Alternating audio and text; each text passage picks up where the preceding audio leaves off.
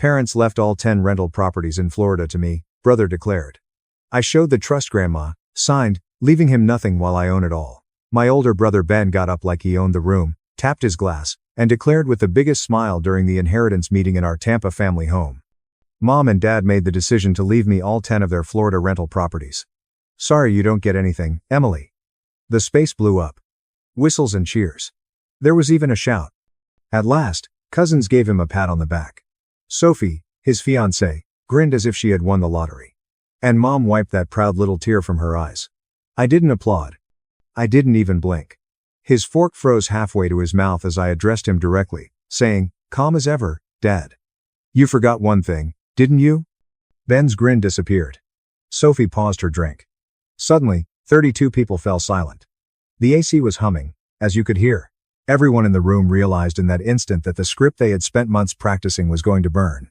Please leave a comment and let me know where you're watching from tonight before I reveal exactly what my dad forgot and how the remainder of that afternoon completely upended the family. I always find it comforting to know that I'm not the only person who sat at a table full of people who profess their love for you before revealing their true feelings to you. If you've ever had to smile while your whole family cheered you down, hit the like button. Believe me, what followed made them all regret clapping so quickly. Let me now take you back to our beginnings. If you had met my family prior to that inheritance meeting, you would have likely assumed that we were the ideal Florida success story. My name is Emily Lancaster. Boats in the driveway of a large South Tampa home. Every December, a Christmas card beams. However, the subdued hierarchy that controlled everything behind closed doors was never depicted in those images. Everyone has always revolved around Ben, the son. People began to notice him as soon as he returned from the hospital. I listened to him the longest and forgave him the quickest. High school quarterback, little league coach, and the son who stayed in the area and assisted in running Grandma Eleanor's rental properties as soon as he graduated. At the conclusion of each family cookout, someone would give him a back pat and tell him that he was the Lancaster name's future. He took it in as if it were oxygen. I discovered early on that I was living under his shadow. Our names were mispronounced by teachers until Ben laughed and corrected them. His cake came first on birthdays. While his stories were told at the table and his gifts opened the loudest, mine remained folded inside of me. Mom claimed that money was tight because Ben needed new cleats when I asked for additional math tutoring in middle school. Dad's only remark upon my full scholarship acceptance to the University of Georgia was, guess someone has to leave Florida. I did. On my 24th birthday, I loaded up my beat-up Civic with everything I owned and headed north on I-75 until Tampa was nothing more than a glow in the rearview mirror. The first time I had ever truly breathed without someone else's shadow on my face was in Atlanta. I began my career as a junior analyst at a downtown commercial real estate company, where I worked on apartment complex and strip mall numbers and learned about deeds, trusts, and how, with the right person, ownership can be transferred quietly and permanently. Only when Grandma Eleanor asked did I return home. The only person who never made the comparison between me and Ben was her. I never questioned why, unlike your brother, I couldn't simply be content here. With her silver hair twisted up with a pencil, she would sit on her screened porch with a view of the bay and listen to me discuss lease abstracts and cap rates as if they were poetry. On some weekends, she would give me the keys to one of the rental homes and instruct me to explore it by myself so that I could experience the sense of true ownership, even if no one else was aware of it yet. I also got my oxygen from those visits. When relatives wanted to sound nice, they would call me the independent one or the smart one, but she never did that. After giving me a serious look, she remarked, "You see things clearly, Emily. That's rarer than money." She would put a cold, sweet tea in my hand when I left on Sunday nights and remind me that the drive would only take 10 hours, not a lifetime. When I entered the room, everyone else stopped paying attention. Mom's phone calls dwindled to holiday texts. Only when Ben needed assistance closing a deal on one of the properties did Dad call. In our family, I became the daughter who pursued her own interests, so no one had to invest in me anymore. It didn't make me despise Ben. Hatred would have needed energy, which I refused to provide. I simply complied with the guidelines. You don't waste breath whining, you keep moving, you wear lighter clothing, and you accept the humidity in July. 3 years ago, Atlanta gave me a promotion to senior property analyst. I purchased a modest condo in Midtown, stocked it with plants that thrive because no one else was around to remember to water them, and created a life in which my worth was not determined by the attention that others received. Grandma Eleanor was the only remaining tether. She became a little quieter and thinner with each visit, but her eyes remained keen. She began to inquire more about trusts and how assets could be safeguarded against those who managed too loosely and loved too loudly. She was the only person who never used my expertise to support someone else, so I gave an honest response. 14 months ago, she quietly passed away. Ben gave the eulogy, and I stood in the back of the church after driving home for the funeral. Everyone wept, and I felt her absence ingrain itself in my bones like an unspoken promise. That's who I was on the day I returned to the Tampa home for the 33rd inheritance meeting, carrying with me the unwavering faith of one elderly woman and 10 years of distance. Without anyone's knowledge, everything changed 4 years ago. Without anyone's knowledge, everything changed 4 years ago. On a Tuesday night, Grandma Eleanor gave me a call and invited me to visit the next weekend. She just needed my attention on something, no explanation. She had 2 folders and a pot of coffee strong enough to remove paint on the porch when I pulled into her driveway in Old Northeast Street. Pete. She didn't waste time chit-chatting. She instructed me to read the bank statements, rental income logs, and expense reports for the 10 properties after sliding the first folder across the table. The figures were honest. More than $420,000 in rent had disappeared over the last 20 months into categories such as management fees, emergency repairs, and maintenance. Receipts were either missing or so frequently photocopied that they could not be read. The few that were found had handwriting that was identical to Ben's. Her mouth was a thin line as she watched me turn the pages. He promised to learn the business, so I granted him access, she said. As it happens, he discovered how to bleed it instead. I posed the obvious query, why don't you confront him? She gave a headshake. Since your parents would stand up for him. Let's say that boys will be boys. He'll repay it someday, I swear. There won't be anything left to repay when the time comes. She opened the second folder at that precise moment. 10 quitclaim deeds prepared to transfer title right away were included, along with draft documents and a revocable living trust, designating her as trustee for life and me as the sole successor trustee and beneficiary of every rental property upon her death. She only required 2 witnesses and my signature. Like she was reading the weather, she described it. A living trust keeps everything private and avoids probate. No public filings until after her departure. Quitclaim deeds quietly and immediately transfer ownership. They are unchangeable once they are recorded. On Monday morning, the notary she trusted would arrive. The documents would never be seen by any of the family's lawyers unless she specifically requested it. Why me? I asked. Without hesitation, she responded while glancing out at the water. Because you know the true nature of these houses. 34 families who make their rent payments on time allow their children to attend the same school. You won't risk that on boats, parties, or whatever new toy he finds appealing this month. I made an attempt to convince Ben that if he found out, he would go insane. She interrupted me. It is not until it is too late for him to discover the truth. That's the whole idea. The remainder of the weekend was devoted to reviewing every aspect. She explained the trust language to me, showed me where to sign, and confirmed that, whether anyone liked it or not, the houses were legally mine once the deeds were recorded at the county. To ensure that there could never be a claim, she even had me initial each page. I had no idea what I was consenting to. The notary showed up at precisely 10 on Monday morning. The ceiling fan clicked overhead as we signed in the dining room. Grandma Eleanor never shook her hand. Even though it wasn't noon yet, she poured us each a finger of bourbon after the notary left, clinked her glass against mine, and declared, "Now it's done. We have now stopped talking about it."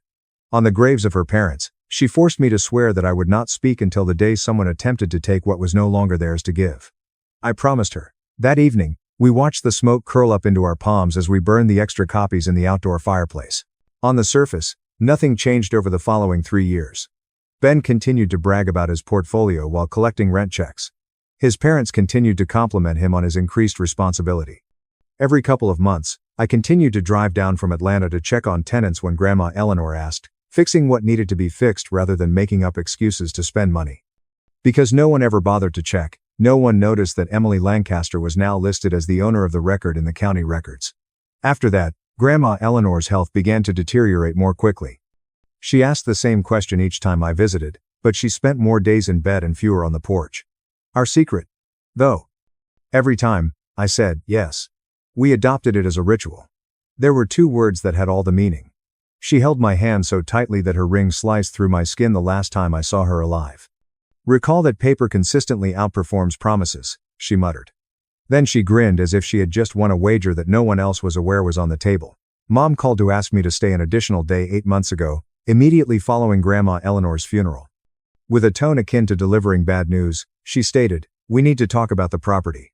Tomorrow, everyone is coming to the house." I understood what that meant. Before the will was even read, the entire family circled the estate. Her tone sounded final, So I agreed even though I was on the verge of saying no. The dining room appeared to be a board meeting the following afternoon. With his legal pad in front of him and his sleeves rolled up, Dad sat at the head. Ben was already behaving like the new landlord as he stretched his legs and lounged to his right. Mom continued to refill the coffee. No one had a drink. In the middle was a neat, official pile of papers. Dad shoved the front page in my direction. He began.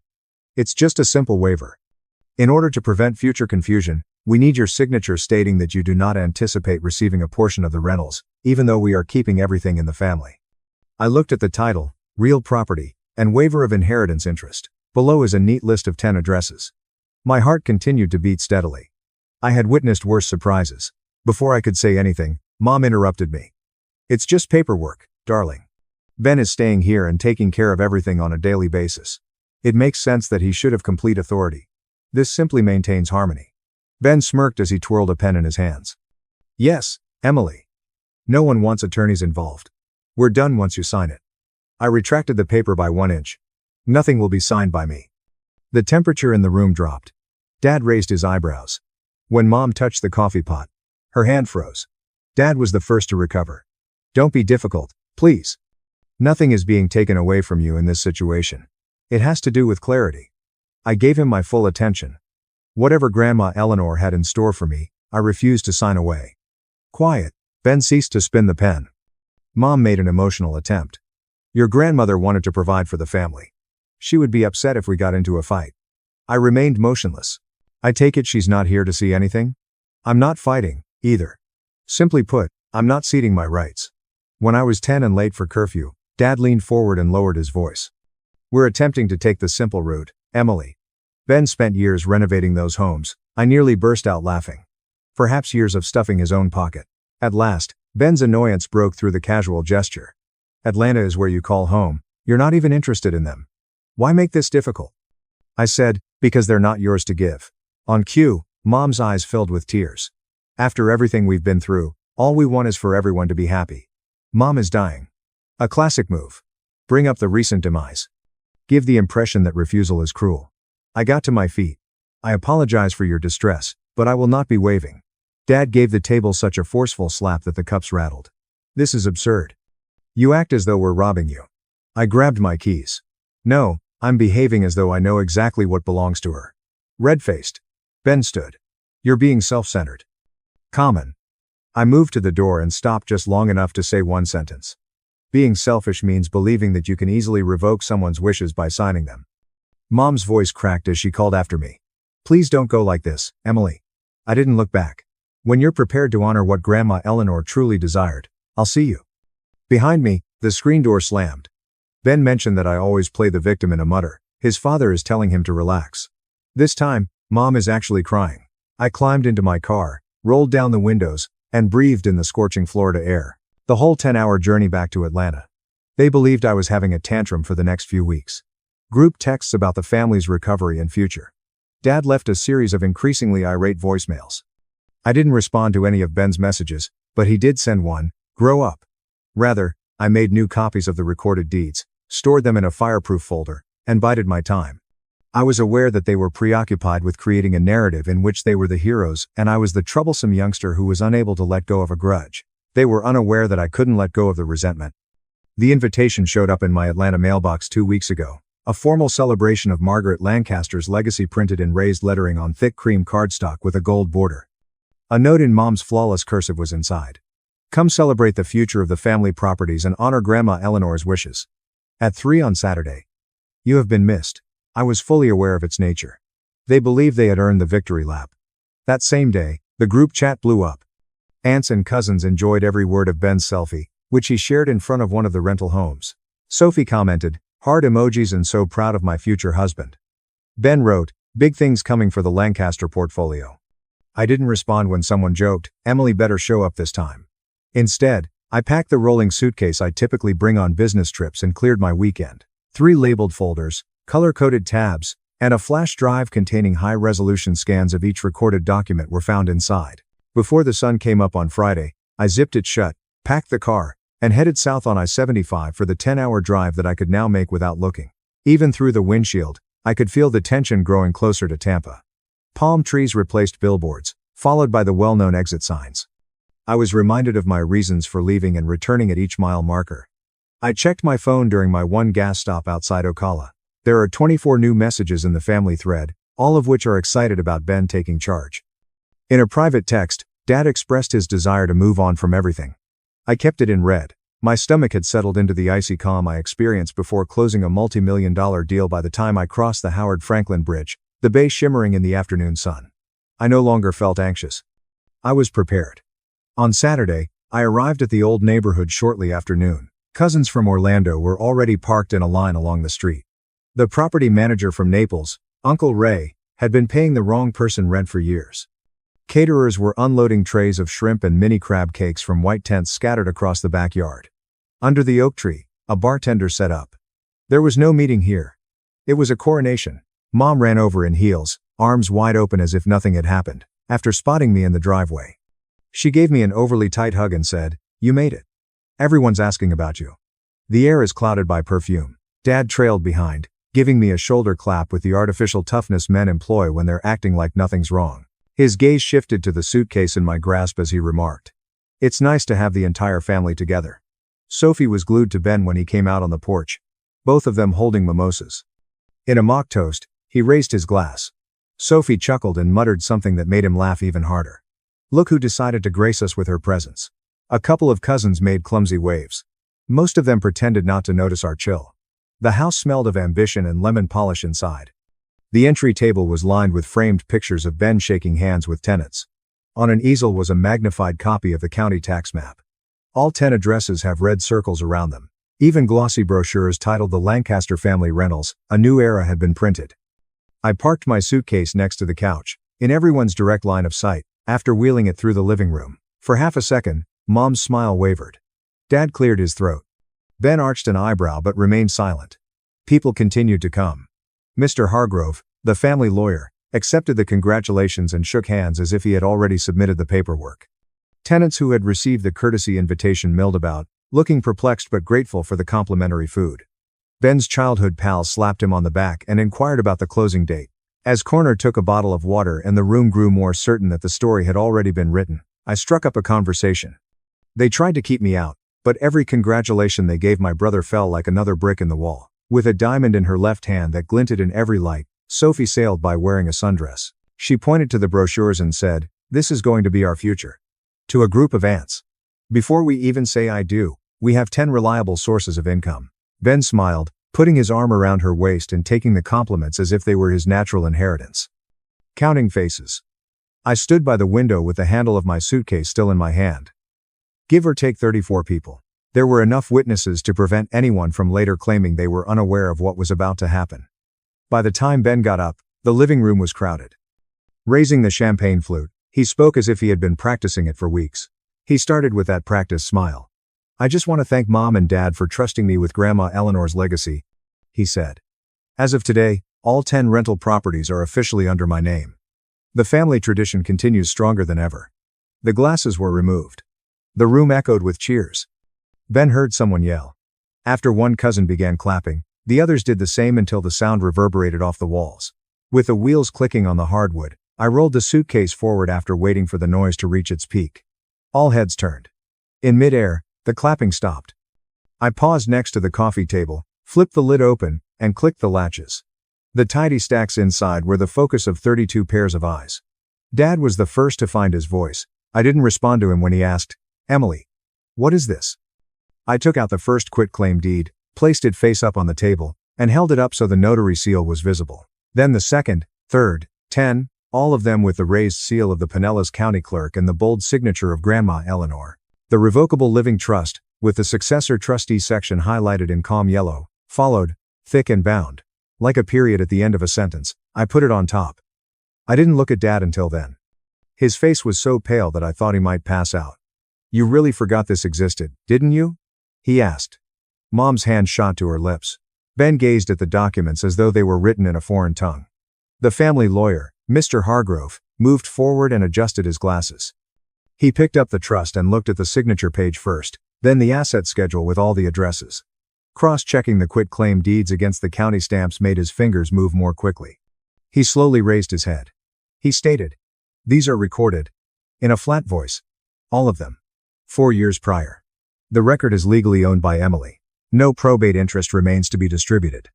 Ice melting in forgotten glasses was audible. Ben sprang for the papers. Mr. Hargrove refused to turn them over, saying, "That's impossible. Grandma was sick. She didn't know what she was signing." I notarized similar documents for Eleanor myself. The handwriting matches. The notary is licensed and present in the county records. These are binding.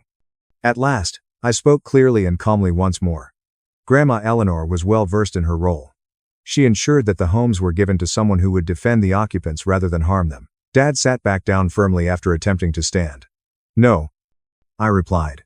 "She never told us." Ben's face contorted as he said, "She didn't. You hid this the whole time. You let us plan everything." "I let you plan what you thought was yours," I replied. With a gentle thud that sounded final, Mr. Hargrove closed the trust. Grandma Eleanor asked me to wait until someone tried to take what she'd already given away. Today seemed like the day. Legally, the matter is settled. The properties belong to Emily Lancaster. Aunts shifted in their seats and said, "End of discussion." Cousins looked at each other. The property manager appeared to want to vanish into the carpet after congratulating Ben 5 minutes prior. Mom heard a murmur. I looked her in the eyes and asked, "How could you do this to your own brother?" "I didn't do anything, Grandma Eleanor did. I'm just the one following through." Ben struck his glass so forcefully that the stem broke. Pulling across the table, champagne soaked one deed's corner. I didn't recoil. He spat. "You think you've won?" I stated. "I didn't come here to win." The room remained motionless as she said, "I came here to make sure her wishes were respected." Nobody stepped up to clean up the mess. There was absolutely no movement. Sophie's glass fell out of her grasp and broke on the ground. The ankles and shoes were sprayed with champagne. She didn't stoop to retrieve the fragments. She simply gazed open-mouthed at me, then at Ben, and finally back at the papers. She took her purse, pushed past 2 cousins, and left the front door without saying anything. Behind her, the screen crashed. No one pursued her. Ben's face turned purple instead of red. He grabbed the living trust out of Mr. Hargrove's grasp and began frantically turning the pages. "This is fake," he yelled out. "She forged it. Grandma Eleanor was on painkillers the last year. She didn't know what day it was." Calm as ever, Mr. Hargrove returned the document. He started reading aloud, slowly and deliberately, from the signature page. Article 4, Section 2. Upon the death of Margaret Lancaster, all real property listed in Schedule A shall pass immediately to successor trustee Emily Lancaster, free of probate. He continued, his voice steady, each sentence a nail in the coffin. Ben's yelling subsided into labored breathing as he arrived at the notary acknowledgement and the recorded dates. Lucas moved forward from the hallway corner. All afternoon, my quiet middle brother who had spent years blending in with the walls spoke for the first time. He remarked, "She's telling the truth." All heads turned. I was there the day Grandma Eleanor signed. She asked me to drive her to the notary because she didn't want Mom or Dad knowing. I waited in the car. She came out smiling. Ben whirled in his direction. Lucas glared back at him. "You knew and didn't say anything?" "She made me promise the same thing she made Emily promise. Some promises matter more than keeping the peace." With her hands covering her face and her shoulders trembling, Mom collapsed onto the couch. In 10 seconds, Dad appeared 10 years older. He reached for me as if I were the last solid object in the room and slid to his knees on the rug. His voice broke as he said, "Emily, honey, please. We didn't know. We can fix this. We'll redo everything. Just don't take it all away from your brother." His cheeks were wet with tears. This time, real ones. Mom streaked mascara as she reached for my hand. "We thought we were doing what was best for the family. We thought Ben needed it more." I withdrew my hand before she could take it, saying, "You're doing so well on your own." Ben lunged at me once more, saying, "This was Grandma Eleanor's decision. Not mine." Lucas accelerated, putting one hand on Ben's chest as he stepped between us. Lucas said, "Back off," in a firm but low voice. Ben's fists were clenched but ineffective as he stopped breathing heavily. Uncles and aunts stood motionless, some half raising their phones to record, while others stared at the ground. Without saying farewell, the property manager slipped out the side door. Unsure whether to continue serving or begin cleaning up the mess, which had nothing to do with spilled drinks, the caterers lingered in the doorway of the kitchen. Dad remained kneeling. "We'll sell the boats. We'll take second mortgages. Whatever it takes to make this right." Mom broke down. "We're so sorry. Please don't hate us."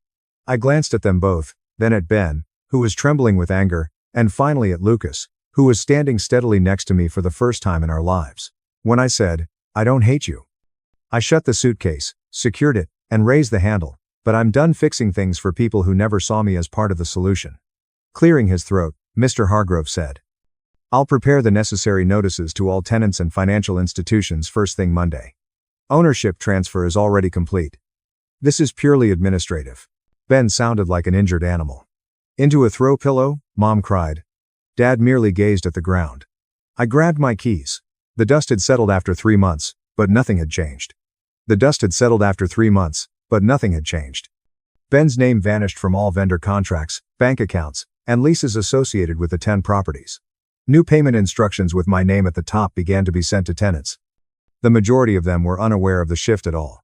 No one attempted to charge them for phony roof work, repairs were completed more quickly, and rent remained constant. The week following the meeting, the IRS notice arrived. It turns out that they finally caught up after years of writing off new trucks as maintenance vehicles and personal vacations as property inspections. They froze what was left of Ben's accounts and placed a lien on anything that was still in his name. He used money he didn't have to hire an attorney, but he still lost. A little more than 7 figures was the final penalty. He is still making payments on a plan that will last for many years. 35 days later, Mom and Dad listed the large house for sale. Mom's jewelry collection was taken after the boats and jet skis. They relocated to a condo close to Carrollwood with 2 bedrooms and a view of a parking lot rather than the bay. Dad's heart palpitations from stress caused him to retire early. To pay for groceries, Mom began working part-time at a boutique. They ceased to celebrate holidays. No one wanted to celebrate. Sophie mailed the ring back. Not a word. Ben got a job selling cars on Dale Mabry and moved into a studio apartment downtown. He continues to drive by the rental. When he sees my management sign in the yard, he occasionally slows down downstairs before accelerating away. Every few weeks, Lucas texts me. Check-ins are brief and light. I only respond to him. He claims that instead of talking about Grandma Eleanor, the rest of the family speaks about me in the past tense as if I had passed away. That works for me, I tell him. I remained in Atlanta. My mortgage is paid off in full by the rental income. In fact, the women who run the local management company I hired returned calls within an hour. Tenant satisfaction increased, vacancy rates decreased, and each month's figures arrived in my account without incident. Last quarter, I made smaller purchases of 2 more properties, but they were mine from the start. No family member has made an effort to get in touch with me directly. No emails, letters, or drive-by visits. 2 months ago, Mom left me a tearful voicemail asking if I would be coming for Christmas. I didn't return the call. That same day, I blocked the number and erased it. On certain evenings, as I sit on my midtown balcony with the city lights below, I think of the young girl who used to beg for math tutoring while her brother received new cleats. That girl discovered that until someone chooses to speak with evidence instead, the loudest voice in the room will always be rewarded. Loyalty is not assured by blood. It didn't.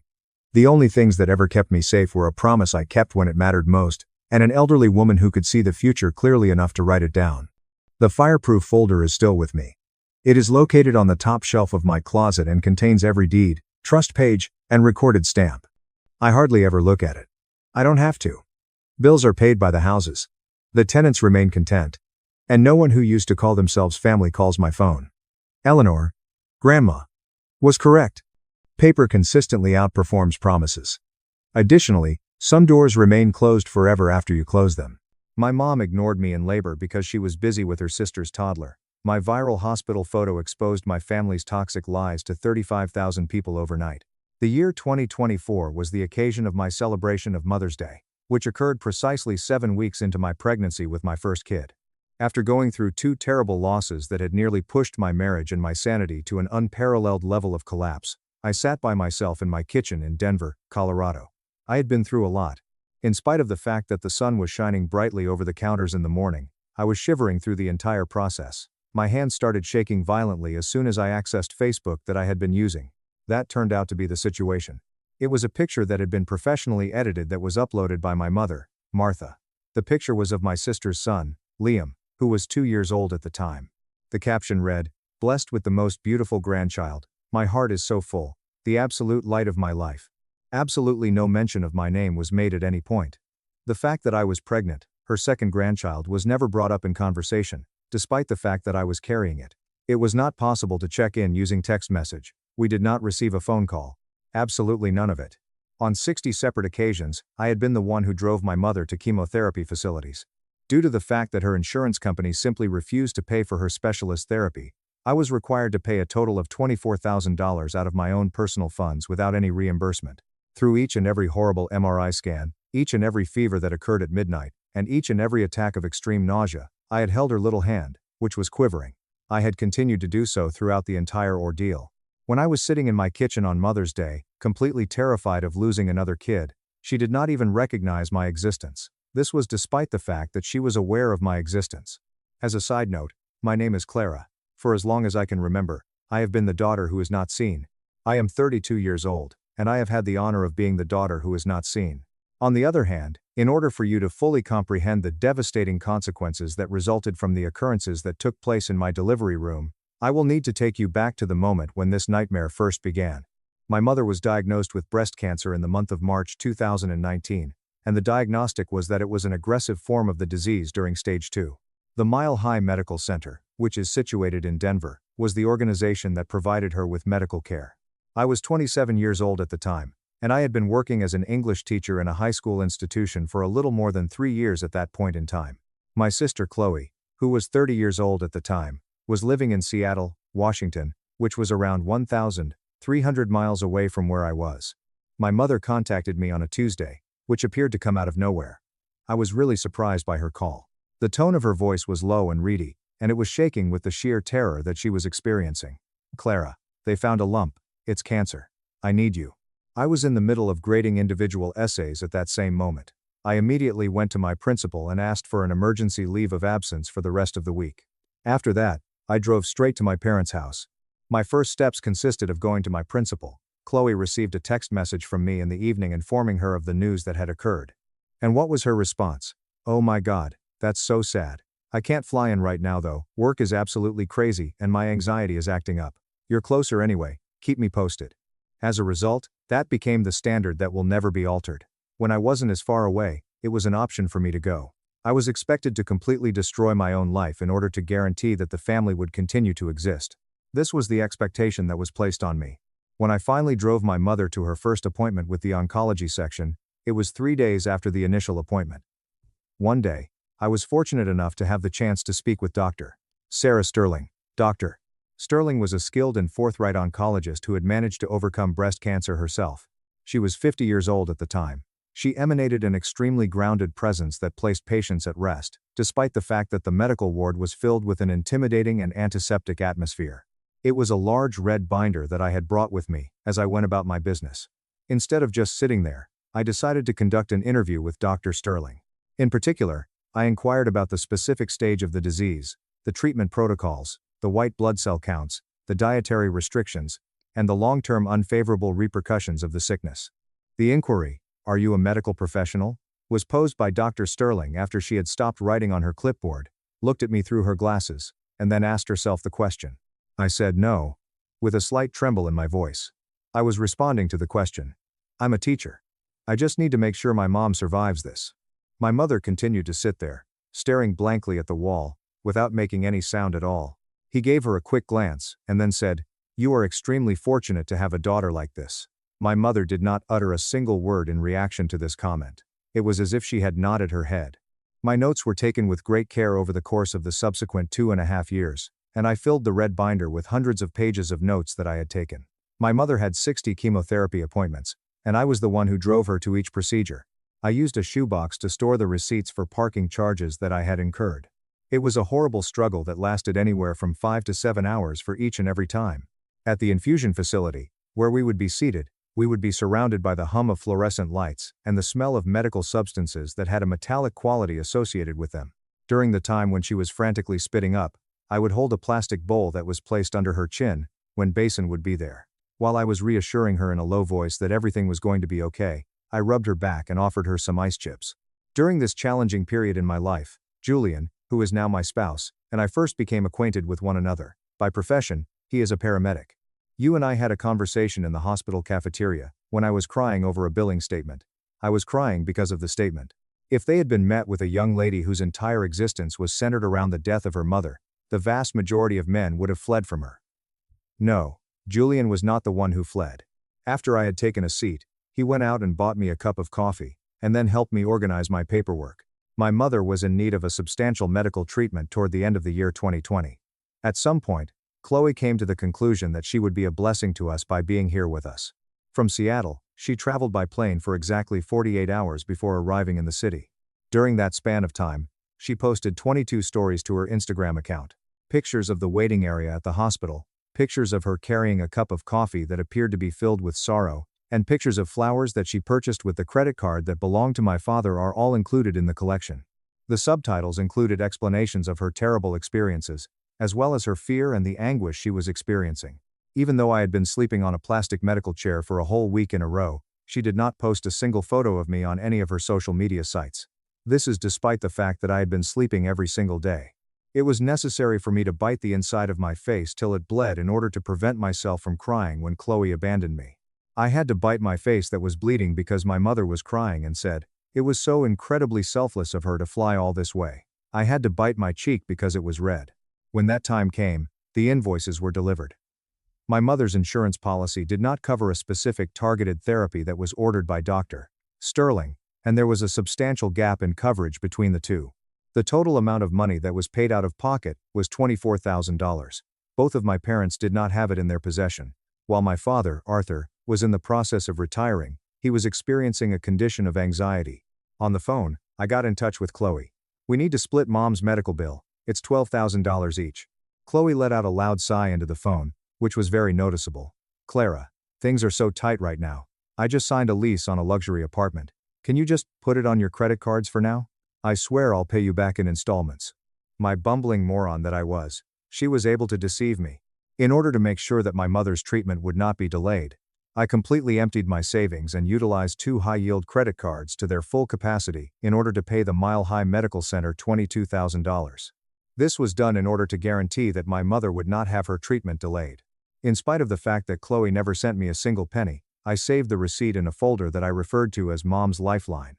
In the month of November, in the year 2021, Dr. Sterling was able to verify that my mother had no history of cancer. At the place of employment, we started crying. In spite of the fact that I was a hollowed-out husk of a human being and that I was exhausted beyond reasonable comprehension, I was grateful that she was still alive. One of the most important updates that my mother posted on Facebook was published after a period of 2 hours. "I beat cancer. I am officially in remission. I could never have done this without my amazing husband Arthur, my beautiful daughter Chloe, and the grace of God." The tag was given to Chloe by her. She is the one that tagged my father. She had a specific intention in excluding me from the group. When I was reading it, I was sitting in my car in the driveway of my house. I was reading it. When someone deceived me, it felt like a dagger was being plunged into my gut. It was such a shocking experience. There was no record of my remark. Just sitting there and crying till I felt sick to my stomach was all I did. In the evening of the following day, Dr. Sterling reached out to me by means of a private message on Facebook. It read, "I saw her post. I know exactly who saved her life. Thank you, Clara." Life proceeded in its accustomed manner. In the year 2022, Chloe experienced the birth of her son, Liam. Following a period of time, Julian and I came to the conclusion that we should get married. It was necessary for my mother to go all the way to Seattle in order to provide Chloe with assistance with the baby for a whole month. Does it pertain to my wedding? She arrived at the ceremony, voiced her displeasure with the food, and then departed early because she needed to FaceTime Liam before his bedtime. Julian was really furious by this, but I just stood there and accepted it without any emotion. My normal day consisted of that. All of my subsequent miscarriages came after that. In the year 2022, the month of October was when I discovered out I was pregnant. We were all overjoyed and joyous.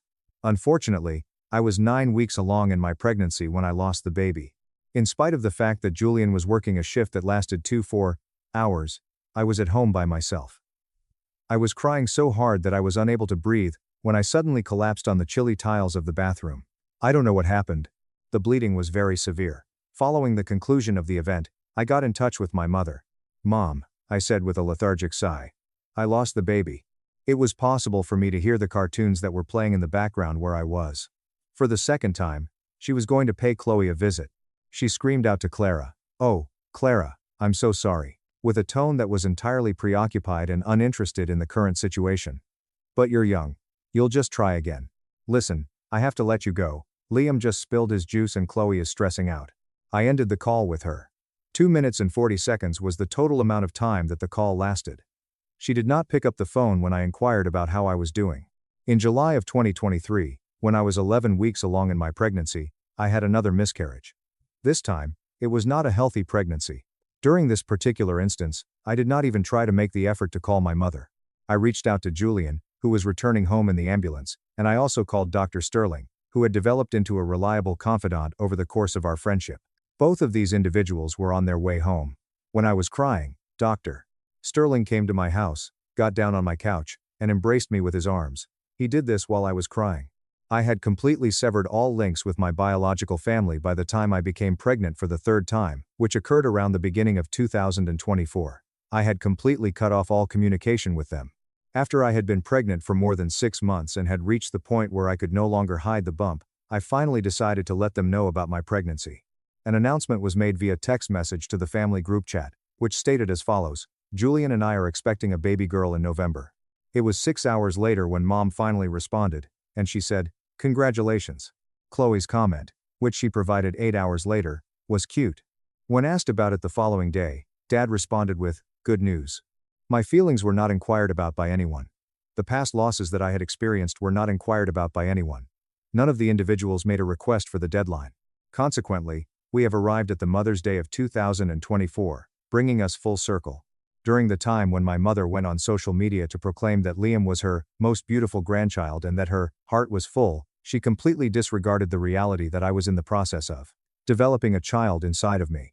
A distant aunt asked the query, "Is Liam your only grandchild?" in the comments section of that post. "Is Liam your only grandchild?" In response, my mother answered, "Yes, this is my very first and very only." My camera was able to capture a picture. I, myself, did not utter a single syllable. I had spent years quietly amassing everything, and all I did was save it in a folder on my phone that was called Evidence. The transfers together amounted to a total of $24,000. 60 parking receipts that were distributed by the medication clinic to their customers. In a series of texts that I received from Chloe, she stated that she would not fulfill her obligation to repay me. For Mother's Day, I have written this post. My time as a doormat had come to an end, and although I had no idea what I was going to do with it, I was convinced that I had reached the end of my time in that role. In the year 2024, on November 12th, everything went completely off the tracks.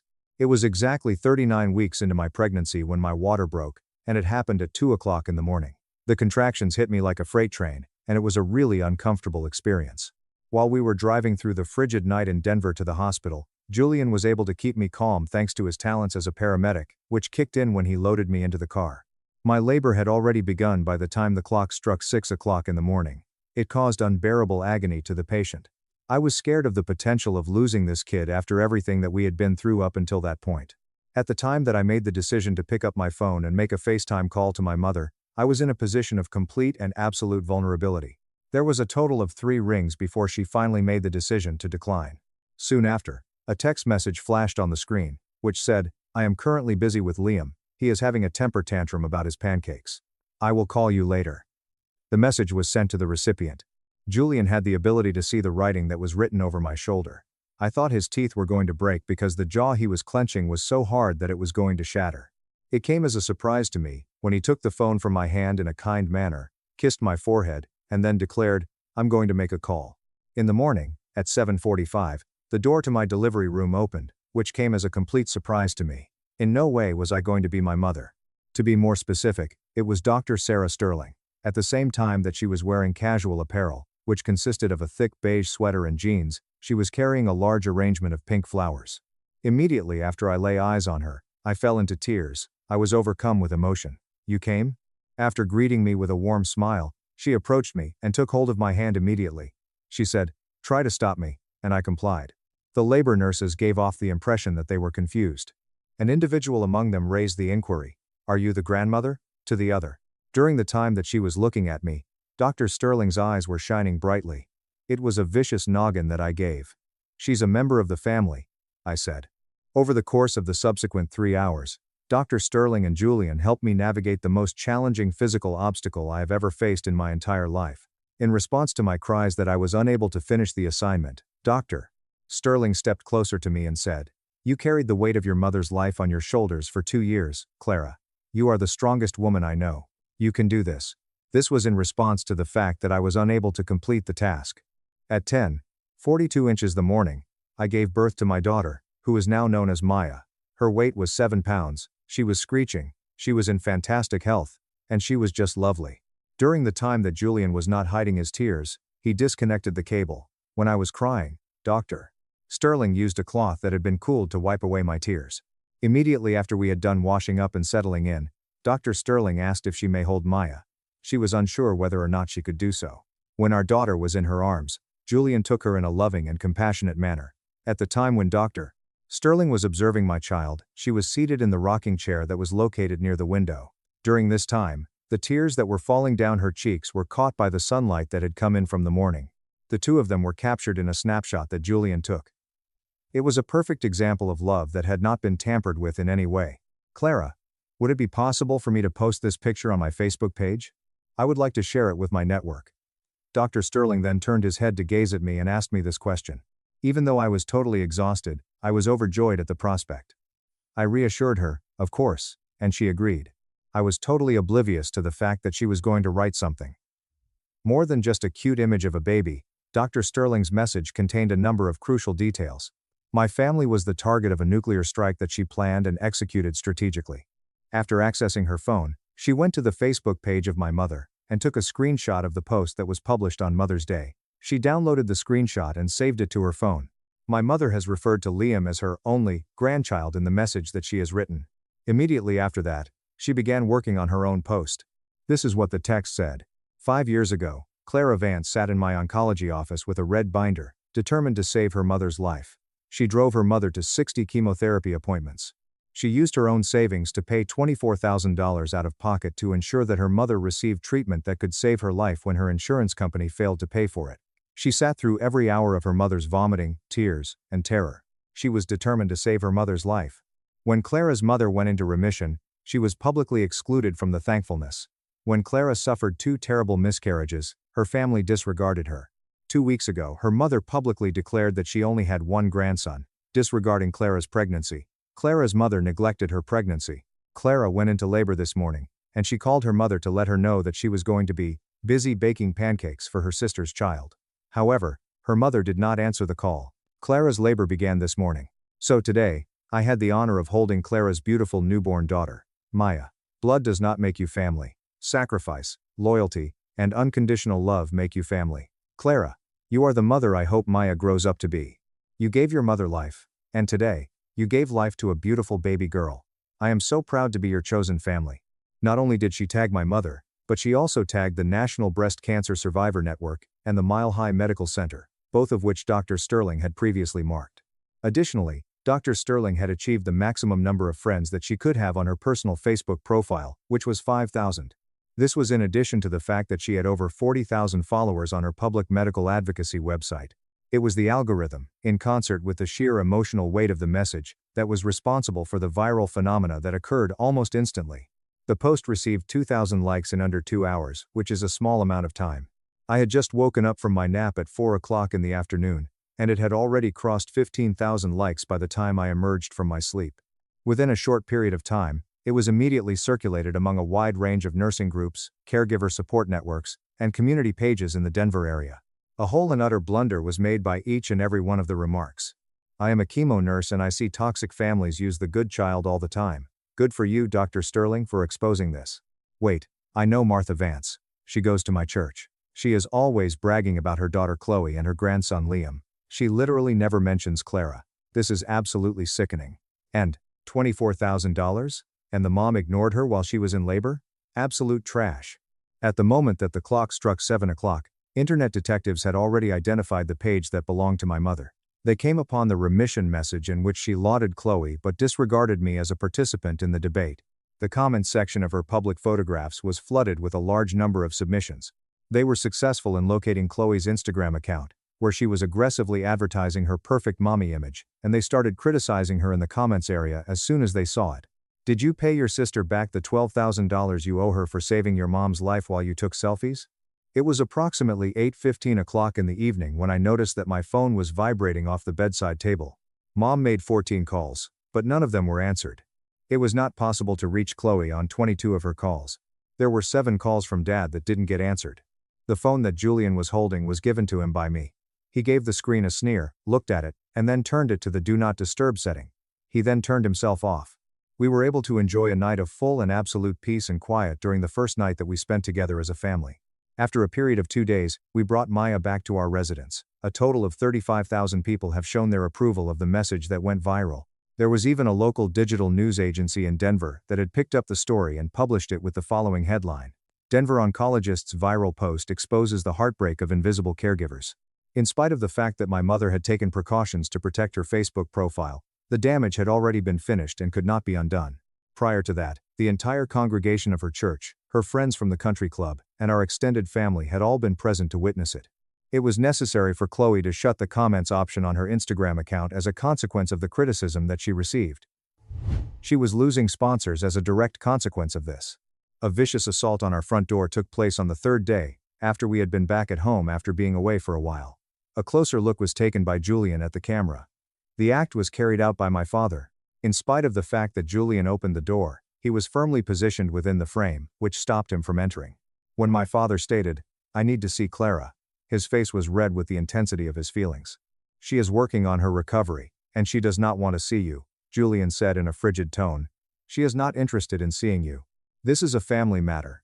Clara needs to take that post down right now. Do you have any idea how embarrassed your mother is? She can't even go to the grocery store without people staring at her." There was never a moment when Julian chose to raise his voice. A displeased expression appeared on his face as he only cast a glance in the direction of my father. "Your daughter almost bled to death on a bathroom floor during a miscarriage, and your wife hung up on her to watch cartoons. You sat back and let Clara bankrupt herself to save your wife's life. You don't have a family matter, Arthur. You have a PR crisis. Get off my porch."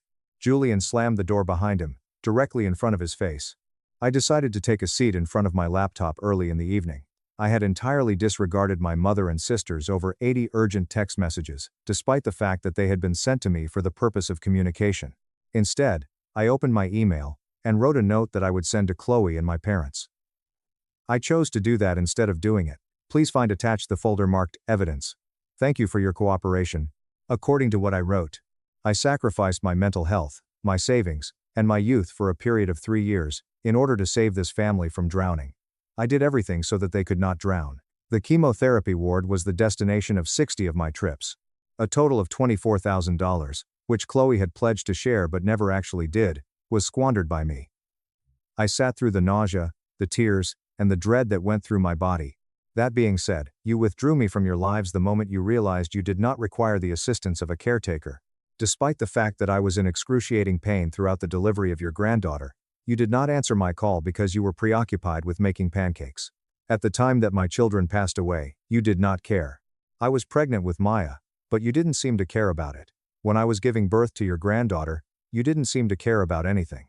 Dr. Sterling has revealed the truth, and if the truth has the potential to damage your reputation, then that is a consequence of your own actions leading up to that point. She will not be compelled to delete the post by me. My conditions are non-negotiable, and if you ever want to meet with either Maya or me, the following are the requirements that you must adhere to. The $12,000 that Chloe has been owed to me since the year 2020 will be delivered to me without delay. 2.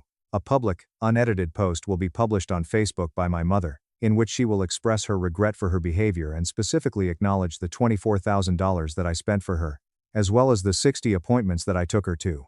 3. A vigorous family therapy session will be conducted for a period of at least 6 months, during which both the mother and the father will participate. In the meanwhile, I ask that you refrain from contacting me and that you do not visit me at my residence. It is not you who are Maya's grandparents. Rather, it is Dr. Sterling. The button to send was pressed by me. The aftermath was absolutely fascinating to watch. Almost instantly, Chloe reacted, behaving as if she were the one who was being victimized. "Clara, I am literally having panic attacks because of you. People are harassing me online. I don't have $12,000 lying around, I have a toddler. I was unable to provide a response to your question." The screenshot of her text message from 2020, in which she promised to pay me back in installments, was just emailed to her, and following that, I blocked her email address, her phone number, and all of her social media profiles. I apologize for any inconvenience this may have caused. It was clear that my relationship with my sister had come to an end. I was trying to play games with my mother at the time. A couple of days later, She issued an apology on Facebook in a style that was reminiscent of public relations and was unclear. Family is complicated. I have made mistakes as a mother, and I am learning to do better. I ask for privacy during this difficult time. She could not get away with it over the internet since it was impossible for her to do so. She was called out by the comments almost immediately after they were posted. Name what you did, Martha. Acknowledge the $24,000. Acknowledge you ignored your daughter in labor. At that very moment, when she realized that she had fully lost control of the tale and that her social position was in ruins, she finally broke down and declared that she had been defeated. After waiting for 3 days, she eventually posted exactly what I had requested without any changes. Her list had 60 appointments that she had scheduled. It was she who admitted that my payment was $24,000. She acknowledged that she had been a negligent mother and grandma in the past. She accepted that she had done so. It was the first honest thing she had done in 10 years, despite the fact that it was embarrassing for her. She had not been honest in 10 years. In the morning of the following day, my father sent me an email containing a note. It included a document that proved that he had paid in advance for a period of 6 months of sessions, as well as a link to a licensed family therapist in Denver. Additionally, it stated that he had paid for the sessions in advance. He also supplied a confirmation of the wire transfer, which was an additional addition. For the purpose of sending me the $12,000 that Chloe had refused to pay, he had taken money out of his own retirement fund. His note simply read, "I was a coward. I let your mother treat you like an accessory while she treated Chloe like a prize. I am so deeply sorry. I will do the work. Please let me earn my way back into your life." After then, a few months had elapsed since that time. Currently, Maya is doing quite well. She is so adorable and content that it is difficult to conceive of a more adorable and contented infant. Julian exemplifies what it is to be a loving father. The sessions of family therapy are currently being attended by both my mother and my father for the time being. The work is extremely taxing and difficult to perform. In spite of the fact that my mother spends the most of the sessions crying and attempting to conceal her emotions, the therapist continues to hold her feet to the fire. At this point in time, I have not given them permission to meet Maya. I informed them that in order for me to allow them to show my child their conditional love, they needed to first demonstrate that they are capable of being consistent. Chloe is not even a factor in this decision. To put it more succinctly, her unwavering refusal to interact with me is the most lovely gift she could have ever given me. She has never shown any sign of wanting to communicate with me. In order to commemorate Maya's 100th day of life, we held a somewhat intimate celebration in our residence over the course of the last weekend. The house was filled with loud laughter, baby toys, and a sense of warmth when the paramedic crew that Julian had recruited arrived. Julian had hired to provide emergency medical services. To add insult to injury, Dr. Sterling was present, sitting smack dab in the middle of the living room, holding Maya while simultaneously providing her with a bottle of water concurrently. Maya leaned in close to her and gently cooed as she wrapped her small hand around Dr. Sterling's finger. She then looked up at her. Her gaze was directed toward her. Upon more consideration, I came to the conclusion that the ancient aphorism is completely and utterly false. Nevertheless, blood does not have a higher viscosity than water. Blood's existence is nothing more than a result of a biological accident. When you are in a condition of being broken, when you are bleeding, and when you have nothing left to give, the people who are actually your family are the ones who are there for you. As I glanced about my living room and saw the people who loved me, I was able to realize that I had finally found my genuine family, despite the fact that I had lost my biological family. This realization came about as a result of the fact that I had finally found my true family. My dad tried to force me to cancel my wedding for my sister. I ambushed his intervention and exposed the $350,000 he stole from Mom. While I was standing in the kitchen, I was casually stirring a pot of marinara sauce. The aroma of garlic and basil was filling the air around me. Maya, who is engaged to me, was seated on the island, giggling at something that she was reading on her laptop. It was a Tuesday evening that was really cheerful and completely normal. After then, my phone started to ring. That would be my father, Richard. I responded on speaker, anticipating a brief inquiry concerning the hotel blocks that would be set aside for the wedding. Rather than that, he told me to postpone the wedding, and his tone gave the impression that we were talking about the weather outside. Does not reschedule. Try not to change the times. Prolong the delay forever. What is his justification? My stepsister, Haley, had recently been rejected by her boyfriend of 6 months, and it seemed that my euphoria, which was my wedding day, would make her feel even worse about the breakup. My thoughts was utterly numb as I stood there, the wooden spoon frozen in my palm. I was completely speechless. Suddenly, I felt as though I had been thrust into a terrible sitcom. Almost immediately, Maya's laughter stopped. By the time she looked up, Her eyes were wide with anxiety as she watched the color drain from my face. In the meantime, my father carried on with his conversation, his tone of voice dripping with the condescending and authoritative tone that he always used when he anticipated that I would simply roll over. Haley deserves some consideration here, Mark. She's always been sensitive. Seeing you and Maya so happy right now is just going to rub salt in the wound. We can push it back to next spring. It's a small sacrifice for family. So that's when I had the realization. A physical hit to the gut that is nauseating. It's been 9. There have been 9 long and laborious years since he remarried, and not once, not even a single occasion, have I ever been the individual who came first. Without uttering a single word, I reached over and pressed the red button, completely ending the call. The shaking in my hand was so severe that I had to grab the edge of the granite counter in order to keep myself from falling over. With her hands softly cupping my face, Maya hurriedly made her way around the island. It was with a voice that was tinged with a mixture of concern and growing rage that she queried, "Mark, what the hell was that?" My dad was known to be difficult, she knew. He was familiar with the past. To be sure, this was not only challenging, this was a line that has been made completely disappear. It was necessary for her to have a complete and comprehensive understanding of the reasons why this phone call was the final straw. It was then that I took a few deep breaths, turned off the heat, and poured a glass of wine for both of us. We were seated on the couch, and I began from the very beginning of the conversation. We lost my mother, Sarah, when I was 13 years old. It turned out to be leukemia. Only 6 gruesome and excruciating months were required to complete it. I saw the most powerful woman I knew deteriorate in a hospital bed, and when she ultimately died away, my entire universe crumbled into a million shards of shattered pieces. Following that, it was just my father and I, for the next 4 years. I honestly believed that we were a group that was surviving the worst that life had to offer us during those years, despite the fact that they were difficult, messy, and dark. After that, when I was 17 years old, my father met Brenda at a lecture on real estate. Her 2 children, Haley, who was 15 years old, and Piper, who was 11 years old, were the result of her divorce. They tied the knot 7 months after their engagement. After a single night, my entire existence was turned upside down. The sudden arrival of a stepmother and 2 stepsisters resulted in the relocation of our household. I became a ghost in my own home from the very moment Brenda opened her first box till the very moment she finished packing. In the past, my father would stay up late to assist me with my math homework and watch old science fiction films. However, he has morphed into a person who is no longer recognizable. Whatever it was that Haley desired, what Piper required, and how Brenda felt were the focal points of every single choice, every single conversation, and every single speck of attention. At some point, I became inaudible. As I spoke to Maya, the memories came rushing back to me, in a way that was both painful and acute. Recalling my graduation from high school came to mind. With a perfect 4 grade point average and a lot of hard work, I was able to win the title of valedictorian without really trying.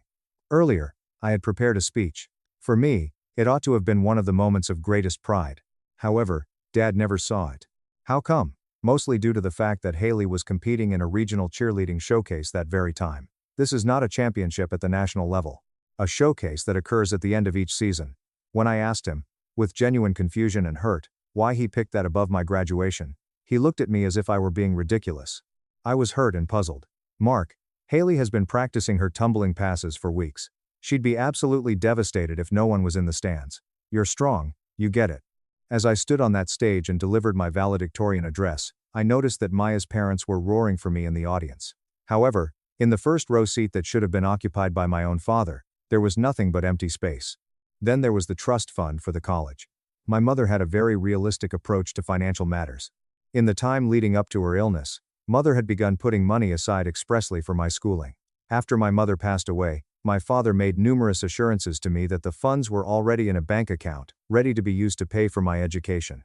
However, when I was 18 years old and sitting at the dining table with a stack of acceptance letters, my father sat me down, cleared his throat, and stated with a straight face that the money was needed elsewhere. You see, Haley had a desire to have a car for her 16th birthday. This is not a second-hand clunker to learn on. Rather, it is a Jeep Wrangler that is almost brand new and cost $22,000. It was my father who used the money from my college fund, which was the money that my deceased mother had saved for me, to pay for Haley's Jeep in cash, in addition to paying for her first year of premium insurance.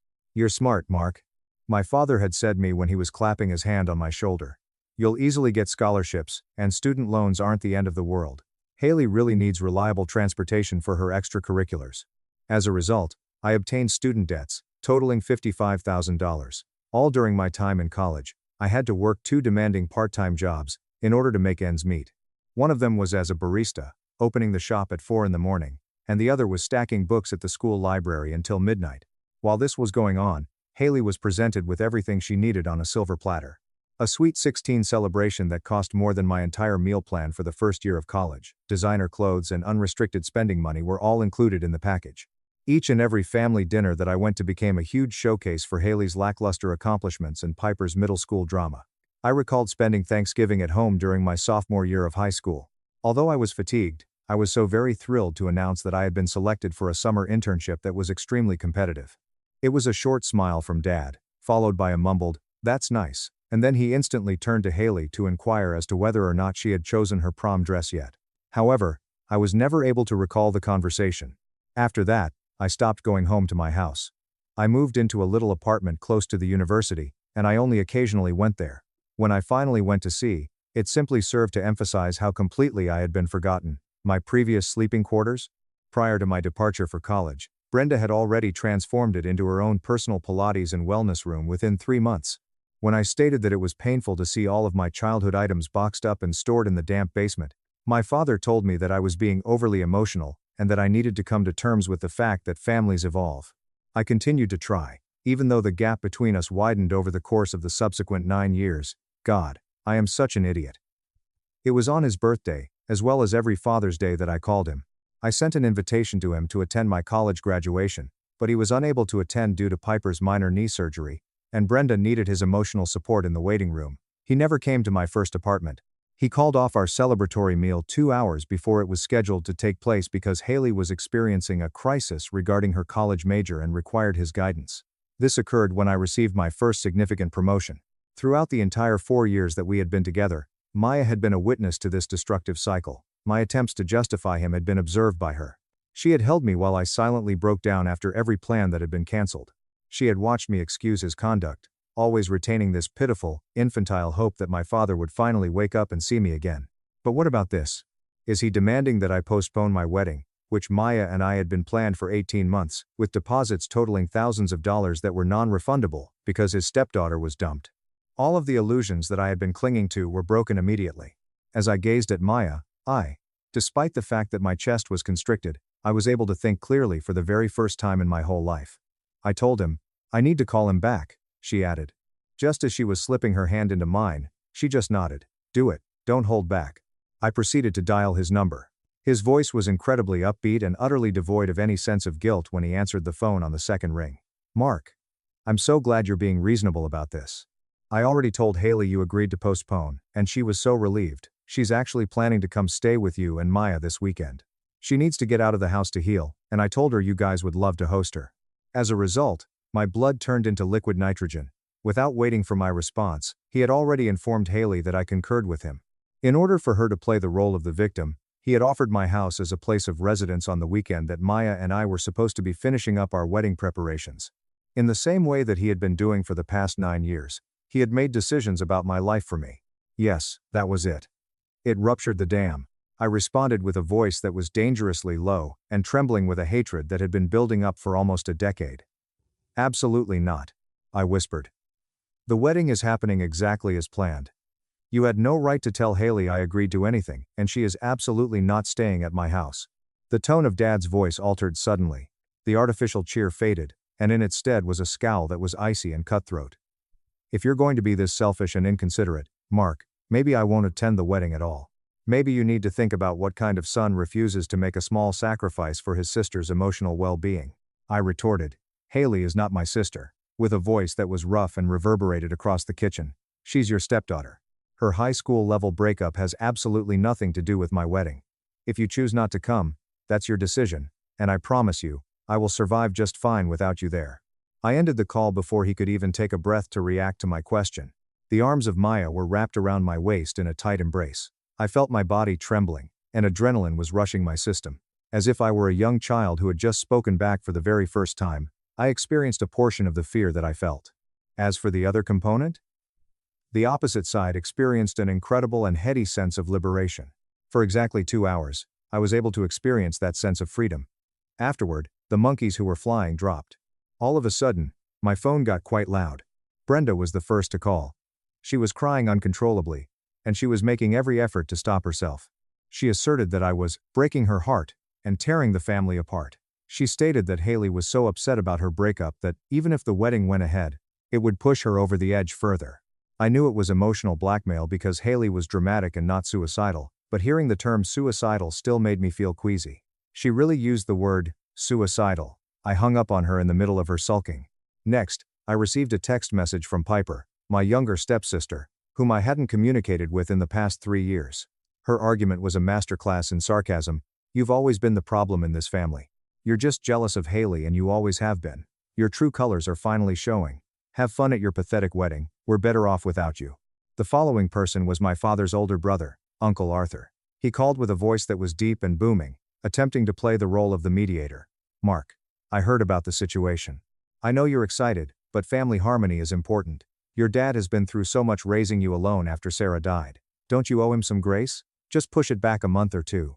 It was at that moment when the pieces of the puzzle came together. I was fully aware of everything that was taking place. The father had immediately begun a full-scale public relations campaign, during which he had called all of the members of the extended family and fabricated a distorted and traumatized account of the events. In his portrayal of me, he portrayed me as the ungrateful and egotistical son who turned down a simple kindness. He was portraying himself as the exhausted and loving patriarch, who was attempting to maintain harmony. I interrupted Uncle Arthur in the middle of his speech. Arthur, did Dad mention that this simple request came 3 weeks before the wedding? Did he mention that the venue, catering, and floral deposits are non-refundable? Did he mention that he already told Haley I agreed to postpone without even asking me first? On the other end of the line, there was a prolonged and profound pause in utter quiet. After a long silence, Arthur finally spoke, and his voice was tentative and slow. No. He didn't mention any of that. He made it sound like the wedding was still months away and you were just being stubborn. Perfectly, I responded. I have to go, Arthur. In response to every member of the family who had gotten in touch with me, I composed a single, conclusive group text.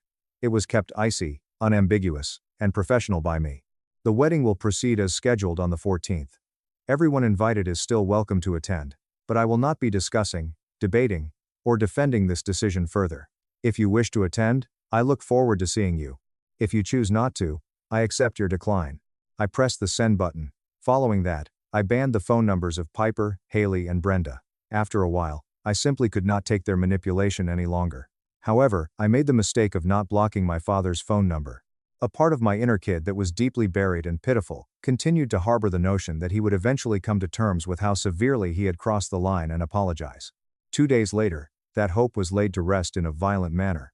My cousin Julian, who is the son of my Uncle Arthur and is roughly the same age as me and with whom I used to play video games when I was younger, called me.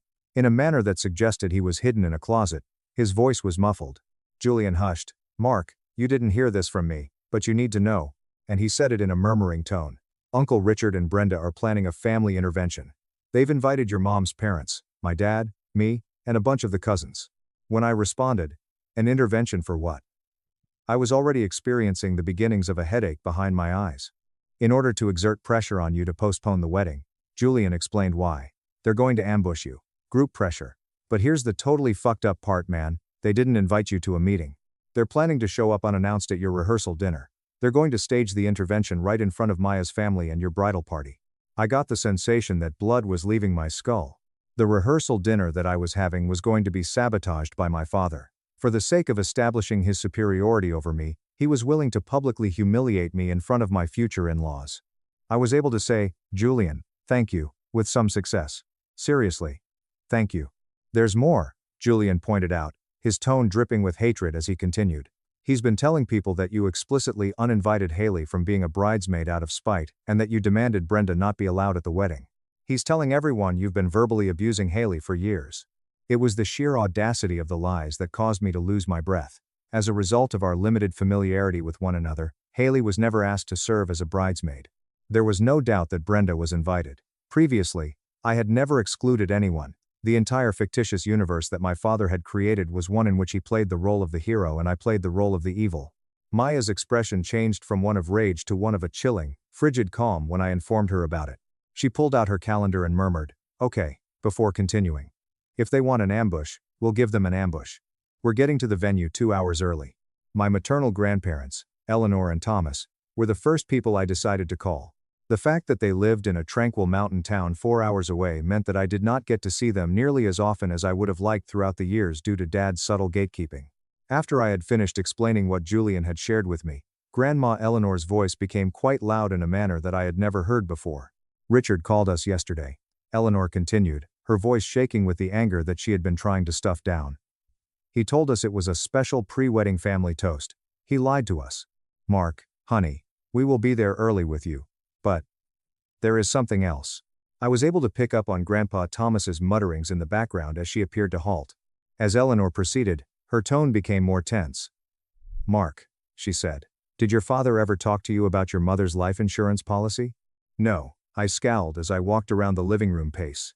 I knew Mom had a small policy through her job, but Dad never discussed it. I assumed it just paid for her medical bills and the funeral. It was a strong and bitter exhalation that Eleanor let out. "It wasn't a small policy, Mark. Your mother was a senior-level executive before she got sick. She had a massive policy. When she died, Richard received a direct payout of $350,000, and the policy documents specifically stated that the funds were intended for your future, your college education, your first home. Richard was supposed to put it in a trust for you." I chose to stop pacing. There was a slight tilt in the room. There was a reverberation of the amount in my head, as I hushed. $350,000? When I was buried under a mountain of student loan debt totaling $55,000. At the time, I was getting up at 4 in the morning to steam milk for the minimum pay. During the 3 years that I spent living in a studio apartment that was infested with roaches in order to save money for this small wedding, my father had possession of $350,000 that belonged to my mother. With a quiet voice and tears in her eyes, Eleanor whispered, "Your grandfather and I have always wondered why you were having such a difficult time in college. Richard told us the money was in a locked trust that you couldn't access until you were 30, but that he was paying your tuition out of pocket. We didn't want to overstep." "Oh, Mark, I am so sorry." "Grandma," I replied, my tone of voice hushed and eerie. "Can you get proof of this policy?" "Thomas is already digging out the original copies your mother gave us for safekeeping," she passionately replied. "We're bringing them to the dinner. A night has arrived for the rehearsal dinner to take place." We arrived in the private dining room of the Italian restaurant 2 hours before the scheduled time. Maya and I were there, together with her parents and Marcus, who was planning to be my best man. 10 minutes later, my grandparents arrived at the parking lot, with Grandpa Thomas holding a hefty manila envelope in his hand. As expected, automobiles began to arrive 1 hour prior to the time that the actual rehearsal was scheduled to begin. I was able to see Dad, Brenda, Uncle Arthur, and perhaps 10 other members of the extended family gathered in the lobby and speaking conspiratorially through the frosted glass of the doors that led to the private rooms.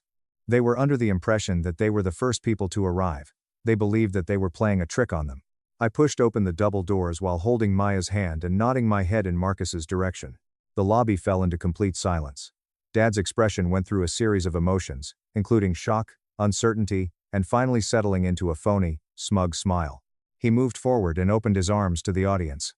"Mark, wow, you're here early. We thought we'd surprise you with a little family gathering before the—" I interrupted him by saying, "Save it, Richard?" And my voice reverberated far and wide throughout the foyer. "I know exactly why you're all here. Julian warned me about your little intervention."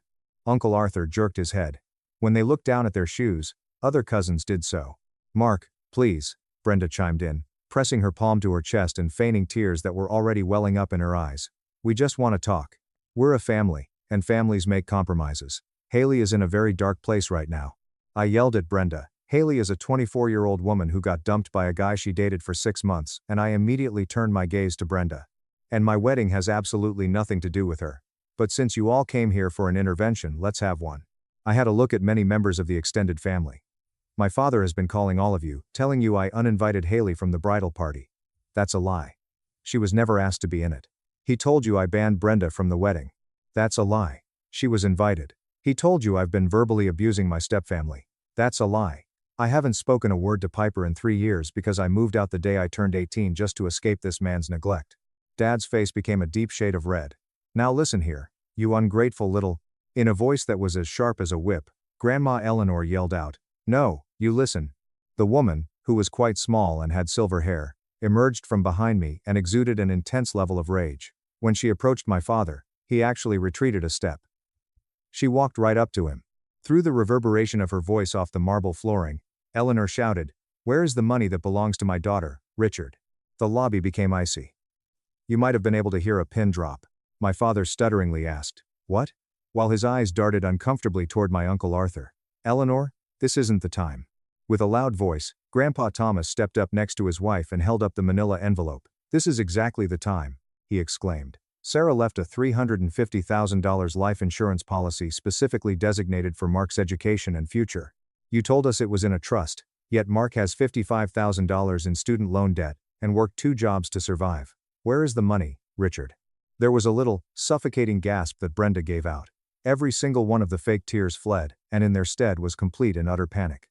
My father was the focus of Uncle Arthur's attention, and his jaw was hanging open. "Richard? What are they talking about?" The father was now perspiring. In the manner of a fish that was suffocating, he opened and closed his mouth. The cost of raising a family is expensive. 3 kids, the house. It was household money. I used it to provide for everyone. You used the money that belonged to my deceased mother to purchase a Jeep for Haley that cost $22,000, I remarked in a voice that was eerily quiet. You used it to send your new family on vacations. You stole my future to buy the affection of your stepdaughters. Instantaneously, Brenda erupted into a series of loud, dramatic cries. "We needed it. You don't understand how hard it is to blend a family." Richard was stressed. "We were just trying to give the girls a good life." William, Maya's father, said, "By stealing from his actual son?" Maya's father walked forward. The man was towering and imposing, and he gazed at my father with a look that conveyed complete and utter disgust. "You are pathetic." When it came to the intervention, it had completely collapsed. Now, the members of the family whom Dad had brought in to exert pressure on me were staring at him as if he were a monstrous creature. Uncle Arthur shook his head and appeared to be experiencing nausea and vomiting. "You lied to me, Richard. You lied to all of us, to cover up theft." On my father's face, I looked. A man who had disregarded me for a period of 9 years. The man who attempted to destroy my wedding in order to make a stepdaughter who was too spoiled happy. He was informed, "You're done," by me. "You are no longer invited to the wedding. Brenda is no longer invited. If either of you show up tomorrow, I will have you arrested for trespassing. Now get the hell out of my sight." An angry expression appeared on Dad's face. The moment he made a stride toward me, he raised his finger, but Marcus and William immediately moved in front of me, obstructing his route. The restaurant's security guy, who had been seeing the ruckus, approached Dad and placed a firm touch on his shoulder. He was adamant about his position. The guard answered, "It is time for you to depart, sir." While being brought out of the glass doors and into the parking lot, Brenda sobbed and clung to her father's arm during the entire process. The members of the family who were still present stood in startled silence. After then, the doors of the restaurant opened once more. Yes, it was Haley. It would appear that she had driven without anyone else and had just arrived. Unable to make sense of the situation, she gazed about at the faces that were tight and silent. "What's going on? Where are Mom and Richard?" she questioned. This was Uncle Arthur's gaze upon her. "They just got kicked out, Haley, for stealing Mark's inheritance." The eyes of Haley were wide as she glanced at me. "What? Inheritance? Mark, what are they talking about? Richard said you were postponing the wedding because you felt bad for me." "He lied to you, Haley," I muttered, finally feeling the tiredness that had been building up in my bones. "He used your breakup as an excuse to exert control, just like he used my mother's death money to buy your Jeep." The revelation seemed to flood over her face as I observed it. With all of her shortcomings and sense of entitlement, Haley was not an idiot. All of a sudden, she was confronted with a terrifying new perspective of the final 9 years of her life. Those lips of hers shook. She did not utter a single word. Simply turning around, she exited the building through the entrance. They were not present for the rehearsal dinner that took place. It was weighty, dramatic, and extremely cathartic all at the same time. I was taken aside by Uncle Arthur, who profusely apologized and assured me that he would put things in order. The hug that my grandparents gave me was so strong that I feared my ribs were going to break. It was a wonderful day for the wedding. Both Maya and I had hoped for this moment, and it came true. With the sun shining brightly and the floral arrangements looking just gorgeous, there was absolutely no drama. I was standing in the groom's suite, adjusting my tie, when I heard a soft knock on the door. I responded by standing up. Yes, it was Haley. Her eyes were red from crying, and she was dressed in a clothing that was uncomplicated and plain. Softly, she said, "I know I'm not invited," while refusing to look me in the eye. "But I needed to tell you. I didn't know. I swear to God, Mark, I didn't know about the money. Mom and Richard always told us he had a massive investment portfolio. I spent all night looking at my bank statements and the deed to my condo. I think he bought my condo with your money." "Oh no. While she was looking up at me, tears were streaming down her face. "I am so incredibly sorry. I was a spoiled brat, and I let them pamper me while you suffered. I'm leaving. I just needed you to know that I'm completely cutting them off, too." Her gaze caught mine. At the age of 24, she came to the realization that her entire privileged life had been constructed on stolen funds. "Thank you for telling me, Haley," I responded. "You can stay for the ceremony if you sit in the back." She smiled for a moment, nodded, and then walked away from me. When it was time for the ceremony, William, Maya's father, approached me and said, "Mark, if you would like, it would be an honor for me to walk you down the aisle." After choking back a sob, I nodded my head. As I made my way down the aisle with William and saw Maya waiting for me at the altar, I experienced a great sense of tranquility. However, I did not miss my father. I did not experience a void. This was the family that I had chosen, as well as the family that had chosen me. I felt like I was surrounded by true family. Nevertheless, the story does not conclude with a joyful wedding. There was an email waiting for me from a lawyer named Victoria Sterling when Maya and I returned from our honeymoon in Greece, which lasted for 2 weeks. Her name was Victoria Sterling. During the time that I was drinking cocktails in Santorini, Grandma Eleanor had not only brought the insurance documents to the dinner, but she had also engaged a forensic accountant and a bulldog litigation attorney. Victoria and I had a meeting the following day.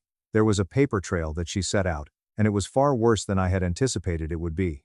In addition to paying for home bills, Dad had also spent the $350,000. Through a joint account with Brenda, he had methodically done away with the money that was paid out from my mother's life insurance policy.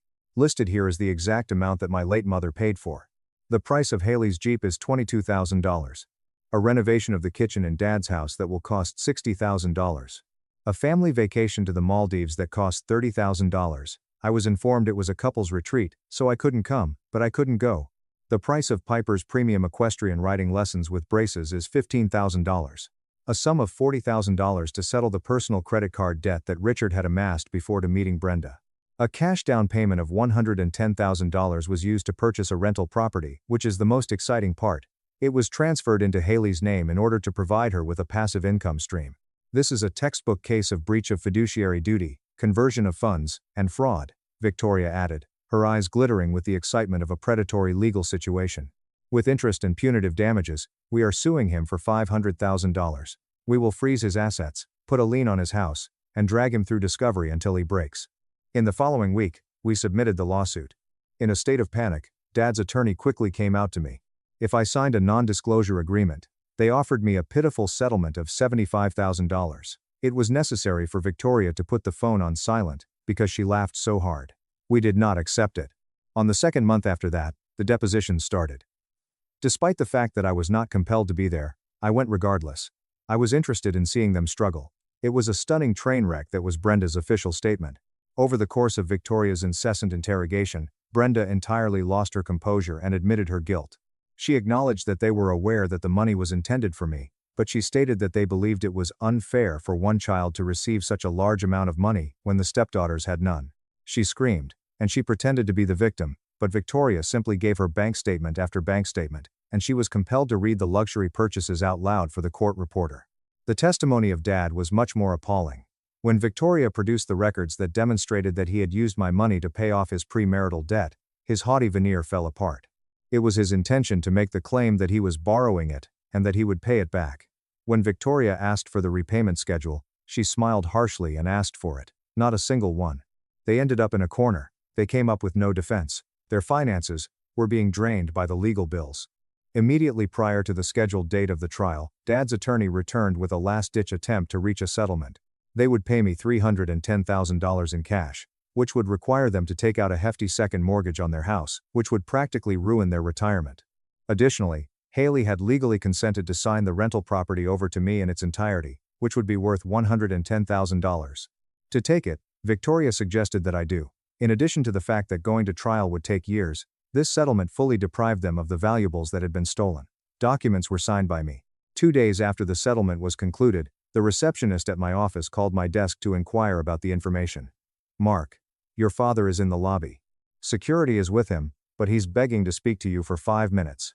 It was possible for me to have him kicked out, but I required peace of mind. In order to get to the lobby, I rode the elevator down. The appearance of Dad was horrifying. For a period of 6 months, he had aged 10 years. He had lost weight, his hands were shaking, and his clothes were rumpled. He also had a loose appearance. It was almost as if he surged forward when he saw me, but the security guy was there to stop him. "Mark, please," the father pleaded, his voice breaking. "You have to drop the settlement. The second mortgage, the interest rates. Brenda is leaving me. She says we're ruined. You've taken everything. It was just money, Mark.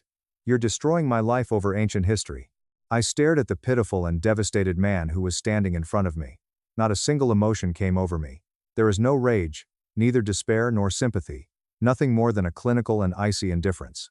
"You had 9 years to be a father to me," I continued, maintaining a steady tone and utterly devoid of any emotion in my manner of speech. "You chose Brenda and her daughters every single time. You had 3 weeks before my wedding to just be happy for me.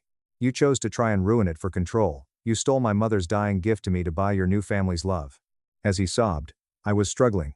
"Richard, this is not a form of retribution," I remarked as I stood back up and headed toward the elevator.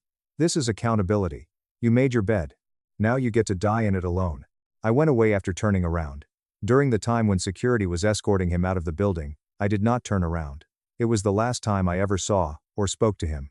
Since that day in the lobby, it has been 2 years since that event. In every manner imaginable, my life has become completely unrecognizable. The money from the settlement, along with the revenue from the rental property, was used by Maya and I to purchase a lovely home that had 4 bedrooms, was located in a peaceful area, and had a large backyard. It is no longer necessary for me to put in 80 hours of work each week in order to keep my head above water because I have a career that I adore. Each and every week, Grandma Eleanor and Grandpa Thomas make their way over to our house for Sunday dinners. We make meals together, we drink wine, and they share memories with me about my mother. Since Mom passed away, I have not felt as connected to her as I do today. The presence of my cousin Julian and my uncle Arthur has returned into my life. In the past 2 years, Arthur has been actively working to make amends, and as a result, he has become a figure that I consider to be a surrogate father. It turned out that Haley maintained her promise. She severed her relationship with Brenda and Richard, participated in intensive therapy, and is now working as a dental hygienist while living in a modest apartment, managing her own finances, and paying her own bills. On holidays, we send each other nice texts, but we are not close. It is quite unlikely that we will ever be close because there is too much history between us. Piper, on the other hand, remained with Brenda, and the two of them are a fantastic match for each other. But what is the most exciting part? What is the absolutely most enjoyable aspect of this entire trip? My wife, Maya, gave birth to our son, Leo, exactly 6 months ago. I sat in the nursery rocking him to sleep on the night that we brought him home from the hospital, so that we could be with him. I made a commitment to him as I gazed down at his teeny tiny face, without any imperfections. In the future, he will never have to compete with anybody else for my attention, as I have assured him. I made a commitment to him that I would be present at every sporting event, every recital, and every graduation. I gave him my word that he would never experience the sensation of being haunted in his own house. There are many things that I learned from my father. For me, he showed me what it is to be greedy. The art of manipulation was something he taught me. However, the most important thing is that he taught me exactly the sort of man and the kind of father I do not want to be through his massive failures. There are occasions when the garbage truck removes itself. In addition, there are situations when you have to file a lawsuit for the amount of $500,000 in order to ensure that it is thrown away. Charged $1,600 for my old room while siblings stayed free. Mom denied. My 5-year-old dinner after I paid. I vanished. My 5-year-old grandma eviscerated their comfy lives. My name is Sierra. I'm 28 years old, and I have a 5-year-old daughter named Lily. Until a few months ago, I was working as a housekeeper at a rundown, franchised motel right off Interstate 96 in Grand Rapids, Michigan. It was the kind of job that breaks your body down slowly, day by day. I spent my shifts pushing a heavy, squeaky cart down dimly lit, carpeted hallways that smelled permanently of stale smoke and industrial bleach. I scrubbed grout lines with toothbrushes, stripped beds of questionable linens, and cleaned up after strangers for $14.50 an hour. After taxes, my take-home pay was roughly $1,900 a month. Every single dollar was accounted for before the ink on my paycheck even dried, and I lived in a constant state of low-grade panic about money. But the hardest part of my life wasn't the grueling physical labor, it was my living situation. I was paying $1,600 a month to live in my parents' house. Let me break that down for you, because whenever I tell people this, they think they misheard me.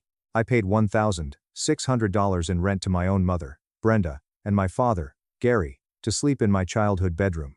And before you ask, no, That exorbitant amount did not include groceries. It did not include utilities, internet, or even a designated spot in the driveway. The driveway was strictly reserved for my older brother's oversized, lifted truck and my parents' SUVs. I was forced to park my beat-up 2010 Honda Civic 3 blocks away on the street, which meant that during the brutal Michigan winters, I had to trudge through knee-deep snow and black ice with a 5-year-old on my hip, just to get to the front door of the house I was paying a premium to live in. I was treated worse than a stranger. When guests came over, they got the driveway. I got the icy curb. So, out of my $1,900 monthly income, I handed $1,600 straight to my mother. That left me with exactly $300 a month, to somehow feed my child, put gas in my car, pay for Lily's daycare, and exist in the world. I was drowning. I skipped meals constantly. I wore shoes with holes in the soles. I stretched every penny until it screamed. Here is the part that still makes my blood boil, the part that keeps me up at night when I think about the sheer audacity of my family. My older brother, Mason, is 32 years old. He lived in that exact same house, absolutely rent-free. My younger sister, Chloe, is 24 years old. She also lived in that house, absolutely rent-free. Mason occupied the entire finished basement. It was a sprawling, subterranean sanctuary, complete with his own private bathroom, a massive leather sectional sofa, a mini fridge, and a dual-monitor gaming setup that probably cost more than my entire car. He worked maybe 2 or 3 nights a week slinging drinks at a local dive bar. The rest of his time was spent screaming into a headset playing video games until 4:00 inches the morning. He brought home just enough cash to fund his energy drink addiction and buy new digital skins for his games. He didn't pay a single cent to live there. Chloe had the massive master-style guest room with the beautiful bay window and the walk-in closet. She worked part-time as a receptionist at a high-end tanning salon, spending all her money on expensive skincare routines, fake lashes, and going out with her friends. She would spend hours in the upstairs bathroom, treating it like her personal spa, leaving her hair extensions and makeup wipes everywhere. She didn't pay a single dollar either. Then there was me and Lily. We shared my tiny, cramped old childhood bedroom. We slept on a single full-size mattress pushed against the wall, where my sweet, restless 5-year-old would accidentally kick me in the ribs every night like she was training for a martial arts tournament. I asked my mom once, just once, why I was the only person in the house paying rent. We were standing in the kitchen, and I had just handed her my envelope of cash. She looked at me like I had just said the absolute dumbest, most offensive thing in human history. She sighed, adjusted her glasses, and said, "Because you have a child, Sierra, you're using more resources. It's just simple math." More resources. My 5-year-old daughter, who weighed 40 pounds and basically survived on chicken nuggets, apple slices, and tap water. She was apparently the massive financial drain on the household. My dad, Gary, never said much about anything. His entire life cycle consisted of going to his middle management office job, coming home, sitting in his worn-out recliner, turning on ESPN, and completely checking out of reality. He let my mom run the house like it was her own personal, tyrannical kingdom. And my mom, Brenda, she was a true narcissist at heart. Everything she did was framed as a massive favor to the world. Letting me live in my own childhood bedroom was presented as an act of charity so generous, so profoundly selfless, that I should have been writing her daily thank you notes. On top of the $1,600 rent, she started dropping heavy hints that I should be helping out more around the house. She said, with this sickeningly sweet smile, that if I pitched in and took some things off her plate, she might consider lowering my rent. Might. That woman used the word might like a legal loophole. Because I was desperate for even a $50 break, I did it. I became the live-in maid. I cleaned the sprawling kitchen every single night after dinner. I vacuumed the thick carpets in the living room and the hallways. I did everyone's laundry. I washed Mason's rank, sweat-stained gym clothes and bar aprons. I washed Chloe's delicate work tops. I washed my dad's endless supply of khaki pants.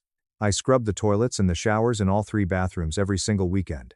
I literally cleaned hotel rooms for a living, breaking my back for 8 hours a day, and then I came home and cleaned another massive house for the sheer privilege of paying $1,600 to live in it. Can you even imagine the psychological toll of that? My hands were permanently cracked, dry, and raw from the chemicals. They bled at the knuckles. Lily, in her sweet innocence, would line up her little Disney princess band-aids on my fingers like she was performing crucial surgery. She would kiss my hands and tell me I was brave. That little girl was the only reason I didn't walk into traffic. Now, you might be wondering where the rest of my extended family was in all this. Specifically, my grandmother. I will get to her. Trust me, she becomes the most important person in this entire story.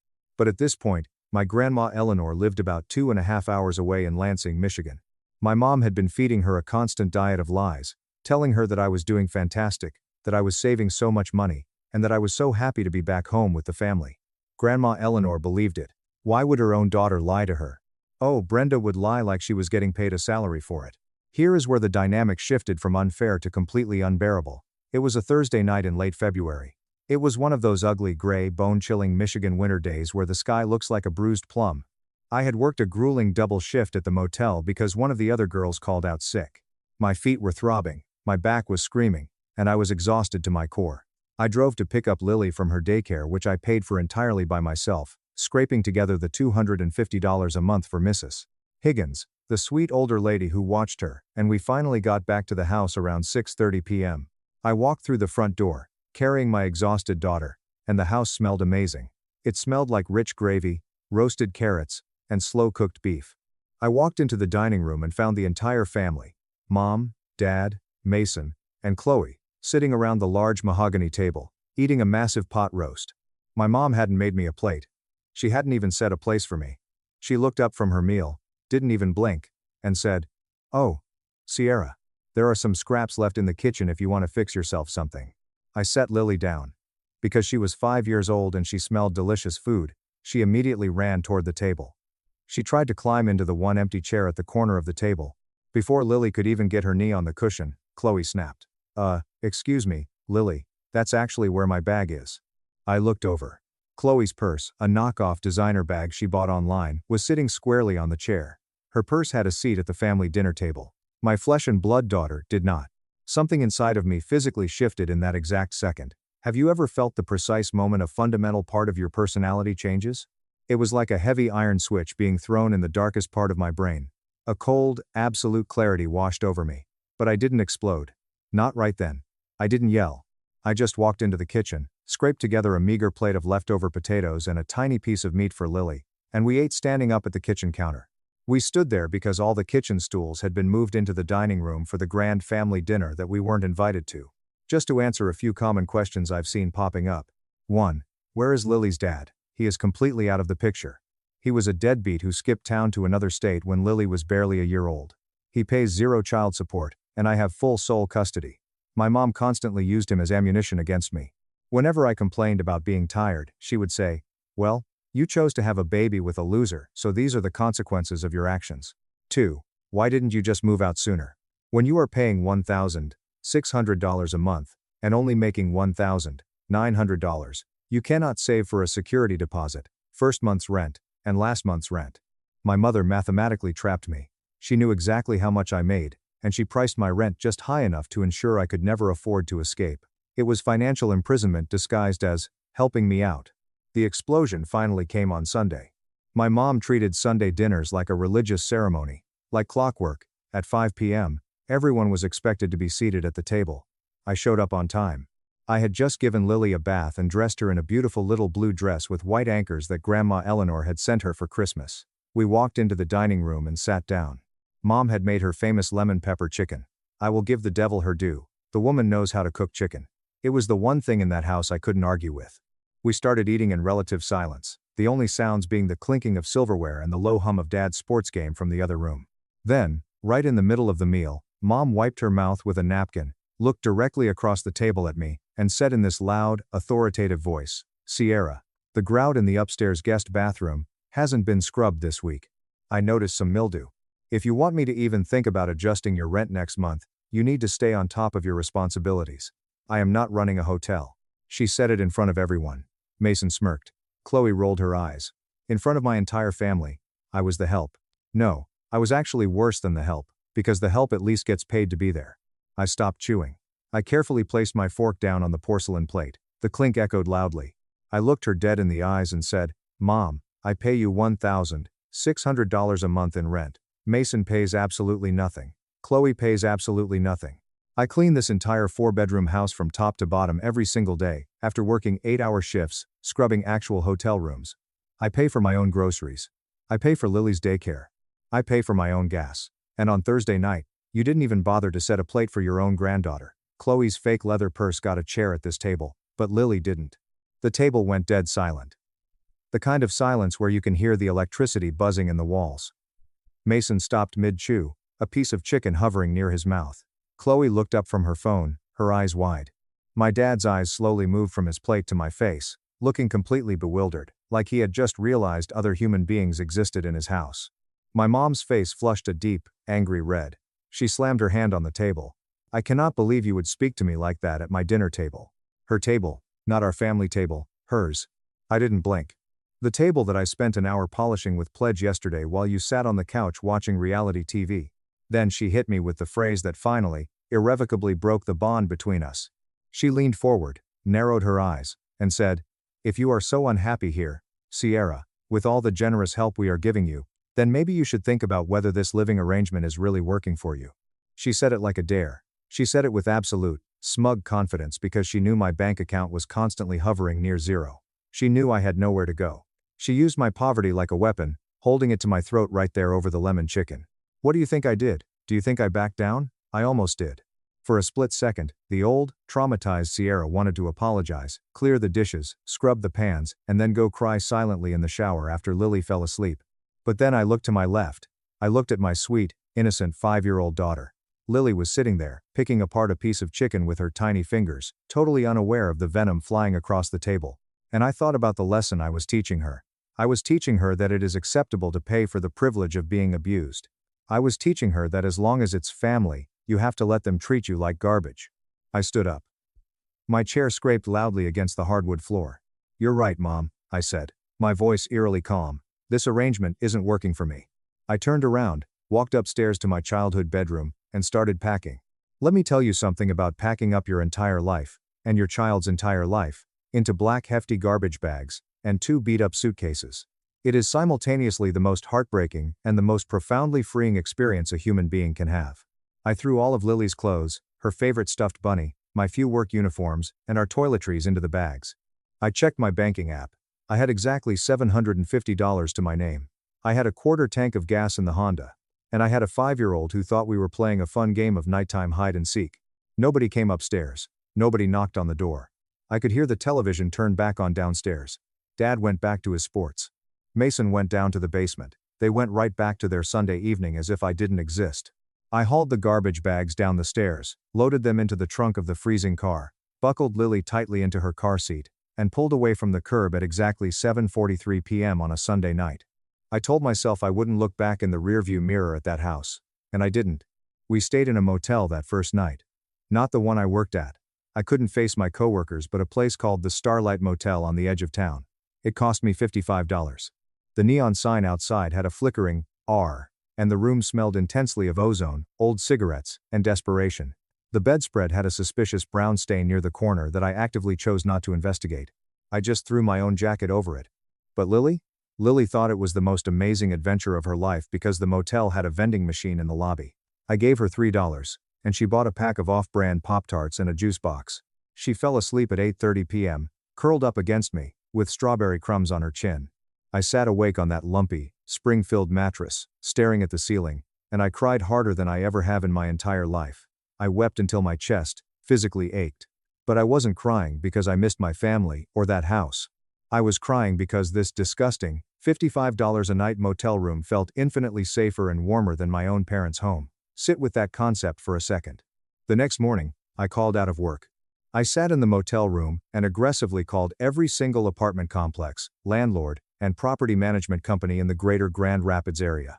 I faced rejection after rejection. Your income isn't 3x the rent. Your credit score is too low. We need a $2,000 security deposit. Finally, around 2 p.m., I found a listing for a 1-bedroom apartment in a complex called Oakwood Terrace. There were no oak trees, and there was certainly no terrace. It was a brick rectangle next to a strip mall, but it had immediate openings. The rent was $950 a month. I drove there and met the landlord, an older man named Mr. Henderson, who wore suspenders and smelled like peppermint. He looked at my pay stubs. He looked at my bank account balance. Then he looked down at Lily, who was quietly sitting on the floor of his office, coloring a picture of a dog with a broken blue crayon. Mr. Henderson sighed, rubbed his temples, and looked back at me. "Look, Sierra, you don't meet the income requirements. But I have a daughter your age. Give me the first month's rent now, $950, and I'll let you spread the $950 security deposit out over the next 4 months. Just promise me you'll pay on time."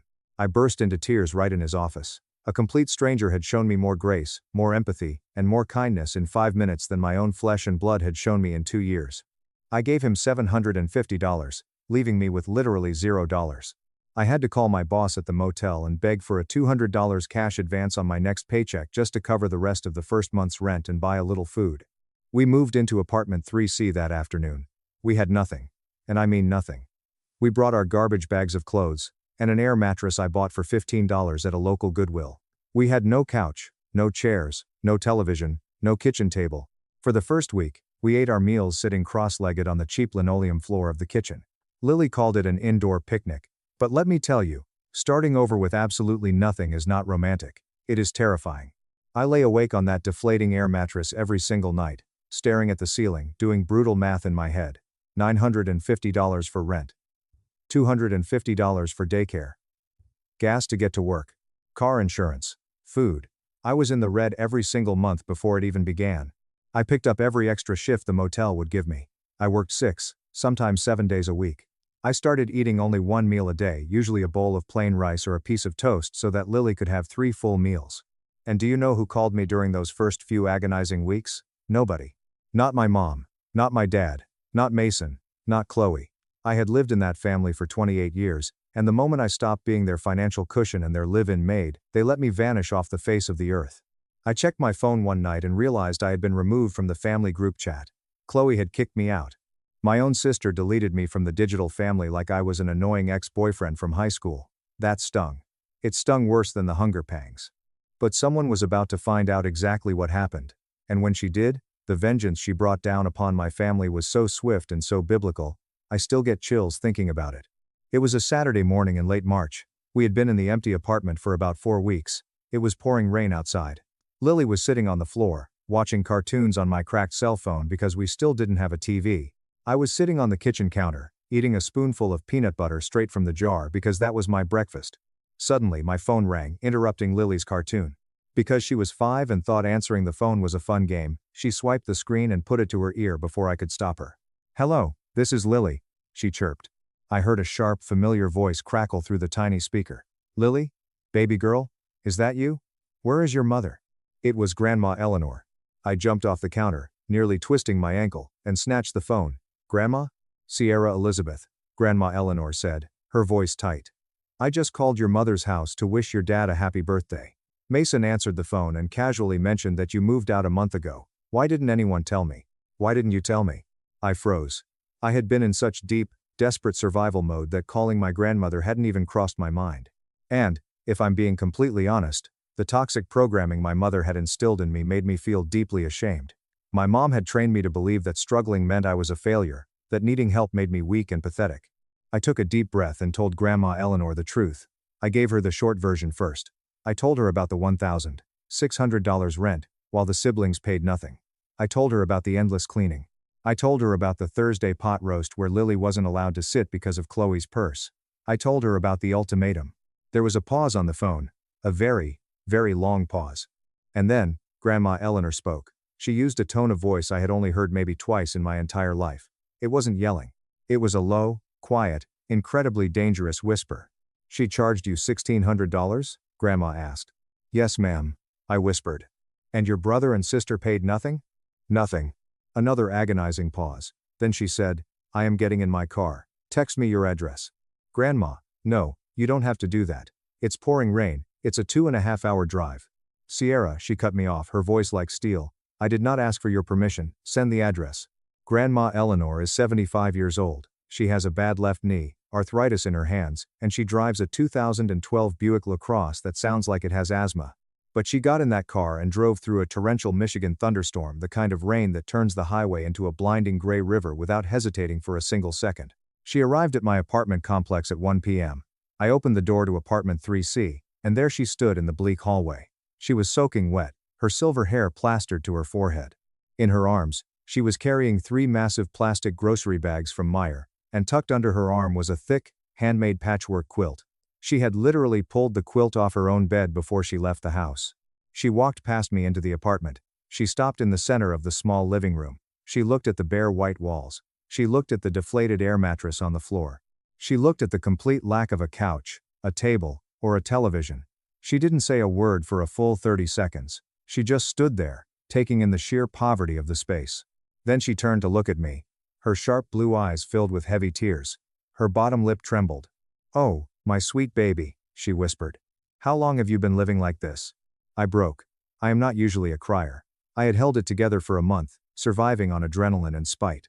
But something about your grandmother standing in your empty living room, dripping wet, holding a quilt and groceries, just shatters your armor. I fell into her arms and sobbed into her wet coat. Lily ran over, hugged Grandma's leg, and yelled, "Grandma Ellie, we're camping inside." Grandma Eleanor looked down at Lily, wiped her own eyes, and said fiercely, "Not anymore, sweetheart. The camping trip is over." She marched into my tiny kitchen and started unpacking the grocery bags with the aggressive efficiency of a military general. She had brought real, expensive food: fresh chicken breasts, crisp vegetables, loaves of bread, gallons of milk, fresh fruit, expensive cheeses, and 3 different boxes of cereal for Lily. She made us a massive lunch right there, standing at the counter because we had no chairs. While Lily happily ate a turkey sandwich, I told Grandma the full, unedited story. 2 years of misery poured out of me. The rent discrepancy, the blistering hands from the bleach, the way Mom spoke to me, the Sunday blowout, the motel room, everything.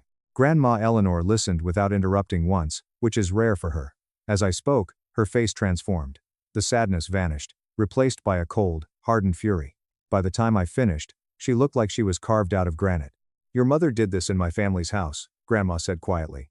I looked at her, confused. "What do you mean?" "Here is the massive secret my parents had been hiding from all of us for decades. That massive 4-bedroom house my parents lived in, the one they lorded over me, Grandma Eleanor helped them buy it. 22 years ago, when Gary lost his job, Grandma gave them the down payment. She gave them $40,000 straight out of her retirement savings. She explicitly did it so that her grandchildren, Mason, Chloe, and me would always have a safe, stable home to grow up in. And now, she was finding out that the safe home she paid for was being used as a financial prison to extort her most vulnerable grandchild." Grandma Eleanor pulled her cell phone out of her purse. She dialed my mother's number and put it on speakerphone, setting it on the kitchen counter. She didn't warn me. She just did it. Mom answered on the second ring, sounding cheerful. "Hi, Mom. Did Dad like the birthday card we sent?" "Brenda," Grandma said, her voice dropping an octave. "I am currently sitting in Sierra's apartment. Her apartment that has absolutely no furniture. Her apartment where she and my great-granddaughter have been sleeping on a rubber air mattress on the floor for a month. Would you like to explain to me why I am just now finding out about this?" The silence on the other end of the line was absolute. It was deafening. I could hear the faint sound of the TV in the background of my mom's house, and then nothing. Hearing my arrogant, narcissistic mother completely speechless was the most deeply satisfying moment of my life. I almost smiled. Mom finally stammered, her voice high and panicked. "Mom, she chose to leave. She was being disrespectful. I didn't make her sleep on the floor." "You charged your own daughter $1,600 a month," Grandma Eleanor barked, the restraint finally breaking. "You charged a single mother $1,600 while you let Mason and Chloe live there like absolute parasites for free. You had that exhausted girl scrubbing your toilets after working all day. You didn't even feed little Lily at your own dinner table." Mom immediately defaulted to her classic victim routine. She started crying, a fake, warbling sob. "You're only hearing her side of the story. Mom. You don't know how hard it is. She's so ungrateful." "I am hearing the side of the story that ends with a 5-year-old eating on the floor," Grandma roared. "That is the only side I need to hear." I wish you could have heard the power in Grandma's voice. My mom grew up with that voice, and she was terrified of it. "I gave you $40,000 for that house, Brenda," Grandma continued, her words slicing like a scalpel. "I gave you my hard-earned money, so that my grandchildren would have a sanctuary. All of them. And you turned my gift into a weapon to squeeze money out of the one child who could least afford it. I am thoroughly disgusted by you. Your father would be ashamed of the woman you've become." I heard my mom physically gasp. Grandpa Arthur had passed away 10 years ago. He was my mom's absolute hero. Invoking his name was the ultimate nuclear option. Mom was hyperventilating now. "Mom, please. I was just trying to teach her responsibility. She needs to learn how the real world works." "Responsibility?" Grandma scoffed, a bitter, harsh sound. "You taught Mason nothing. He is a 32-year-old child playing video games in a basement. You taught Chloe nothing but vanity. The only child you tried to teach responsibility to was the one who was already working herself to the bone. That is not teaching, Brenda. That is cruelty. That is punishment." Grandma Eleanor hung up the phone. She didn't say goodbye. She just ended the call, picked up her phone, and looked at me. "Now," she said, smoothing her sweater. "We are going to fix this." The next week was a whirlwind. Grandma Eleanor operated like a woman with a personal vendetta against poverty. First, she went to her bank in Lansing. She wouldn't tell me exactly how much she withdrew, but she came back to my apartment with a thick envelope of cash. She slammed it on the counter and said, "This is for real furniture and 3 months of rent so you can breathe. Do not argue with me, Sierra, or I will smack you." I tried to argue. I cried. She ignored me completely. Within 3 days, we had real beds with actual frames. We had a beautiful, sturdy oak kitchen table with 4 chairs. We had a plush green sofa from a high-end consignment shop that smelled faintly of lavender and old lady perfume, but it was the most comfortable thing I had ever sat on in my life. She even bought Lily a small bookshelf and filled it with Dr. Seuss books. But the furniture was just the beginning. The real justice happened the following weekend. Grandma Eleanor drove to my parents' house. I wasn't there to witness it, but Mason called me later that night to tell me about it, and Mason is a terrible liar, so I believe his recounting. Grandma walked through the front door, refused to take off her shoes, and ordered my parents, Mason, and Chloe to sit at the dining room table, the very same table where I had been exiled. She stood at the head of the table and delivered her verdict. She told them that because of the way they had treated me and Lily, she was completely restructuring her will and reconsidering the massive inheritance she had planned to leave them. She told Mason and Chloe that their free ride was officially over. If they wanted to continue living in that house, they would each pay my parents $600 a month in rent, effective immediately. If they refused, Grandma would demand the $40,000 down payment back from my parents, with interest, forcing them to sell the house or take out a massive loan. Furthermore, she demanded that my mother apologize to me. A real, genuine apology, not her usual passive-aggressive nonsense. When Mason called me that night, his voice was shaky. "Sierra, Grandma came over. It was terrifying. She looked like she wanted to murder Mom." I sat on my new green couch, sipping a cup of tea, and smiled. "Welcome to the real world, Mason. Rent is due on the 1st. He sighed heavily. "I know. Look, I should have said something. About the rent, about the chores. I knew Mom was screwing you over. I liked having the extra cash, so I kept my mouth shut." "I'm sorry." "You should have," I said coldly. "But, thanks for the apology." Chloe didn't call. I didn't expect her to. Her entitlement runs too deep. But 3 days later, the most shocking thing of all happened. There was a knock on my apartment door on a Tuesday morning. I opened it, and there stood my mother, Brenda. She was wearing her expensive beige trench coat, standing in the dingy hallway of my cheap apartment complex, holding a Tupperware container. She looked deflated. She looked smaller, like Grandma Eleanor had literally sucked the arrogance right out of her soul. "Can I come in?" she asked, her voice quiet. I almost slammed the door in her face, but Lily heard her voice and came running out of her bedroom. "Grandma Brenda." I couldn't punish my daughter, so I stepped aside and let her in. Mom walked into the apartment. She looked around at the secondhand furniture, the clean but tiny space. I saw a genuine crack in her armor when she looked at the oak table. She set the Tupperware on the counter. It was lemon pepper chicken. "You think chicken fixes 2 years of financial abuse?" I asked, crossing my arms. She flinched. She sat down at the table Grandma bought because Mom made sure I couldn't afford one, and she stared at her hands. "Your grandmother said some things to me," Mom whispered. "Things I didn't want to hear. I haven't slept in 3 days. I keep replaying that dinner. The purse on the chair. It wasn't just the dinner, Mom. It was 2 years." "I know," she said, her voice finally breaking. "I convinced myself you were fine because you never fought back. You just paid the rent and cleaned the house. It was so easy to just let you do it. And I made excuses for Mason and Chloe because fighting with them is exhausting. You were the easy target, Sierra, and I am so sorry." The old me would have rushed to comfort her. The old me would have said, "It's okay, Mom. I forgive you." The new me stood there and let the uncomfortable silence stretch out for a full minute. "Your grandbaby ate meals sitting on the floor because you bled me dry," I said softly. "I starved myself so she could eat. That isn't just unfair, Mom. It's evil." She put her face in her hands and sobbed. It wasn't her fake, manipulative crying. It was ugly, guttural, shameful crying. When she finally stopped, she looked up. "How do I fix this?" "You can't fix the past," I told her. "But if you want to be in Lily's life, everything changes. I am never moving back into that house. I am never cleaning your toilets again. And you will never, ever, treat my daughter like a burden." She nodded frantically. She told me that Mason had applied for a full-time management job that week because he couldn't afford the $600 rent on his bar salary. Chloe had thrown a massive screaming tantrum, packed a bag, and moved in with her boyfriend because she refused to pay rent. The house was quiet, and Mom hated it. "Things are not perfect now," It has been 6 months. I still work at the motel, but without the crippling burden of the $1,600 rent, I am actually saving money. Mr. Henderson is a great landlord. I am taking night classes online to get my medical billing certificate. We had Thanksgiving dinner at Grandma Eleanor's house in Lansing last week. She demanded the whole family be there. Mason actually helped cook. Dad brought a pie. Chloe didn't show up, but honestly, the vibe was better without her. Before we ate, Grandma made everyone go around the table and say what they were thankful for. Mason said he was thankful for his new job. Dad said he was thankful for the food. Mom looked across the table, directly at me, with tears in her eyes. She said, "I am thankful that my daughter is infinitely stronger and kinder than I ever deserved." The table went dead silent. And then Lily, completely oblivious to the heavy emotional trauma being resolved, yelled, "I am thankful for Pop-Tarts." We all laughed. The tension broke. I don't know if my relationship with my parents will ever be fully healed. The scars are deep. But I know this. Packing my life into garbage bags and driving into the night with $750 to my name was the hardest, most terrifying, and absolutely best thing I have ever done. My Grandma Eleanor is the most terrifyingly wonderful woman on the planet. And my little girl, who was once told she wasn't important enough to have a chair at the table, now has her own permanent seat, a full plate, and a mother who will burn the world down before she lets anyone make her feel small again.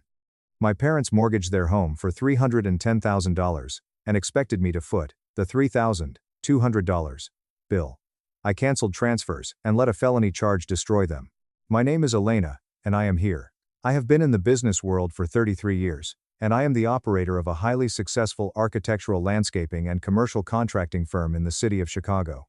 Using nothing but sheer dedication, calloused hands, and a commitment to not give up, I was able to build my firm from the bottom up into what it is today.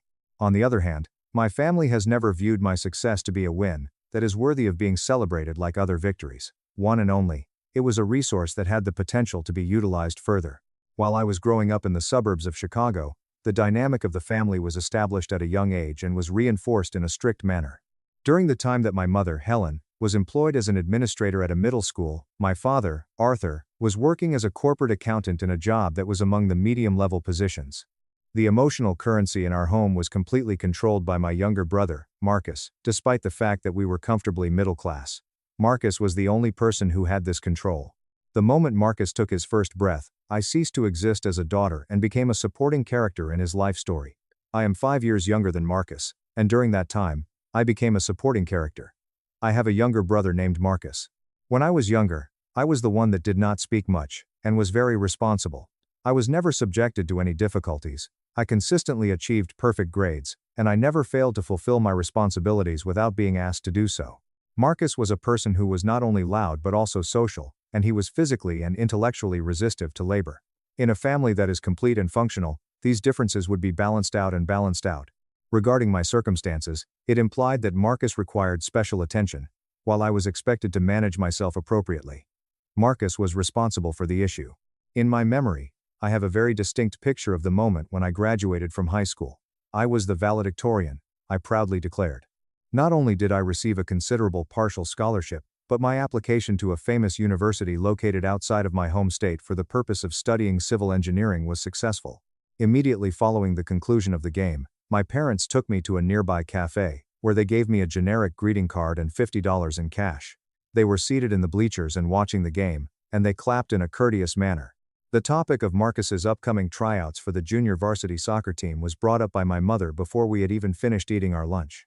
My parents threw a garden party with a catered supper for 50 people, and presented Marcus with a gaming laptop that cost $2,000. This occurred 2 weeks after Marcus was ultimately selected for the junior varsity squad. At no point in the past was the issue of money a concern. Something that was extremely crushing and oppressive was the divide in their enthusiasm for each other. My greatest best was hardly acknowledged at all, in contrast to the fact that he had completed the bare minimum that was expected of him. During the time that the student was attending college, the abuse of financial resources started. Despite the fact that I was awarded scholarships, I was still unable to meet all of the expenses associated with my schooling and living expenses. After sitting me down and heaving a heavy sigh, my parents began the conversation by informing me that money was tight and that I needed to find a job and take out loans. They also informed me that I needed to take out loans. I did not submit a formal complaint. It was 3 distinct jobs that I had.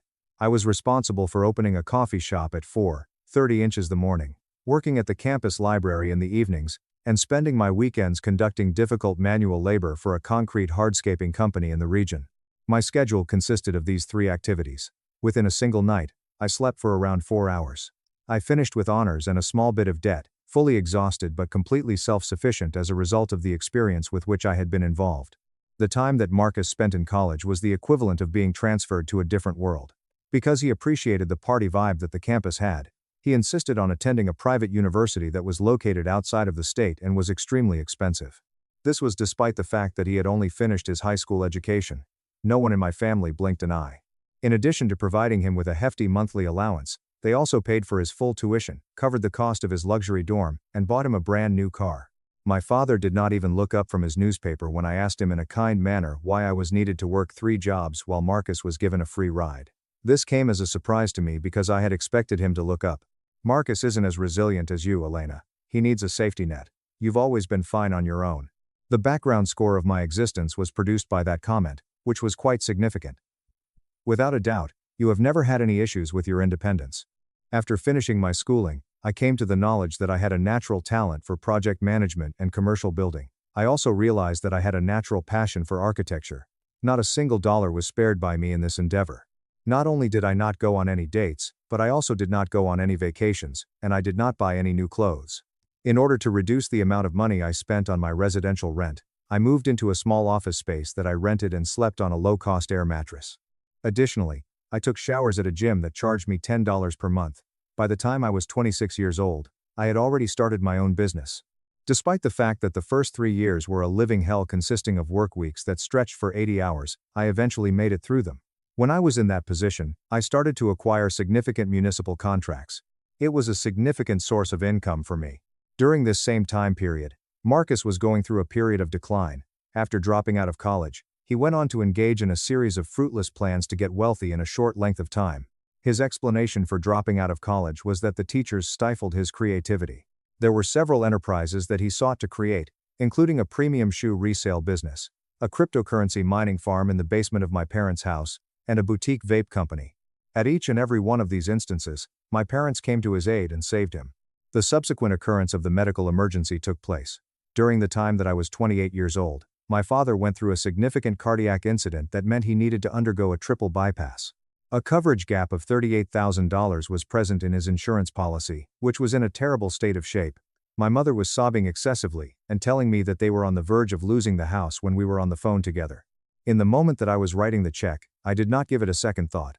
I came to the conclusion that it would be best to delay the acquisition of 2 brand new commercial trucks for my firm in order to protect the life of my father. There was a feeling of emptiness in their statement of thanks. It was as if I were paying a tax to them for the honor of being their daughter. These words of gratitude left me feeling empty. The floodgates were opened as a result of that thorough examination. In order to fulfill the role of their official financial support system, I was selected. After they detected significant structural damage and their roof started leaking, I was the one who paid the $22,000 repair bill that they incurred. 3 years ago, my parents sat me down and broke down in tears as they acknowledged that rising property taxes and inflation were destroying their retirement funds. They said that they were unable to save enough money for retirement. They begged for an insignificant amount of support on a monthly basis. I made the decision to establish a monthly transfer of $1,500 to be made to their bank account, both because of my affection for them and because my company was seeing amazing success. I did this because I wanted to show my appreciation for them. In the prior year, they claimed that the expenses had climbed once again, which drove me to boost it to $3,200 per month. I did this because these expenses had increased. At the time, I was making preparations for their retirement. I was putting them at ease and making them feel comfortable. My parents had received a total of $210,000 in cash, as well as money for medical expenditures and home renovations, over the course of a period of 5 years. However, I did not request a parade to take place. The only thing I anticipated was a straightforward respect. At this point, we will discuss the phone call that completely redirected the path that my life would take. On the morning of a Tuesday, we were in the morning. My parents' estate is being handled by Mr. Vance, an attorney, and I was working on a construction site when I received a call from him. I was covered in dust at the time. There was a really stiff quality to the tone of his voice. After notifying me that my parents were putting the finishing touches on their estate planning, he asked for my attendance at his office in the downtown area of Chicago on Friday. He also informed me that my parents were discussing their estate planning. That this was a normal formality was the impression that I got from it.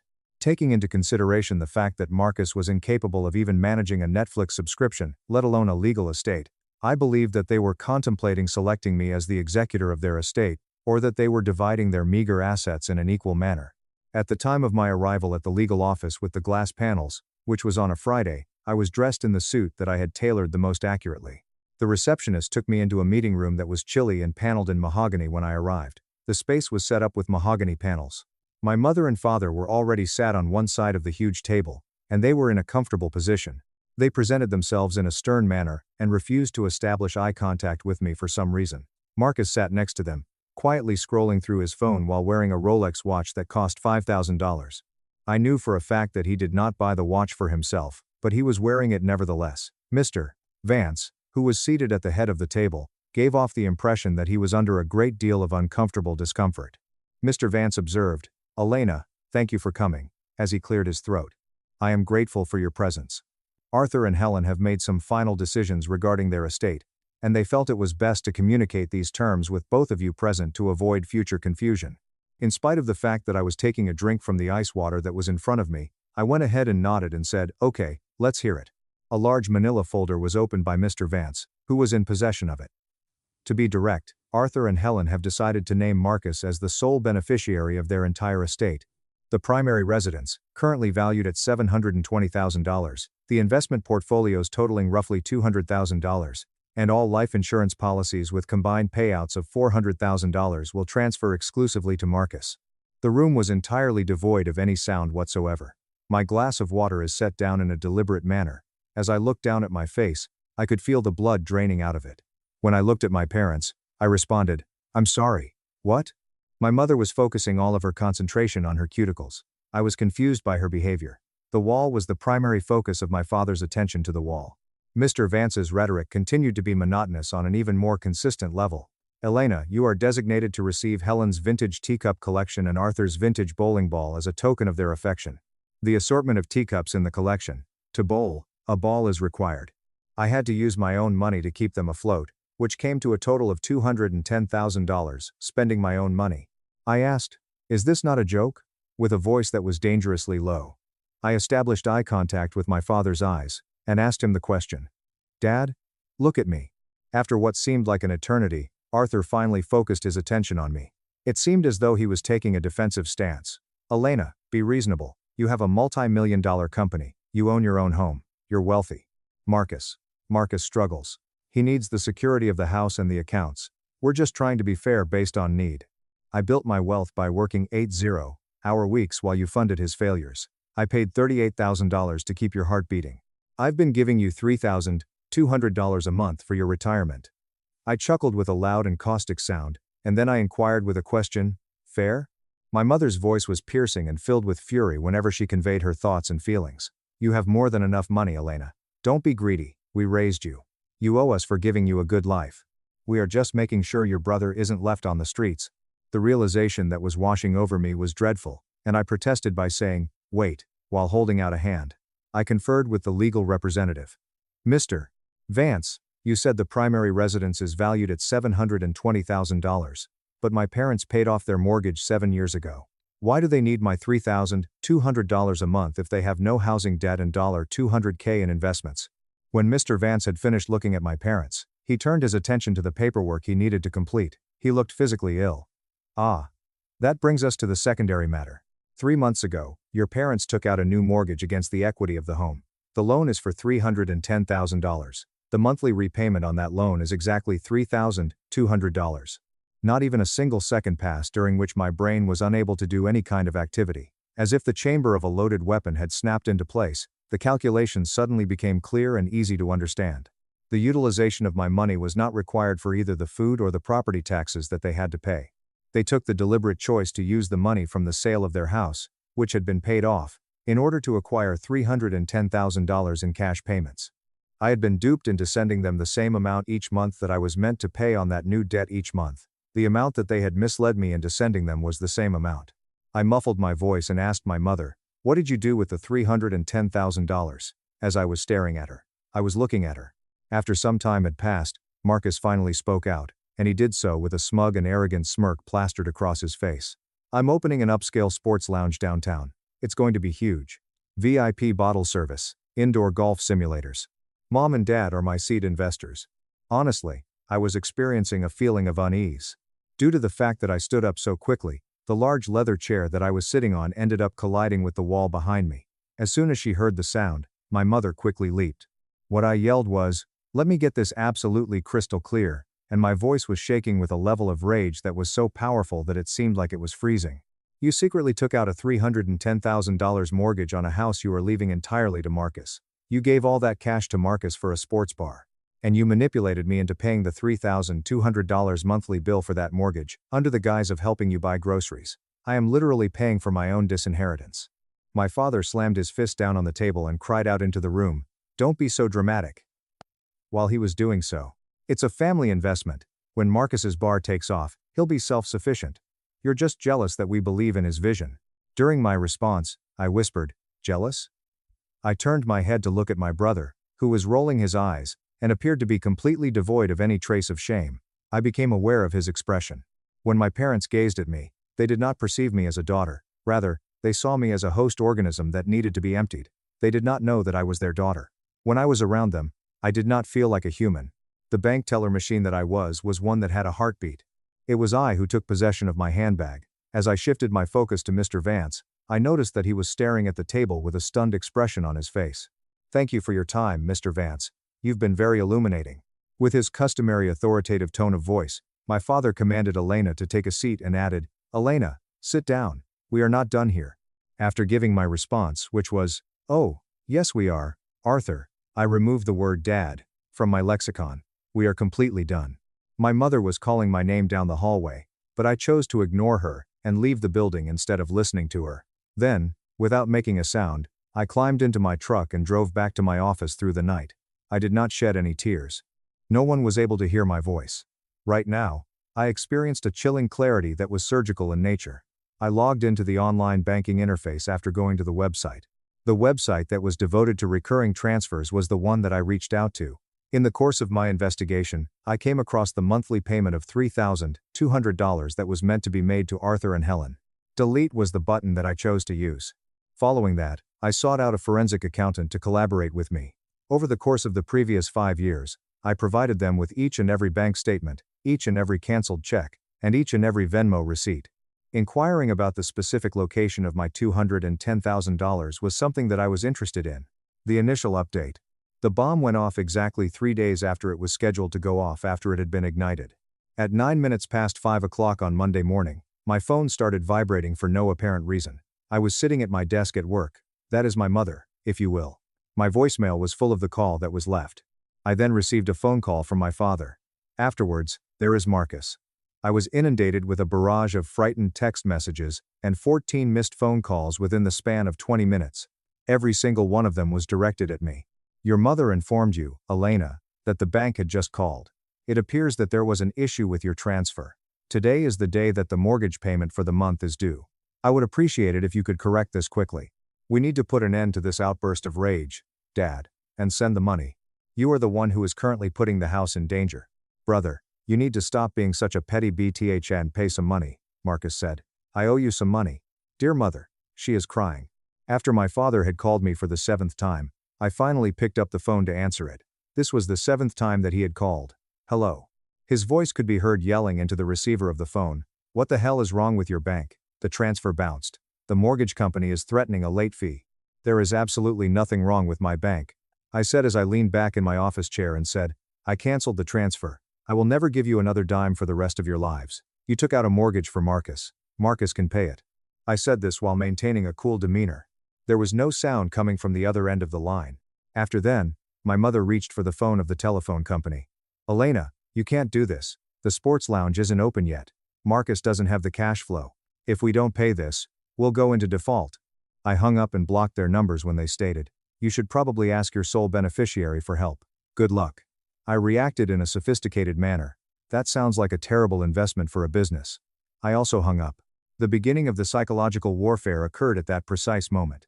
The instant that my parents realized that I wasn't joking around, they immediately reverted to the only tactic that they were comfortable with, which was to destroy the public.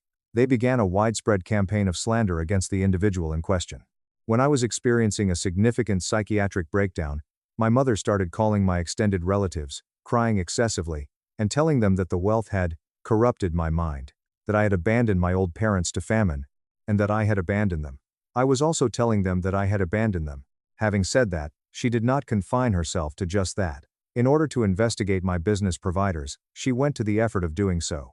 She called my primary lumber supplier as well as my heavy machinery leasing agent, giving the impression that she was a concerned family member, and hinting that my firm was going bankrupt and that I was mentally ill. She also called my heavy machinery leasing agent. Through her efforts to destroy my means of subsistence, she was seeking to force me back into conformity that I had previously rejected. The color scarlet appeared on my face when I received a call from my lumber agent, who was confused and concerned about the allegations made by my mother. It was imperative that I get in touch with my corporate attorney via phone. My parents were served with a harsh cease and desist order within the span of 24 hours, which threatened them with a hefty defamation lawsuit in the event that they ever again interacted with my business peers. This order was issued in the event that they again communicated with my business colleagues. The commercial sabotage had been neutralized, but the family rumor mill continued to spin out of control despite the fact that it had been stopped. Text messages from my aunts, uncles, and cousins were flooding my phone with messages in which they referred to me as a monster, a greedy brat, and a bad daughter. These messages caused my phone to become flooded with messages. I came to the conclusion that I would no longer use the defense position. My Aunt Clara was the one who was in charge of hosting the 4th of July barbecue that we have every year. She was in charge of having the barbecue that weekend. I knew that my parents would be there, acting as if they were the victims and taking in the condolences they received. I was conscious of their presence. Regrettably, I did not send in my RSVP. Exactly at this moment, I arrived. I stepped into Clara's lawn while carrying a large white binder that was 3 inches thick. I was wearing a sundress at the time. There was not a single sound to be heard in the yard. My mother let out a cry when she dropped her pearls and banged them together. As soon as my father stood up, the color of his face started to change dramatically. During his time spent hovering close to the keg, Marcus gave off the impression of a deer that had been trapped in the headlights. "Elena," Aunt Clara murmured with a great deal of apprehension as she proceeded on, "I don't think it's a good idea for you to be here. Your parents are very fragile right now. I just brought some light reading for the family, because my mother has been so chatty lately," I said in a loud voice, making sure that all 40 people in the yard could hear me. "I'm not staying for burgers, Clara," I added. "I'm not going to stay for burgers." I slammed the heavy binder into the major picnic table, and I was unable to move it after that. The sound appeared to be that of a shot being fired. "Since you all think I'm a monster who abandoned her destitute parents, let's look at the facts," I announced. My decision to open the binder came at that moment. Tab 1. The $38,000 medical bill I paid for Arthur's heart surgery. Tab 2. The $22,000 I paid for their new roof. Tab 3. 5 years of bank statements proving I transferred over $150,000 in cash to their accounts to help with groceries. After a moment of stunned quiet, the family took a quick look at the binder that was in front of them. Uncle Joe took a closer look at the paperwork when he had walked over to it, and his eyes, which were wide with surprise, widened. I began to say, "But wait, it gets better," as my voice bounced off the fences. I then switched the binder over to the center of the page and continued on. I hired a forensic accountant. You know what my parents did with the $150,000 I sent them for groceries? They funneled every single cent into Marcus's bank accounts. And what did Marcus buy with my money? There was a sheet that had been highlighted, and I took it out. 3 trips to Dubai, a $5,000 Rolex, and over $14,000 spent on OnlyFans subscriptions. I literally funded my brother's porn addiction. In the process, Marcus was unable to retrieve his red Solo cup. The liquid had fully soaked his high-end sneakers, which covered them completely. For no apparent reason, my mother suddenly burst into tears, which were a spectacular show. "Stop it. You're twisting things." I quickly put an end to her conversation by claiming, "I'm not done," and crying out in protest. The very last tab in the list was the one I selected. 2 weeks ago, I was summoned to their lawyer's office. They informed me that they are leaving 100% of their estate, their $720,000 house, and all their life insurance to Marcus. I get a bowling ball. But the best part? They secretly took out a new $310,000 mortgage on their paid-off house to fund Marcus's fake sports bar, and expected me to pay the $3,200 monthly bill without knowing what it was for. While I was looking about, I was surrounded by my relatives, including my aunts and uncles. Their attitudes had shifted from one of judgment to one of severe horror throughout the course of the conversation. At first glance, it seemed as though Aunt Clara was on the verge of passing away due to her illness. Uncle Joe glared at my father with a menacing expression on his face and scowled at him. My conclusion was, so, as I retreated from the table, I had arrived at this conclusion. I cut them off. If Marcus gets the house, Marcus can pay the mortgage. If any of you still think I'm a monster, feel free to write them a check. The binder stays here. Read it at your leisure. I made a complete about-face and exited the room altogether. On the other side of me, in the yard, a chaotic scene quickly erupted. The person I overheard Uncle Joe ranting at was my father, and he demanded to know whether or not what he was saying was really true. The sound of my mother crying could be heard by me. It was, in my opinion, the most magnificent music that I had ever had the pleasure of listening to. This is the second update. The aftermath of the barbecue has been nothing short of radioactive in the 6 months that have elapsed since it took place. Now, however, here is the catch. The unexpected turn of events is something that I could not have ever anticipated in a million years. God, I would have never expected it to happen. I withdrew my parents from the service because they were unable to afford the $3,200 monthly payments that they were required to make. In point of fact, there was no lease signed, no application for a liquor license was submitted, and construction had not even commenced because Marcus's upscale sports lounge had never opened its doors to the public. It was true that the money had disappeared. It was the bank that owns the property that initiated the process of foreclosure on the home that my parents currently reside in.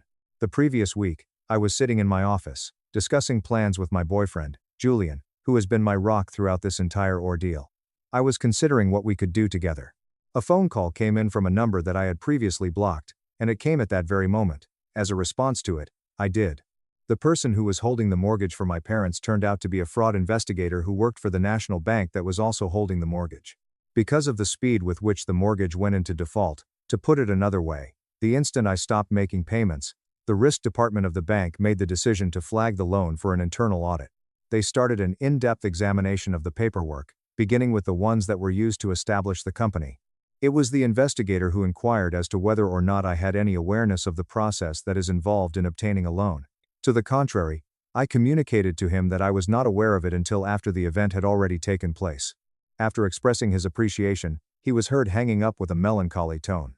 Aunt Clara, who had essentially become the family informant due to the fact that my parents were now universally despised by the extended family, was the person I turned to because I was filled with curiosity. I contacted her because I was curious about the situation. My decision to take a seat on the floor of my office was prompted by the information that she provided with me. Both Arthur and Helen did not take out the mortgage on their own before it was taken out. Marcus was the one who carried out the action. The fact that Marcus had taken their identities without their knowing was a secret that my parents were unaware of. In addition to forging their signatures, he employed a shady, unlicensed online notary who was a friend of his, and he illegally obtained a home equity loan against their property in the amount of $310,000. It was not a sports bar that he bought with the money that he had. He used the remaining funds to pay off significant and potentially hazardous debts related to illicit gambling that he had racked up with a local syndicate. All of this was done in addition to spending the remaining funds on Bitcoin. Following the discovery by my parents of the massive lien that had been placed on their property a few months prior, Marcus was confronted with the dilemma. After what seemed like an eternity, he eventually let down his guard and acknowledged to committing the serious crimes of identity theft and wire fraud.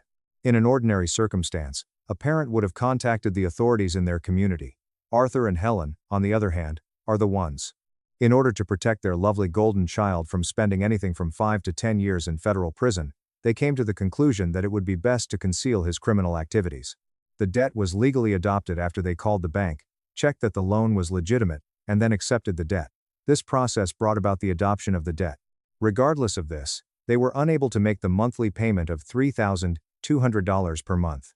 Consequently, they created a plan to force me to hand over the money in order to maintain their control.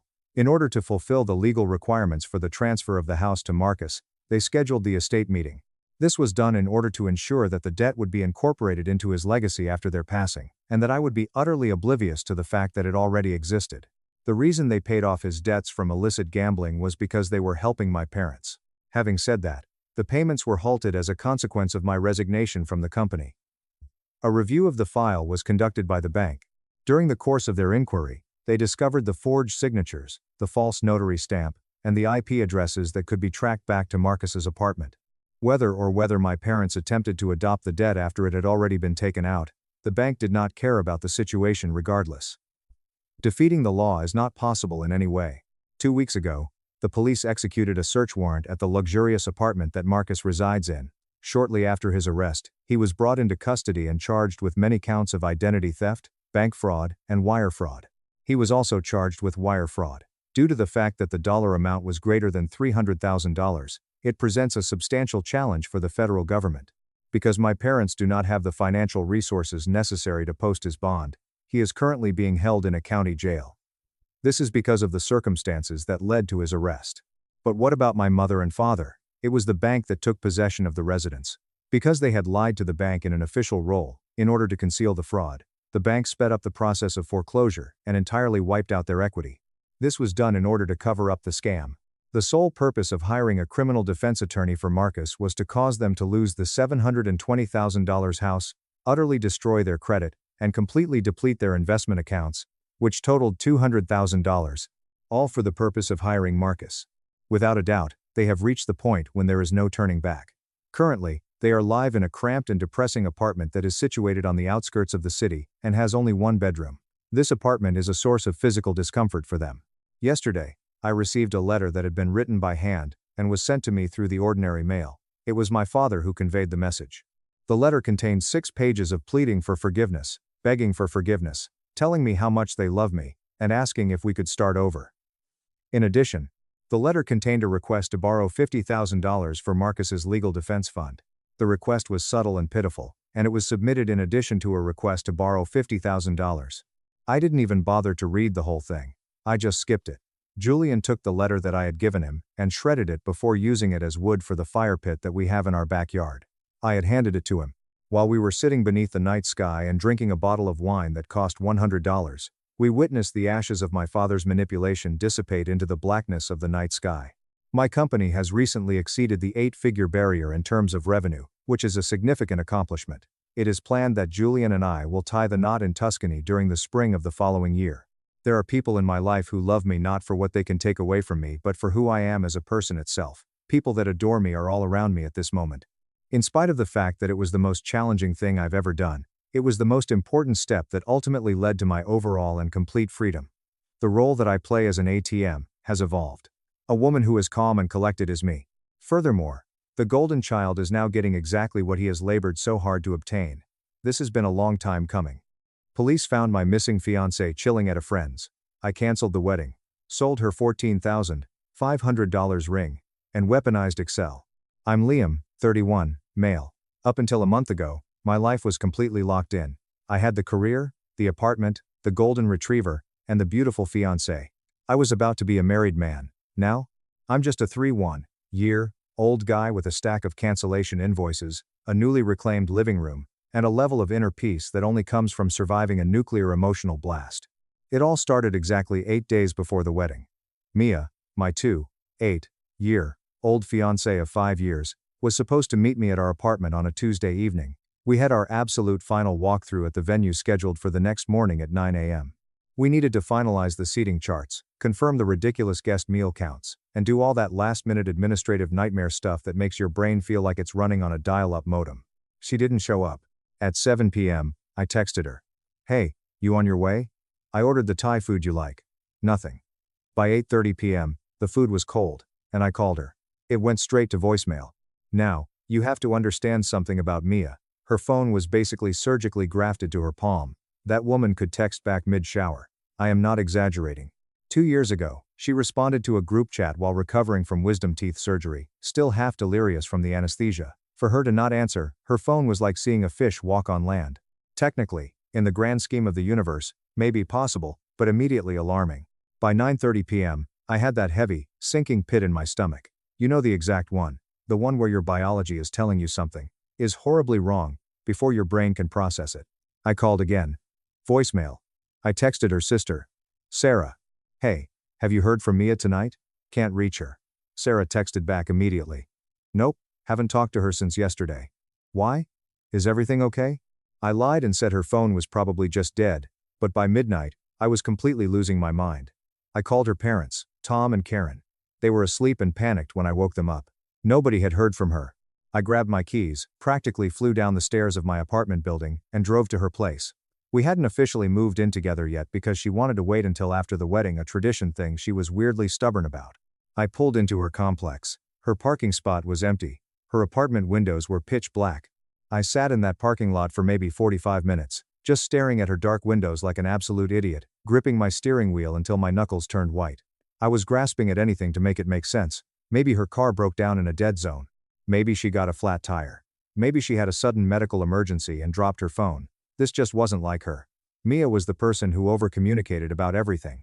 I once got a 6-paragraph text message from her detailing the pros and cons of a specific vanilla candle she smelled at Target. For her to just vanish without a trace? Something catastrophic had to have happened. The next 72 hours were a waking nightmare. The kind of blur that traumatizes you so deeply your brain refuses to record the memories properly.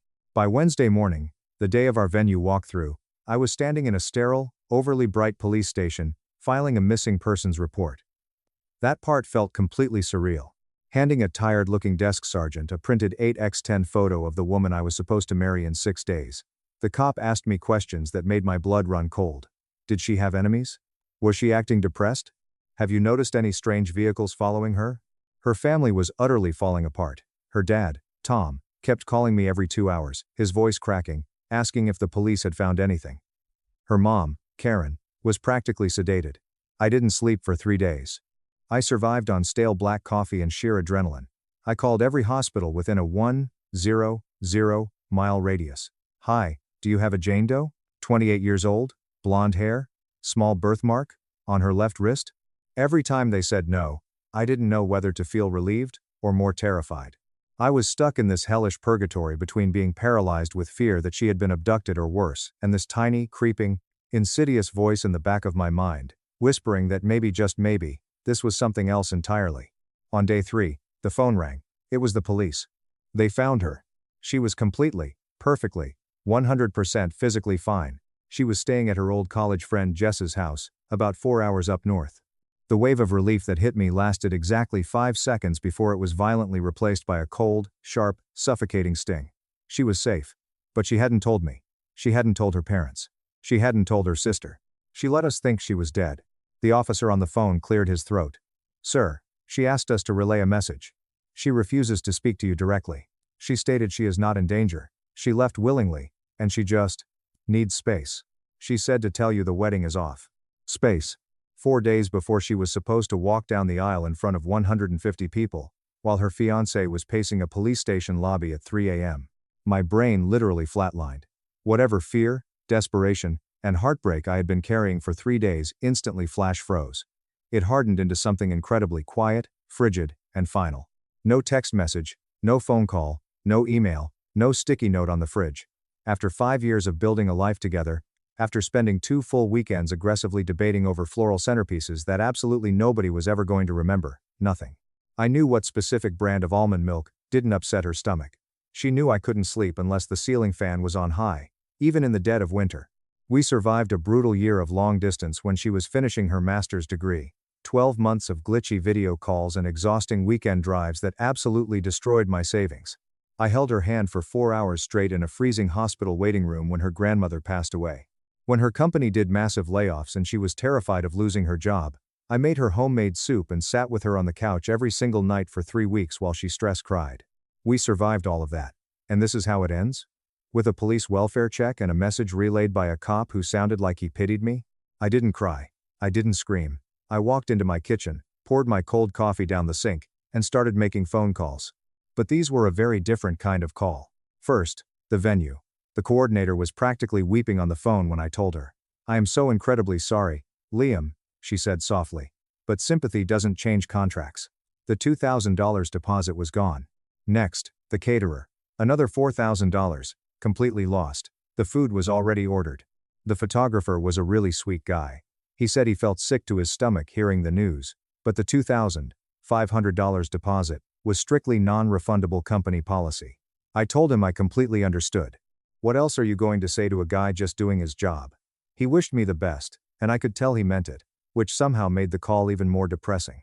The florist, the DJ, the cake bakery who I actually really liked because the owner let me taste 6 different buttercreams on a random Tuesday and didn't judge me when I asked for seconds of the salted caramel. All of it, gone. Then came the absolute biggest hit, The honeymoon. A non-refundable, luxury overwater bungalow resort in St. Lucia.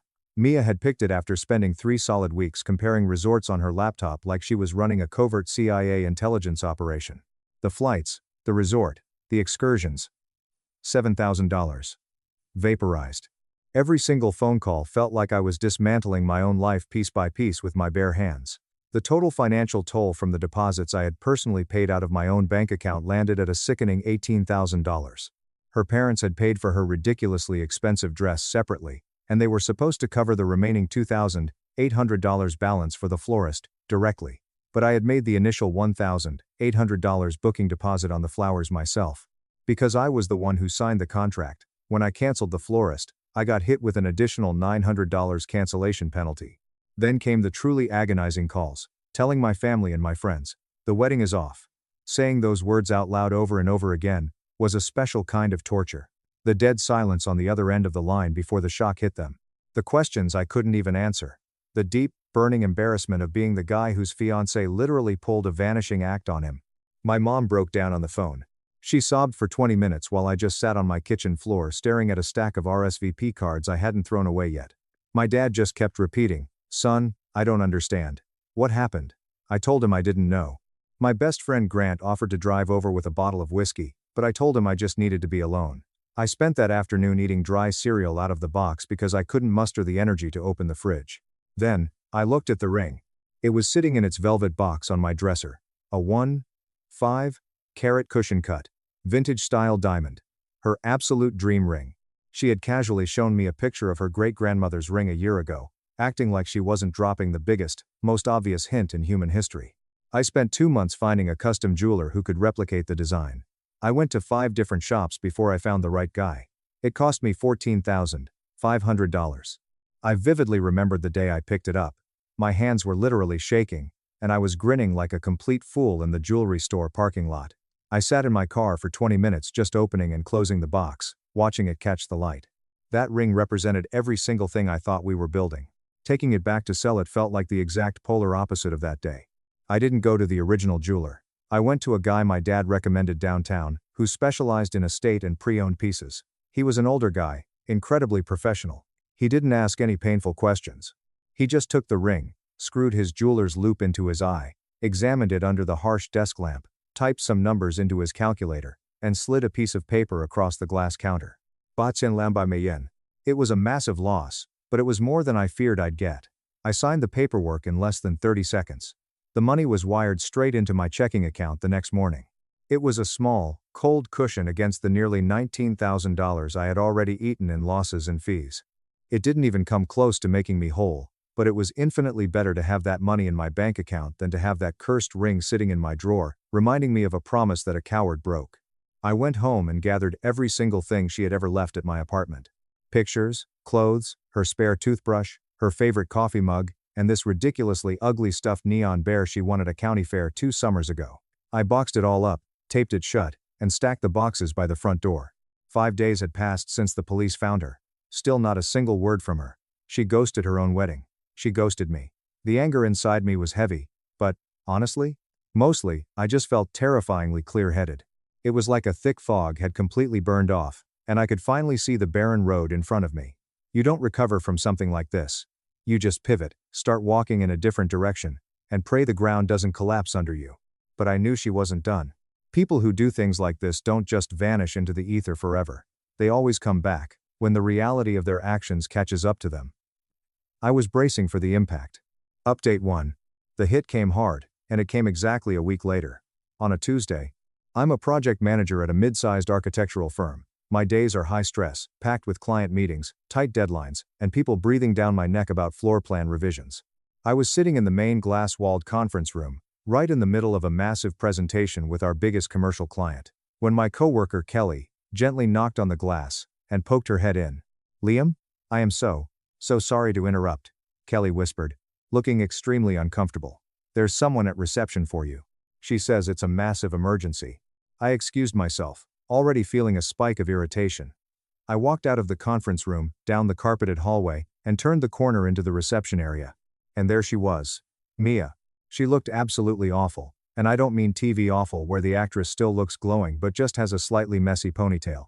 I mean genuinely, realistically rough. Her eyes were bloodshot and swollen shut from crying. Her hair was a tangled mess. She was wearing wrinkled sweatpants and a massive oversized hoodie. She looked like a ghost of the woman I was supposed to marry. Liam, she choked out, her voice cracking violently. She took a step toward me, opening her arms like she expected me to catch her in a desperate embrace. I immediately took a massive step back. I felt absolutely nothing. No warmth. No love. Just a clinical, detached observation of the person standing in front of me. Mia, what are you doing here? I kept my voice low and completely flat. Out of the corner of my eye, I saw Kelly at the front desk suddenly become intensely focused on typing, which meant she was absolutely eavesdropping on every single word. We need to talk, Mia sobbed, her hands shaking. Please, Liam. Please. It was a mistake. It was a horrible, terrible mistake. A mistake? My tone was ice. Forgetting to take out the trash is a mistake, Mia. Faking your own disappearance, letting your family think you were dead, and hiding at Jess's house while I spent 3 days calling morgues? That's not a mistake. That's a deliberate choice. She started hyperventilating. I panicked. I got so scared about the commitment, and Jess got in my head. She said some things about how maybe we were rushing, and I just lost my mind. I didn't know how to face you. I was so ashamed. Ah, Jess. Her free-spirited, wildly toxic friend who went through boyfriends like tissues and always thought Mia could do better than a guy who prefers staying in and watching movies on a Friday night. So you ran, I stated coldly. You ran. You let the police deliver the message, and now you're showing up at my place of work. I still love you, she cried out, reaching out and grabbing my wrist. I physically recoiled and ripped my arm out of her grip. I want to fix this. We can reschedule. We can just tell everyone I had a sudden medical emergency, a nervous breakdown. We can get the venue back. We can fix it. The sheer, unadulterated audacity of this woman was staggering. Fix it? Like it was a minor scheduling conflict? Like she had accidentally double-booked a dinner reservation instead of detonating a 5-year relationship and obliterating my savings? Mia, stop. I looked her dead in the eyes. The wedding is completely cancelled. The venue is gone. The caterer is gone. The honeymoon is gone. And I sold the ring. That stopped her completely cold. It was like I had hit her with a stun gun. Her tears instantly dried up, and her eyes went wide. Her whole body froze. You, what? She whispered. I sold it. I took it to a jeweler on Friday and I sold it. I lost nearly $19,000 in non-refundable deposits that I paid for out of my own pocket because you vanished. The $8,200 I got for the ring barely even covered half of my losses. But it was necessary. You sold my ring? Her voice skyrocketed an entire octave, echoing through the reception area. That was my ring. It was custom made. It was inspired by my great-grandmother. How could you do that? And just like that, the sadness was gone, replaced by pure, entitled rage, and for the first time in weeks, I felt my own anger finally boil over. Your ring? I stepped closer, my voice dropping to a dangerous, quiet register. I paid $14,500 for that ring. With my money. For a wedding that you abandoned. It was a symbol of a promise that you completely shattered. Inspiration does not make it your property, Mia. When you walked away from me, you walked away from everything. She stared at me like I had just grown a second head. You have to give me that money. That's my money. We were getting married. We were. Past tense. I don't owe you a single goddamn cent. The only thing I am doing right now is protecting myself from the financial crater you left me in. Right at that exact moment, my boss, Mr. Henderson, walked out of his office. He's a stern, no-nonsense guy in his 50s. The kind of boss who uses exactly 4 words when one would suffice. He heard the shouting and walked over, his eyebrows raised so high they were practically in his hairline. He looked at Mia, looking like a deranged vagrant, and then looked at me. Is everything all right out here, Liam? Mr. Henderson asked slowly. Just a personal matter, Mr. Henderson. It's being handled right now, I said professionally. I gave Mia a glaring look that clearly communicated, leave. Now. Instead of taking the hint, Mia spun around and looked at my boss. He sold my engagement ring. He canceled our wedding behind my back, and sold my family's heirloom design, without even discussing it with me. She literally complained to my boss, like he was the manager of a retail store, and she was trying to get a refund on a defective toaster. Mr. Henderson looked like he wanted the floor to open up and swallow him whole. Ma'am, he said stiffly, this is a professional workplace. I'm going to have to ask you to lower your voice. I cut in before she could speak. Mia, this is completely inappropriate. You need to leave my office immediately. But she couldn't stop herself. What about my parents? She yelled at me. They paid for my dress. They gave us a $6,000 gift for the honeymoon. You stole their money. Your parents were supposed to pay the $2,800 balance for the florist. I fired back, not caring who heard anymore. But they never did. So when I had to cancel the florist because the bride went missing, I got hit with a $900 cancellation penalty because my name was on the contract. I paid that out of my own pocket.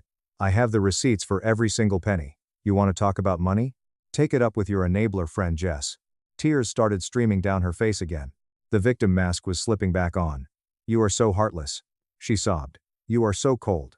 I had a mental health crisis. I made a mistake. Don't I deserve some grace? Some understanding? Understanding? I let out a dry, humorless laugh. I used up every single ounce of my understanding at 3 a.m. while I was sitting in a police precinct, begging a cop to help me find you. You want understanding? Go find a therapist. But do not ever come to my place of work demanding money from a ring that you abandoned. We are done. I hate you, she screamed, full volume, right in the middle of the architectural firm. Several of my coworkers were now openly standing in the hallway, staring. My face was burning with embarrassment, but my spine was made of absolute steel. The feeling is intensely mutual, I said flatly. Kelly, please call building security. Mia glared at me with pure venom for one long, agonizing second. Then she spun on her heel and stormed out the glass double doors, shoving them open so hard they slammed against the walls. Mr. Henderson watched her go, then slowly turned to look at me. He let out a long breath. Well, that was certainly something. Are you all right, Liam? I'm fine, sir. I apologize for the disruption. It won't happen again. My hands were shaking, but not from sadness. From pure, unadulterated adrenaline. She didn't come to my office to beg for forgiveness. She came looking for a reset button, and she fully expected me to pay the restocking fee. Update 2. If you thought the workplace ambush was the climax, buckle up, because the absolute delusion of her family is something that needs to be studied by scientists. Later that exact same evening, my phone rang. The caller ID said Karen, Mia's mother. Karen is a piece of work. She is deeply obsessed with appearances, country club status, and how things look to the neighbors. She's the kind of aggressively passive-aggressive woman who will compliment your shirt but somehow make you feel like you bought it out of a dumpster. I took a deep breath and answered. Hello, Karen. Liam, dear, she began. Her voice was dripping with that sickeningly sweet, fake warmth she only uses when she is about to demand something outrageous. Mia came home today, absolutely devastated. I can imagine, I replied dryly. Screaming at someone in the middle of a corporate office must be very physically draining. I heard a sharp inhale through the phone. The fake sweetness vanished instantly. There is no need for that kind of sarcasm, Liam. The poor girl made a terrible mistake. She had a severe panic attack. Tom and I are obviously disappointed in how she handled it, but she sees her error now. She wants to fix things. But she told me you were incredibly cruel to her today. CNG. Karen. Her version of fixing things was demanding that I hand over cash from a ring that I bought, for a wedding that she destroyed. A mess that cost me nearly $20,000. That's not fixing things. That's a hostage negotiation.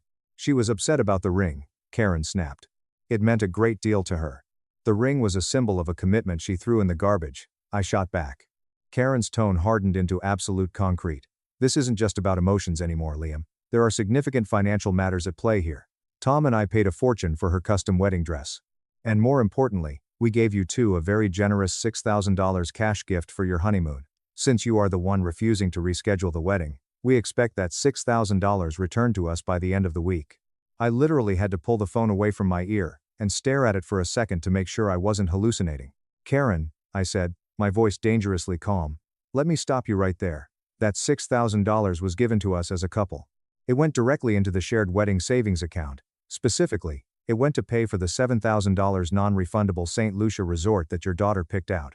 The resort that refused to give me a refund because we canceled 4 days before the flight. I have the bank records. I have the wire transfer confirmations. Every single dollar is completely accounted for. Total silence on the other end. The wedding is off because Mia disappeared.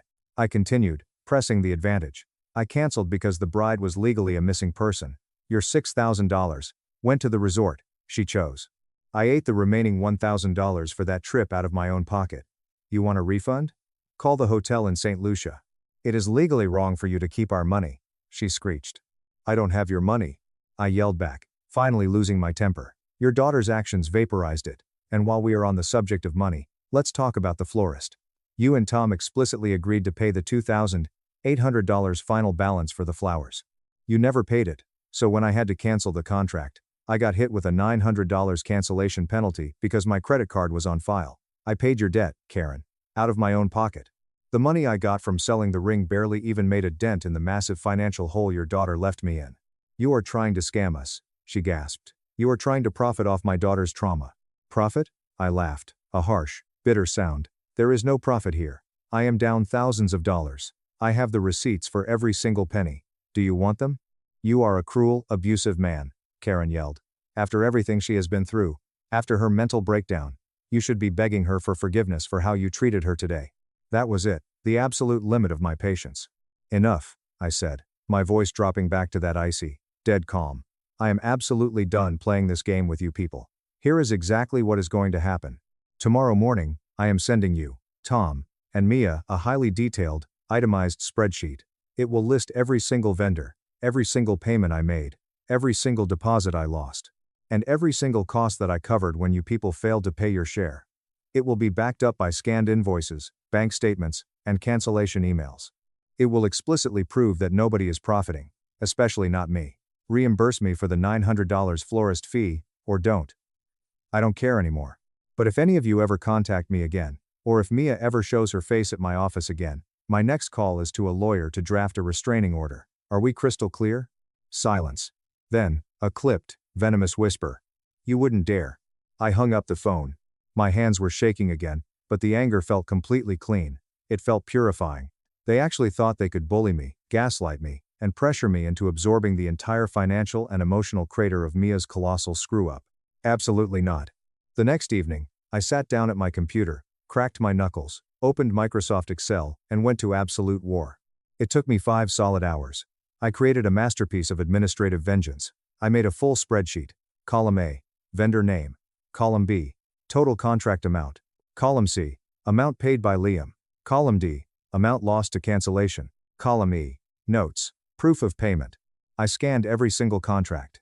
The venue, the caterer, the photographer, the St. Lucia resort.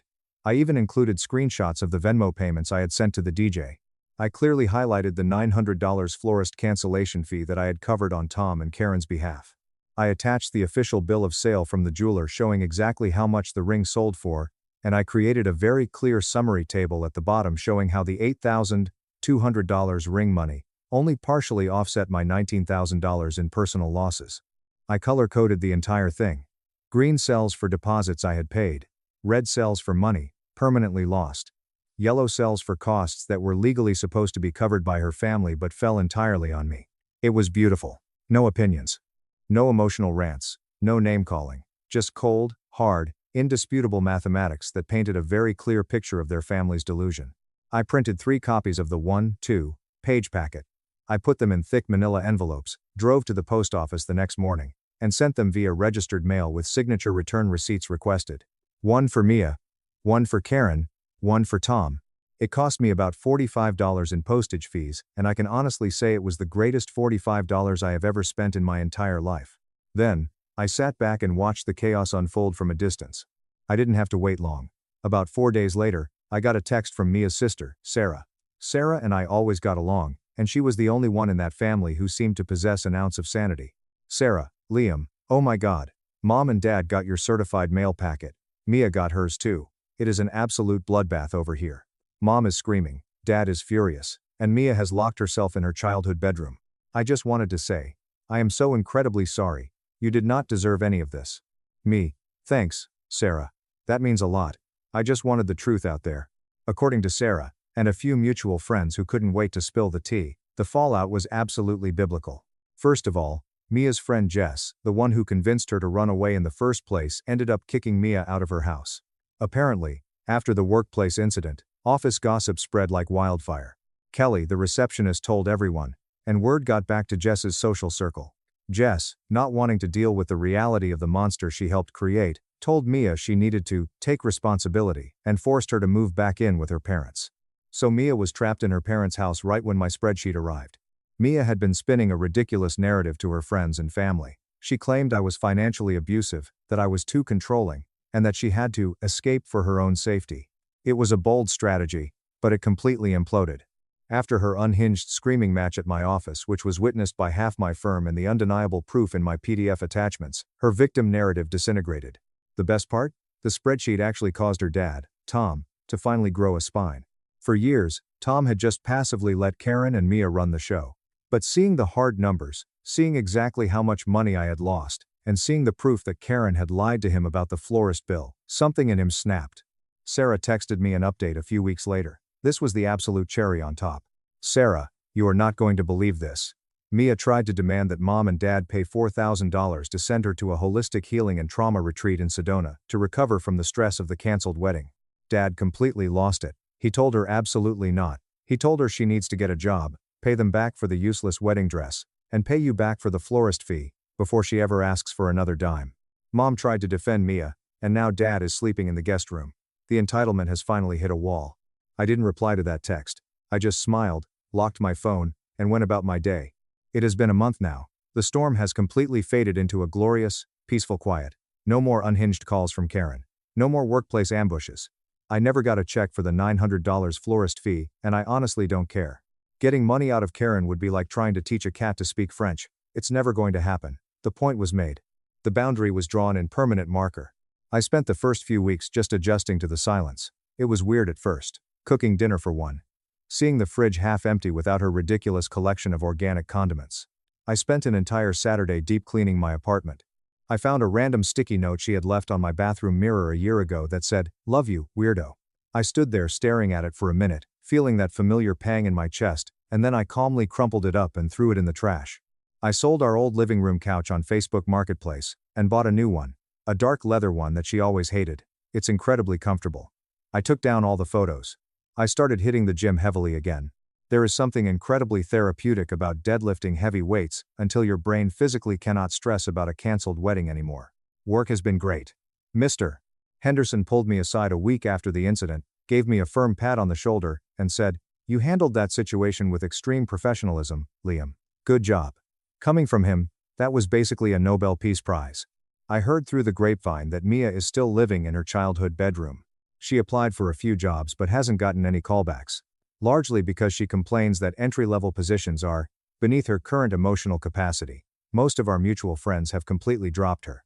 A few of the guys reached out to me, apologized for ever doubting me, and invited me out for beers. I'm not dating, not even close.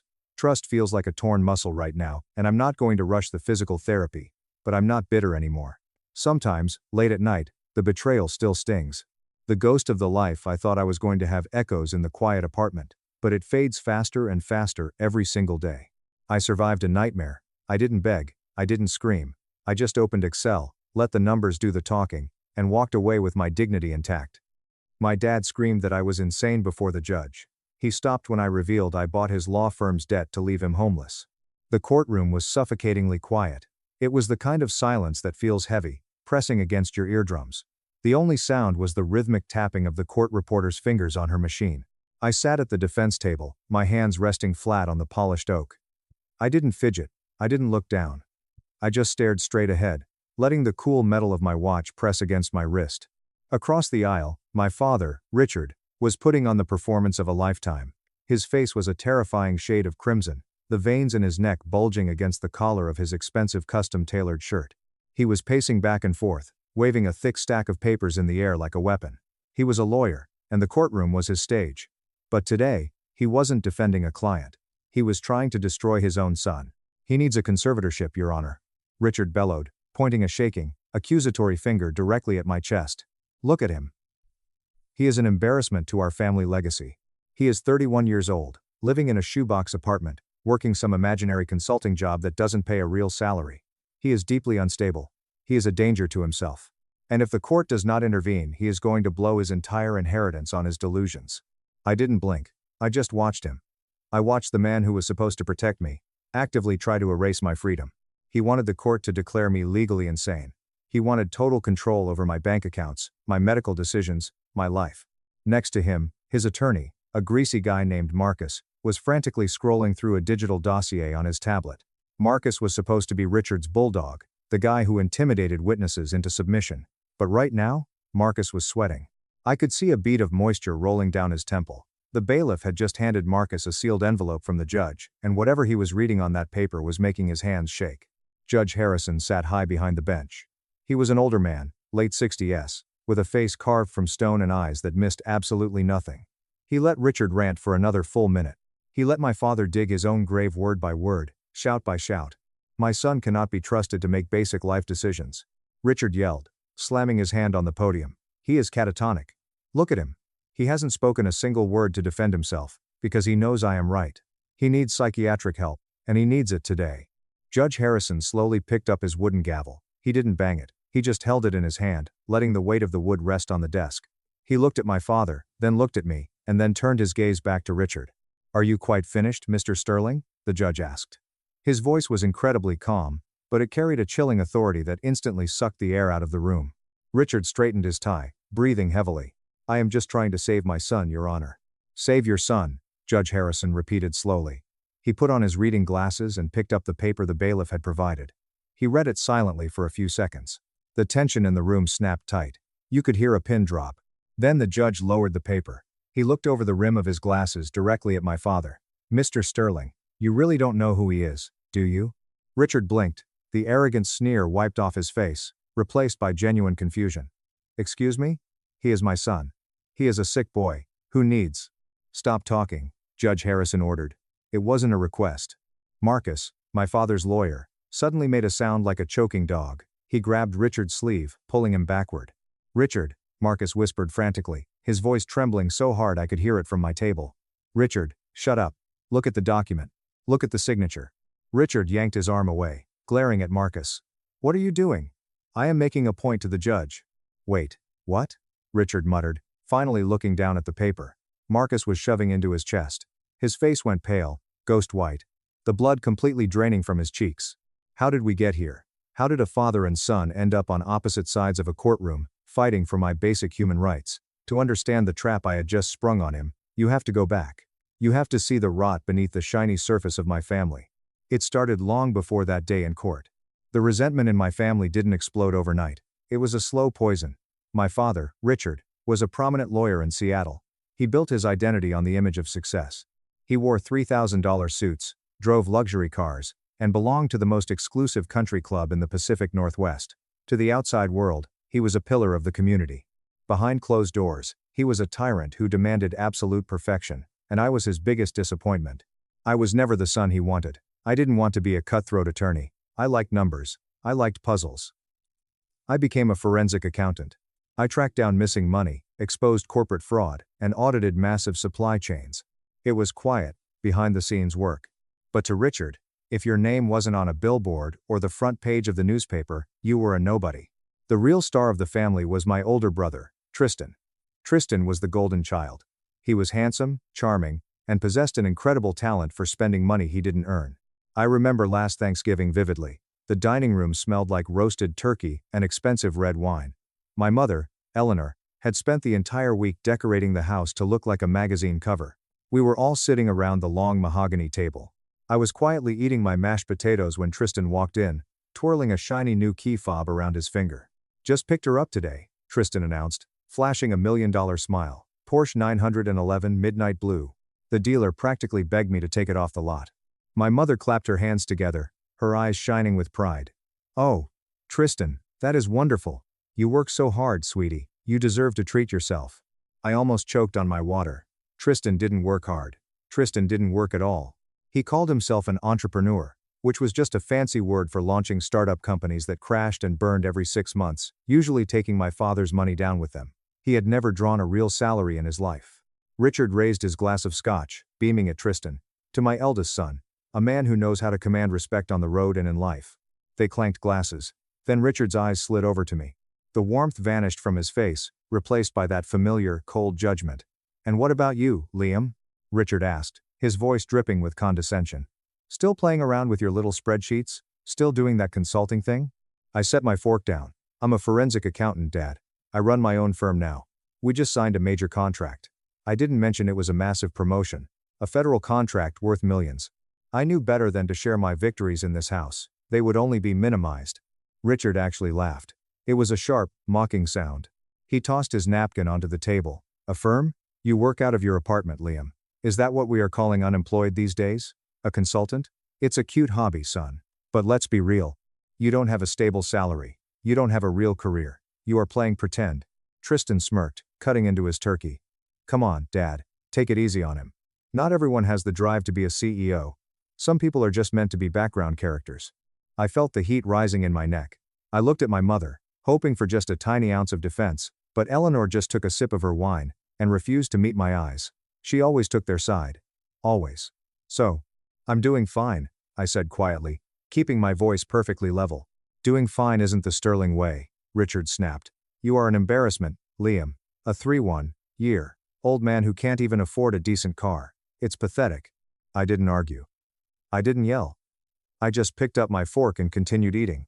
Let them think I was a failure. Let them believe I was broke. The truth was, my cute little hobby was bringing in more money in a single month than Richard's law firm made in a year. But I kept my mouth shut.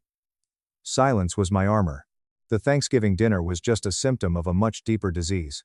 The real fracture happened a few years earlier, right after my grandmother's funeral. My grandmother was the only person in the family who truly saw me. She knew Richard was a narcissist, and she knew Tristan was a parasite. When she passed away, the reading of the will dropped a nuclear bomb on the family. She left the bulk of her estate a massive trust fund, an inheritance worth roughly $4.5 million entirely to me. She left Richard a vintage grandfather clock, and she left Tristan nothing. Zero. The day we found out, Richard threw a glass against the wall in the lawyer's office. He demanded they contest the will. He claimed my grandmother wasn't in her right mind, but the paperwork was ironclad. The money was mine.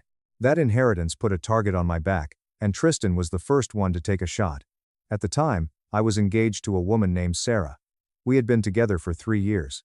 She was beautiful, ambitious, and I thought she loved me. But Sarah had a weakness for shiny things and high status. After the funeral, when the tension in the family was at an all-time high, Tristan started hanging around my apartment more often. He would show up in his expensive suits, talking about his fake business deals, flashing his credit cards. One Tuesday evening, I came home early from work. The apartment was completely silent. I walked into the bedroom and saw Sarah's closet doors wide open. Half her clothes were gone. Her suitcases were missing. Sitting on the kitchen counter was a folded piece of paper and my engagement ring. The note was brief. Liam, I'm sorry. I just can't do this anymore. You are too quiet, too stagnant. I need someone with ambition. I'm leaving with Tristan.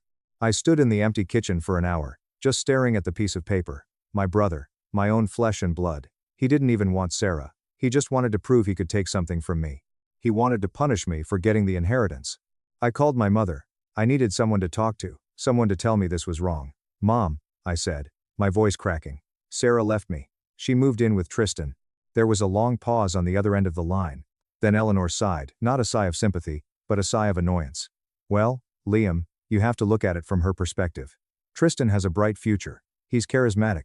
He's going places. You isolate yourself. You can't blame a woman for wanting security. My chest tightened. Security? Mom, Tristan is broke. He drained his college fund 10 years ago. He lives off Dad's credit cards. I'm the one with a steady job. Don't raise your voice at me, she scolded sharply. Your brother is trying his best.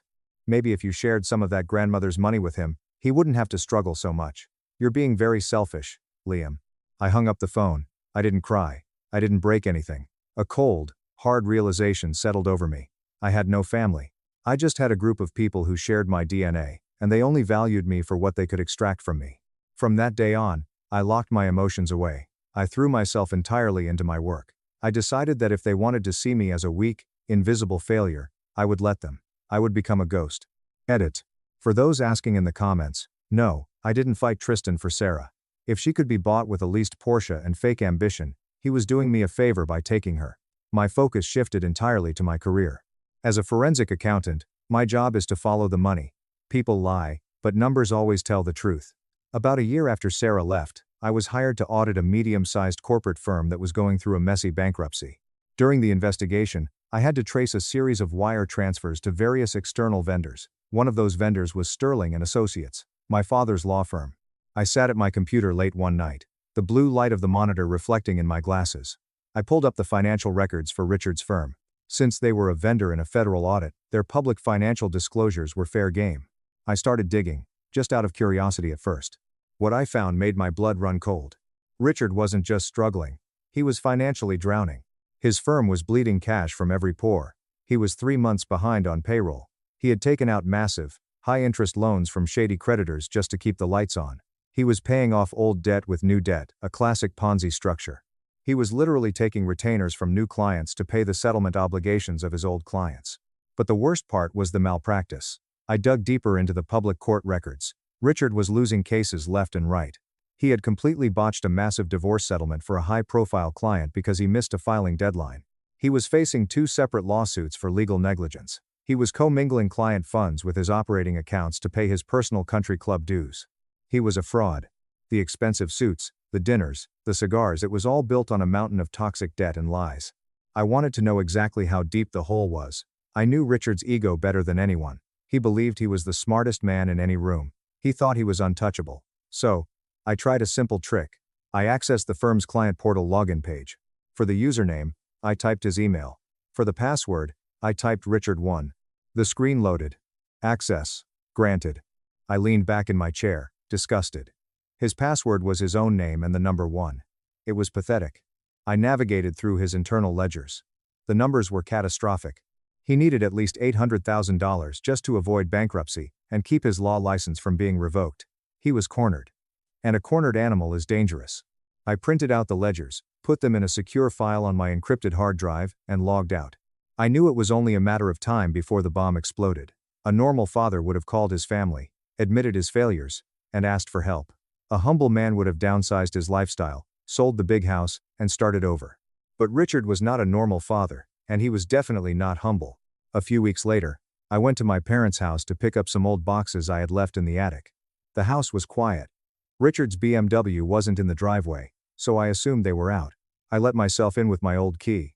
As I was walking past the heavy oak doors of Richard's home office, I heard voices. The bank rejected the loan extension, Eleanor. We are out of options. It was Richard. He sounded exhausted. Desperate. I stopped dead in my tracks, pressing my back against the wall in the hallway. What about Tristan? Eleanor asked, her voice trembling. Can he ask some of his investor friends? Richard scoffed loudly. Tristan doesn't have any investor friends. He's an idiot who just bought a Porsche on my credit line. The bank is threatening to foreclose on this house, Eleanor. If the Bar Association finds out about the client funds, I will go to prison. Silence hung in the air. Then my mother spoke again, her voice dropped to a sinister whisper. What about Liam? My heart hammered in my chest. Liam won't give me a dime, Richard growled. He's too stingy. He's sitting on millions from his grandmother's inheritance, living like a rat in that downtown apartment, and he won't even help his own father. I didn't say we should ask him, Eleanor said coldly. I'm saying Liam hasn't been acting right lately, Richard. He's withdrawn. He doesn't socialize. He works weird hours. He's clearly depressed, maybe even delusional. I squeezed my eyes shut. I knew exactly where she was going with this. If he is legally incapacitated, Eleanor continued smoothly, as his next of kin, you would be granted power of attorney. You could take control of the trust fund. You could manage the inheritance for his own good. We could save the house, save your firm, and get Liam the help he needs. Richard didn't object. He didn't say, no, he's my son. I won't do that. Instead, I heard the sound of ice clinking against a glass. Dr. Vance owes me a favor, Richard said slowly. I got him out of that messy malpractice suit 5 years ago. He's a licensed psychiatrist. If he signs an affidavit stating Liam is a danger to himself, we call the police. Eleanor finished the thought. A $5,150 hold, 3 days in a psychiatric ward, long enough for you to file an emergency conservatorship with Judge Harrison. I couldn't listen anymore. I backed away silently, my rubber-soled shoes making no noise on the hardwood floor. I slipped out the front door and walked to my car. My hands were shaking not from fear, but from a rage so pure and white-hot it burned my throat. My own parents. My mother and father were plotting to lock me in a psychiatric hospital, strip away my human rights, and steal my inheritance just to pay off their own greedy mistakes. They thought I was weak. They thought I was a quiet, passive little boy who would just break down and surrender. They had no idea who they were dealing with. They wanted a war. I was going to give them a massacre. It happened on a Tuesday. The rain was coming down in sheets, beating against the windows of my apartment. I was sitting at my kitchen island at 11:45 p.m., drinking black coffee and running a complex data analysis for a new tech client. My apartment was spotless, quiet, and completely normal. Suddenly, a heavy, aggressive pounding echoed through my front door. It wasn't a friendly knock. It was the kind of knock that demanded entry. I frowned, saving my work on the laptop. I walked to the door and looked through the peephole. Standing in the dimly lit hallway were 2 police officers. One of them had his hand resting near his duty belt. I unlocked the deadbolt and opened the door. Can I help you, officers? I asked, keeping my voice calm and polite. The older officer, a guy with a thick mustache and a nameplate that read Jenkins, looked me up and down. His eyes darted past my shoulder, scanning my apartment for signs of chaos. Liam Sterling? Yes, that's me. Officer Jenkins pulled a folded yellow document from his jacket pocket. Mr. Sterling, we received an emergency call from your family. We have a 5,150 involuntary psychiatric hold order, signed by a licensed physician. We need you to step out into the hallway and come with us. The air left my lungs. Even though I knew they were planning something, hearing the words out loud felt like getting hit in the chest with a sledgehammer. A 5,150 hold. They actually did it. They actually pulled the trigger.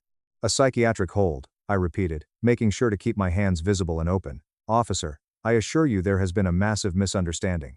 I am perfectly fine. The younger officer stepped forward, his face stern.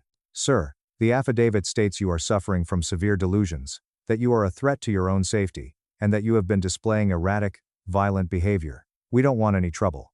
Please just come quietly to the hospital for an evaluation. Violent behavior? I hadn't raised my voice in 3 years. May I see the document, please? I asked. Jenkins hesitated, then handed me the paper. I read the terrifying words printed on the official letterhead.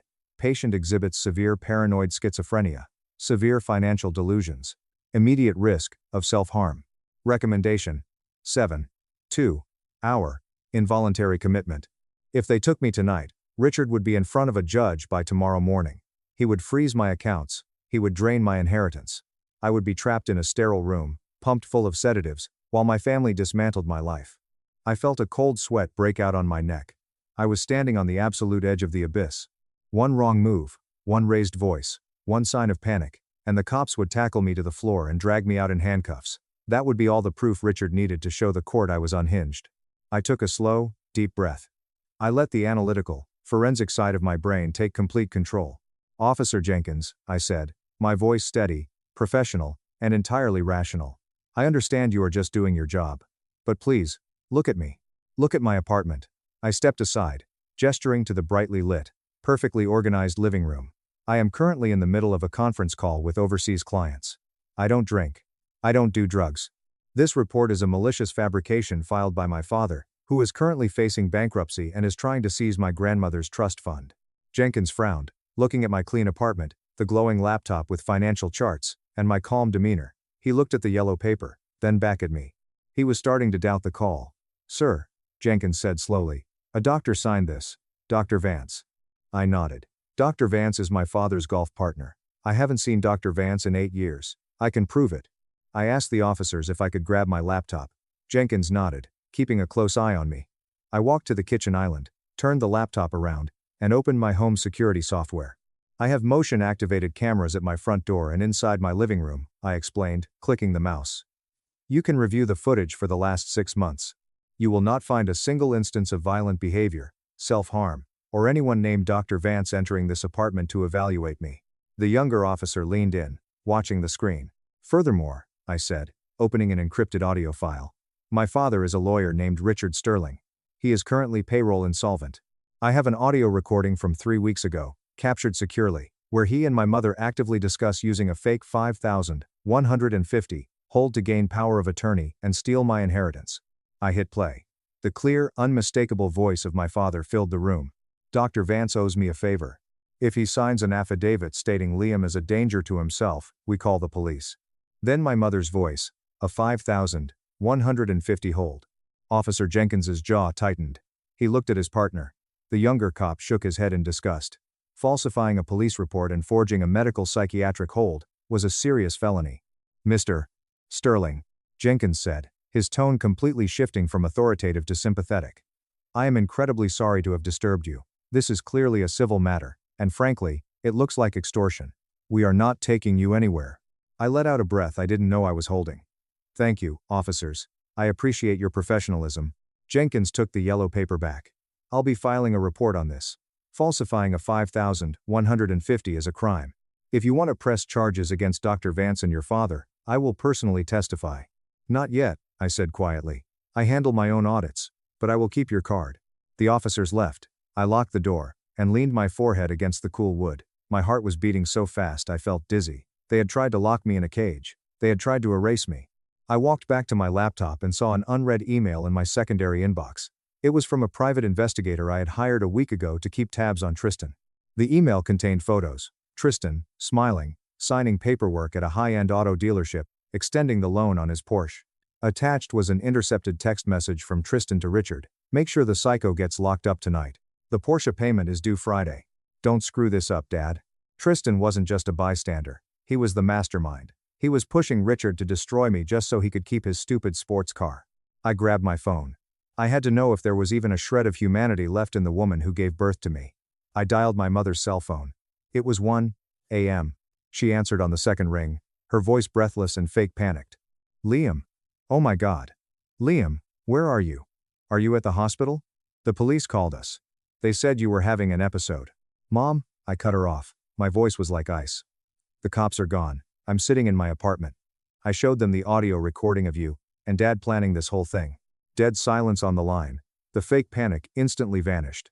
Liam, Eleanor said, her voice dropping into that low, manipulative tone she always used. Listen to me. You are confused. You are sick.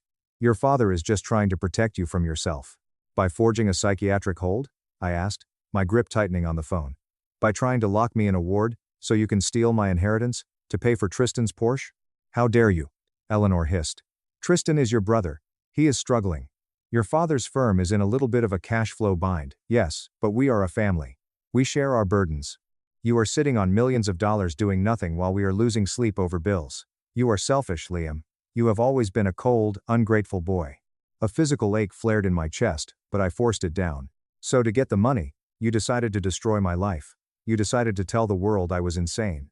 Eleanor started crying the fake, weaponized tears she used to win every argument. We just need the money, Liam. Please, just sign the power of attorney over to your father. Let Tristan manage the trust. We will make sure you are taken care of. Please don't break this family apart. She was actually blaming me. She was trying to make me feel guilty for surviving their assassination attempt. You broke this family, Mom, I said softly. And now, I am going to break you. I hung up the phone. I didn't block her number. I just set the phone face down on the counter. The last tiny piece of love I had for my parents died in that exact moment. It withered away to dust and blew away. I was no longer a son. I was an auditor, and my family's ledger was deeply in the red. I didn't sleep that night. I brewed another pot of coffee, opened my encrypted drives, and started drafting the blueprint for their total destruction. If Richard wanted to play high-stakes legal games, I was going to show him how a forensic accountant plays the board. The next morning, I met my best friend and business partner, Caleb, at a quiet diner downtown. Caleb was a brilliant corporate strategist, the kind of guy who could find a legal loophole in a brick wall. He was also the only person I trusted. I slid a manila folder across the sticky diner table. Caleb opened it, scanning the forged 5,150 document, the financial ledgers from Richard's firm, and the photos of Tristan's Porsche. Caleb whistled low, taking a sip of his coffee. Wow, your dad is a piece of work. Forging a psych hold? Liam, you could take this to the district attorney right now. He'd lose his law license by Friday and face jail time. Too fast, I said, staring out the window at the rainy street. Jail is too easy. If I just turn him in, he plays the martyr. He goes on the news, cries about his sick son framing him, and files for bankruptcy. He escapes the debt. Tristan keeps the car. Eleanor plays the victim. No. I looked back at Caleb, my eyes dead serious. I don't just want him disbarred. I want to take everything he values. I want the firm. I want the house. I want the cars. I want to humiliate him so profoundly that he can never look down on anyone ever again. Caleb grinned. It was a dangerous, predatory smile. Okay, I'm listening. What's the play? We are incorporating a new holding company, I said, pulling out a fresh legal pad. Fast track it through Delaware. Hide the ownership structure behind two shell LLCs. Total anonymity. What are we calling it? Caleb clicked his pen. Aegis Holdings. Aegis Holdings will be a private equity firm, I replied.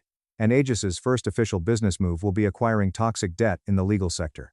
Caleb stopped writing. He looked up at me, his eyes wide as he realized what I was suggesting. Liam, you want to buy your dad's debt? Not just buy it, I said. I want to own him.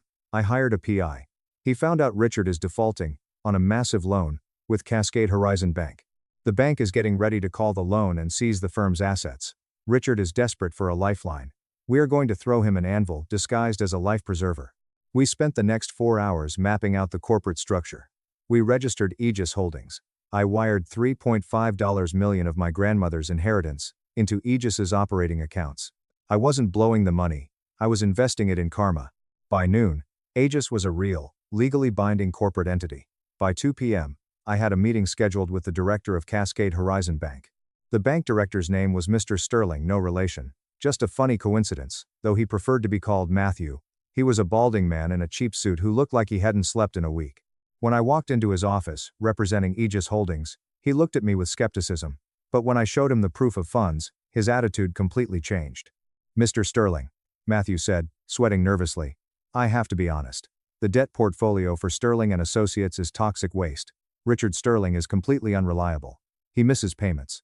He threatens my loan officers with lawsuits, and his firm is practically insolvent. Why would a private equity group want to buy this garbage?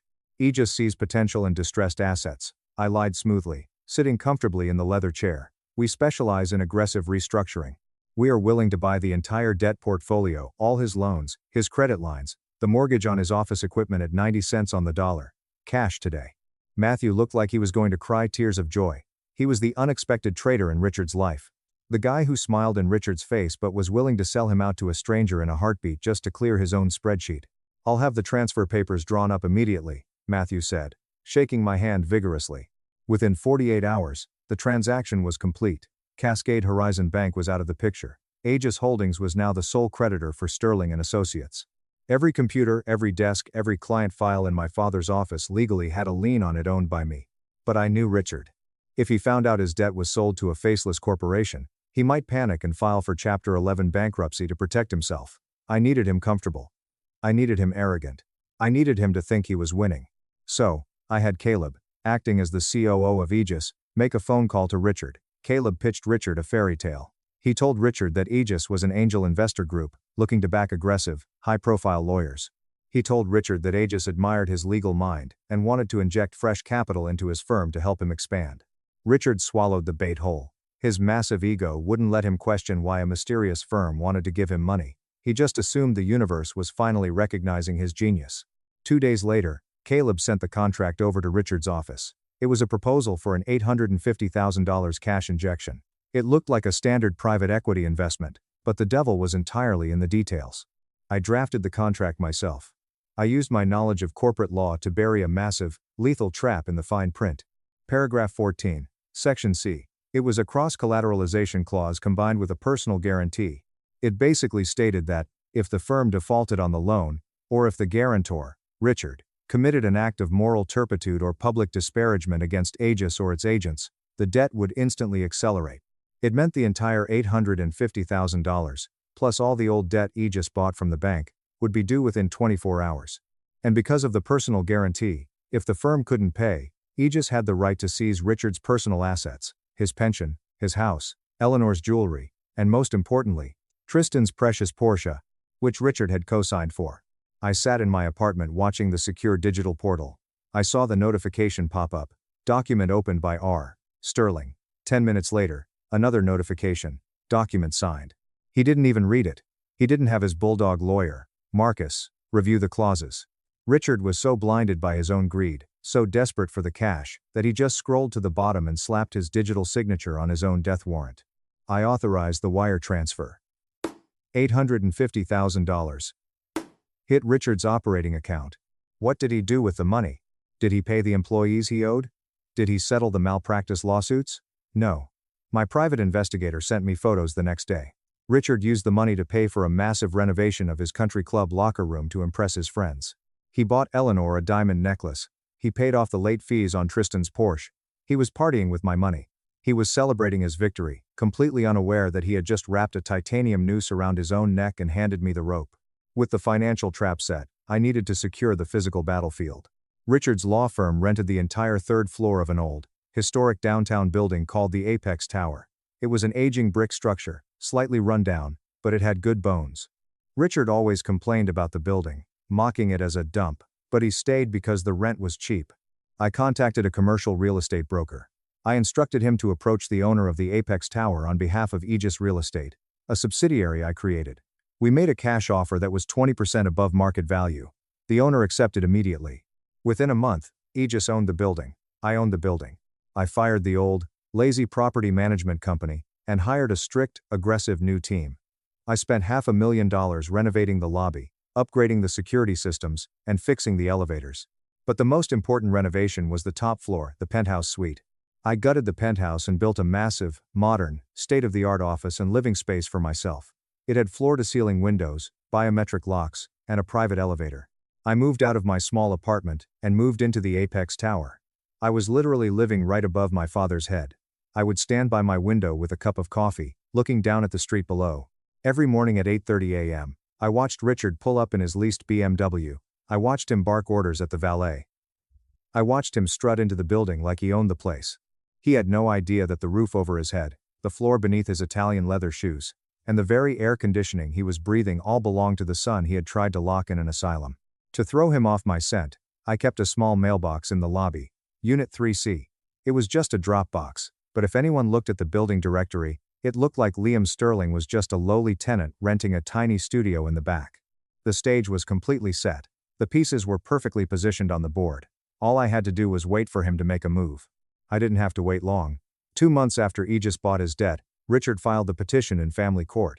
He filed for an emergency conservatorship, claiming I was mentally incompetent and unfit to manage my grandmother's inheritance. He attached a newly forged letter from Dr. Vance. He was making his final, desperate grab for my money. He thought he was bringing me to the slaughterhouse. He didn't know he was stepping into a courtroom where I owned the judge's gavel, the building, and his entire existence. Which brings us right back to that courtroom, where Judge Harrison was staring at my father over the rim of his glasses, asking the question that would end Richard's life as he knew it. "You really don't know who he is, do you?" Judge Harrison's words hung in the air like a guillotine waiting to drop. He had just asked my father if he really knew who I was. Richard was completely derailed. His carefully rehearsed speech about my supposed insanity died in his throat. Richard scoffed, a nervous, dismissive sound. He adjusted his silk tie, trying to reclaim his authority in the room. "Your Honor, I know exactly who he is. He is my son. He is a sick, unstable young man who lives in squalor. Have you seen the address on his mail? He lives in the Apex Tower. It is a crumbling brick pile downtown. He refuses to let his own mother visit because he is ashamed of how he lives. It is a studio apartment in a building that probably has rats in the walls. He cannot even afford a doorman, and you expect me to believe he is competent to manage a multi-million-dollar inheritance?" I bit the inside of my cheek to keep my expression completely flat. The Apex Tower. He called it a crumbling brick pile. I called it a historic restoration project. And he was right about the rats when I first bought the building 6 months ago. But I hired the exterminators. I hired the contractors. I renovated the lobby, and I took the entire top floor for myself. He thought I was a tenant in Unit 3C. He didn't know 3C was just the mail drop I kept to throw him off the scent. He stood there, chest heaving, triumphant. He thought he had delivered the killing blow. He thought he had exposed me as a fraud. He didn't realize that by insulting the crumbling brick pile, he had just insulted his own landlord in open court. Judge Harrison slowly took off his reading glasses. He didn't look angry anymore. He looked bored. And that was so much worse for Richard. "Mr. Sterling," the judge said, his voice quiet and dangerously calm, "I am going to give you exactly 10 seconds to sit down and shut your mouth, because if you say one more word about the defendant's mental state, I will hold you in contempt so fast your head will spin." Richard opened his mouth to argue, but his lawyer, Marcus, physically yanked him down into his chair. Marcus was terrified. He was still staring at the document the bailiff had handed him. "Good," the judge said. He picked up the next document in the stack on his desk. "Now that we have established your very colorful opinion, let us look at the facts. Because according to this deed, the crumbling brick pile you just mentioned, he doesn't just live there." Judge Harrison slid a single piece of heavy parchment paper across the polished wood of his bench. The bailiff retrieved it and handed it to Marcus. Marcus's eyes darted across the page, his breathing growing shallow. "The Apex Tower," Judge Harrison stated, his voice devoid of any emotion. "Unit 3C is indeed a mail drop. Mr. Sterling, you were right about that detail. But Liam Sterling does not rent it. He owns the building. The entire building, including the commercial suites on the 3rd floor. The suites your law firm currently occupies." Richard blinked. He looked at the paper in Marcus's hands, then at me, then back at the judge. His brain was violently misfiring. He could not process the information. It went against everything he believed about the world and his place in it. "That is impossible," Richard stammered, his voice losing its booming theatrical quality. "My landlord is a corporate entity. I pay rent to Aegis Real Estate. I signed the lease renewal last month. I have never written a rent check to my son." "Aegis," the judge repeated, Tasting the word. He reached into a thick manila folder on his desk. Now, that is a name that appears quite frequently in these financial files. Aegis Real Estate. Aegis Capital. Aegis Holdings. I watched Richard's eyes widen. He recognized that last name. Aegis Holdings was the private equity firm that had just injected $850,000 into his failing business. It was the only thing keeping him from total ruin. Judge Harrison pulled out a massive, heavy binder. The spine cracked loudly as he opened it to the first tab. According to your firm's financial disclosures, Judge Harrison continued, Aegis Holdings is your primary investor. In fact, looking at these ledgers, they are the only reason your firm is still solvent. They bought out your toxic debt from Cascade Horizon Bank, and then they injected $850,000 into your operating account 2 months ago. Is that correct? Richard straightened his posture, frantically trying to find a shred of familiar ground. This was business. He understood business. Or at least he thought he did. Yes, Your Honor, Richard said, forcing a confident tone. Aegis is a private equity angel investor. They saw the massive potential in my firm. They recognized my legal acumen and decided to back a winner. They saved us. He turned his head and sneered directly at me. Unlike my son, who wouldn't know a capital investment if it hit him in the face, Aegis believes in me. I watched him spin his web of lies. It was almost tragic. He was standing in a federal courtroom, bragging about the rope I had just sold him to hang himself with. He genuinely believed some Wall Street billionaires were deeply impressed by his mediocre divorce and custody settlements. Aegis believes in you, the judge echoed dryly. He turned the heavy binder around so Richard could see the incorporation documents displayed on the first page. That is fascinating, Mr. Sterling. Because according to these federal incorporation documents, the sole incorporator, the chief executive officer, and the primary signatory for Aegis Holdings, is Liam Sterling. The air left the room. It didn't hiss out slowly, it simply vanished. Richard stared at the signature at the bottom of the page. It was my signature. The exact same signature I used on the birthday cards he threw in the trash. The exact same signature I put on the lease renewal he had blindly signed last month. No, Richard whispered, his face contorted. No, this is a trick. This is fraud. He looked at Marcus, his face twisted into a mask of desperate, cornered arrogance. Marcus, tell him. Tell the judge this is a forgery. My son does not run a private equity firm. He plays with spreadsheets in a rat-infested apartment. He doesn't have the brain capacity to pull off a corporate acquisition. Marcus just stared at the desk. He wouldn't look at Richard. He wouldn't look at me. He just slowly shook his head. The federal seal is real, Richard. The notary stamp is authenticated. He owns it. He owns Aegis. Richard ripped his arm away from his lawyer. Get off me, Marcus. I am not going to sit here while my son makes a mockery of this court. Richard turned back to the judge, his confidence violently morphing into raw aggression. He pointed a shaking finger at me again, jabbing the air. Look at him. Look at that cheap suit. Look at those scuffed shoes. Does that look like a CEO to you? Successful people do not live like refugees, Your Honor. He is lying. This is a symptom of his mental illness. I glanced down at my shoes. He was right about one thing. They were slightly scuffed. I had scuffed them climbing through a warehouse window last week to verify inventory for a client's audit. I didn't replace them because I didn't care. Unlike Richard, I didn't need to wear my net worth on my feet. True power doesn't need to scream for attention. Mr. Sterling, Judge Harrison warned, his voice turning to gravel. I will not warn you again about your outbursts. But Richard was entirely beyond reason now. The reality of the situation was too devastating for his ego to accept. He thought he had found the ultimate flaw in my plan. A manic, unhinged grin began to spread across his face. Wait a minute, Richard said, his voice rising in a bizarre, triumphant pitch. Wait just a minute. I see what this is. You thought you were so smart, didn't you, Liam? Richard laughed aloud. It was a wet, ugly sound that bounced off the wood paneling, stripping away the very last shred of dignity he had left. He looked at Judge Harrison with the kind of condescending pity usually reserved for a confused child. Your Honor, my son just admitted to a massive regulatory violation in open court, Richard declared, smoothing his tie with shaking hands. He just handed us the victory. Marcus made a sound like a dying animal. He grabbed Richard's sleeve, his knuckles turning white. Richard, he hissed, his voice trembling so hard it was audible 3 rows back in the gallery. Richard, stop talking. Do not do this. Please, just sit down. Shut up, Marcus, Richard snapped. He turned his attention entirely to me, his eyes wide and wild. You stupid boy. You tried to play big shot, but you didn't do your homework. You are not a lawyer, Liam. You are just a glorified bookkeeper. And according to the American Bar Association, Rule 5.4, non-lawyers cannot hold equity in a legal practice. It is strictly illegal. Richard slammed his hand on the table, leaning forward as if he were delivering a closing argument to a jury. You cannot own my firm. The entire contract is void. You just broke the law to pretend you were important. I am going to have you investigated for fraud. I will take every penny of that inheritance you stole from Tristan and me, and I will see you behind bars. He looked up at the judge, practically vibrating with victory. Dismiss this fake corporation, Your Honor. Rule 5.4 protects me. He is not my boss. He is a criminal.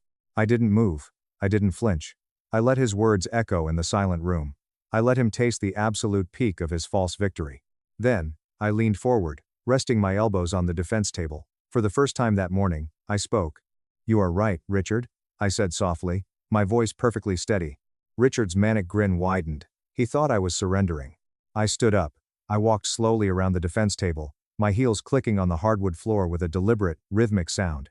Marcus shrank back in his chair as I approached, clutching his briefcase against his chest like a shield. But Richard didn't retreat. He puffed out his chest, still clinging desperately to his delusion that a legal technicality would save him. I stopped right in front of him.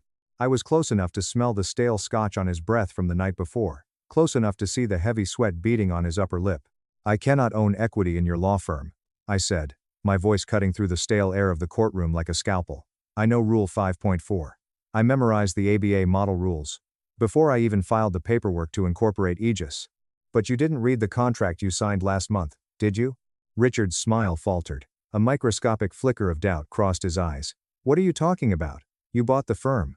I didn't invest in you, Richard, I said, cold and clear. I bought your debt. I motioned to the judge.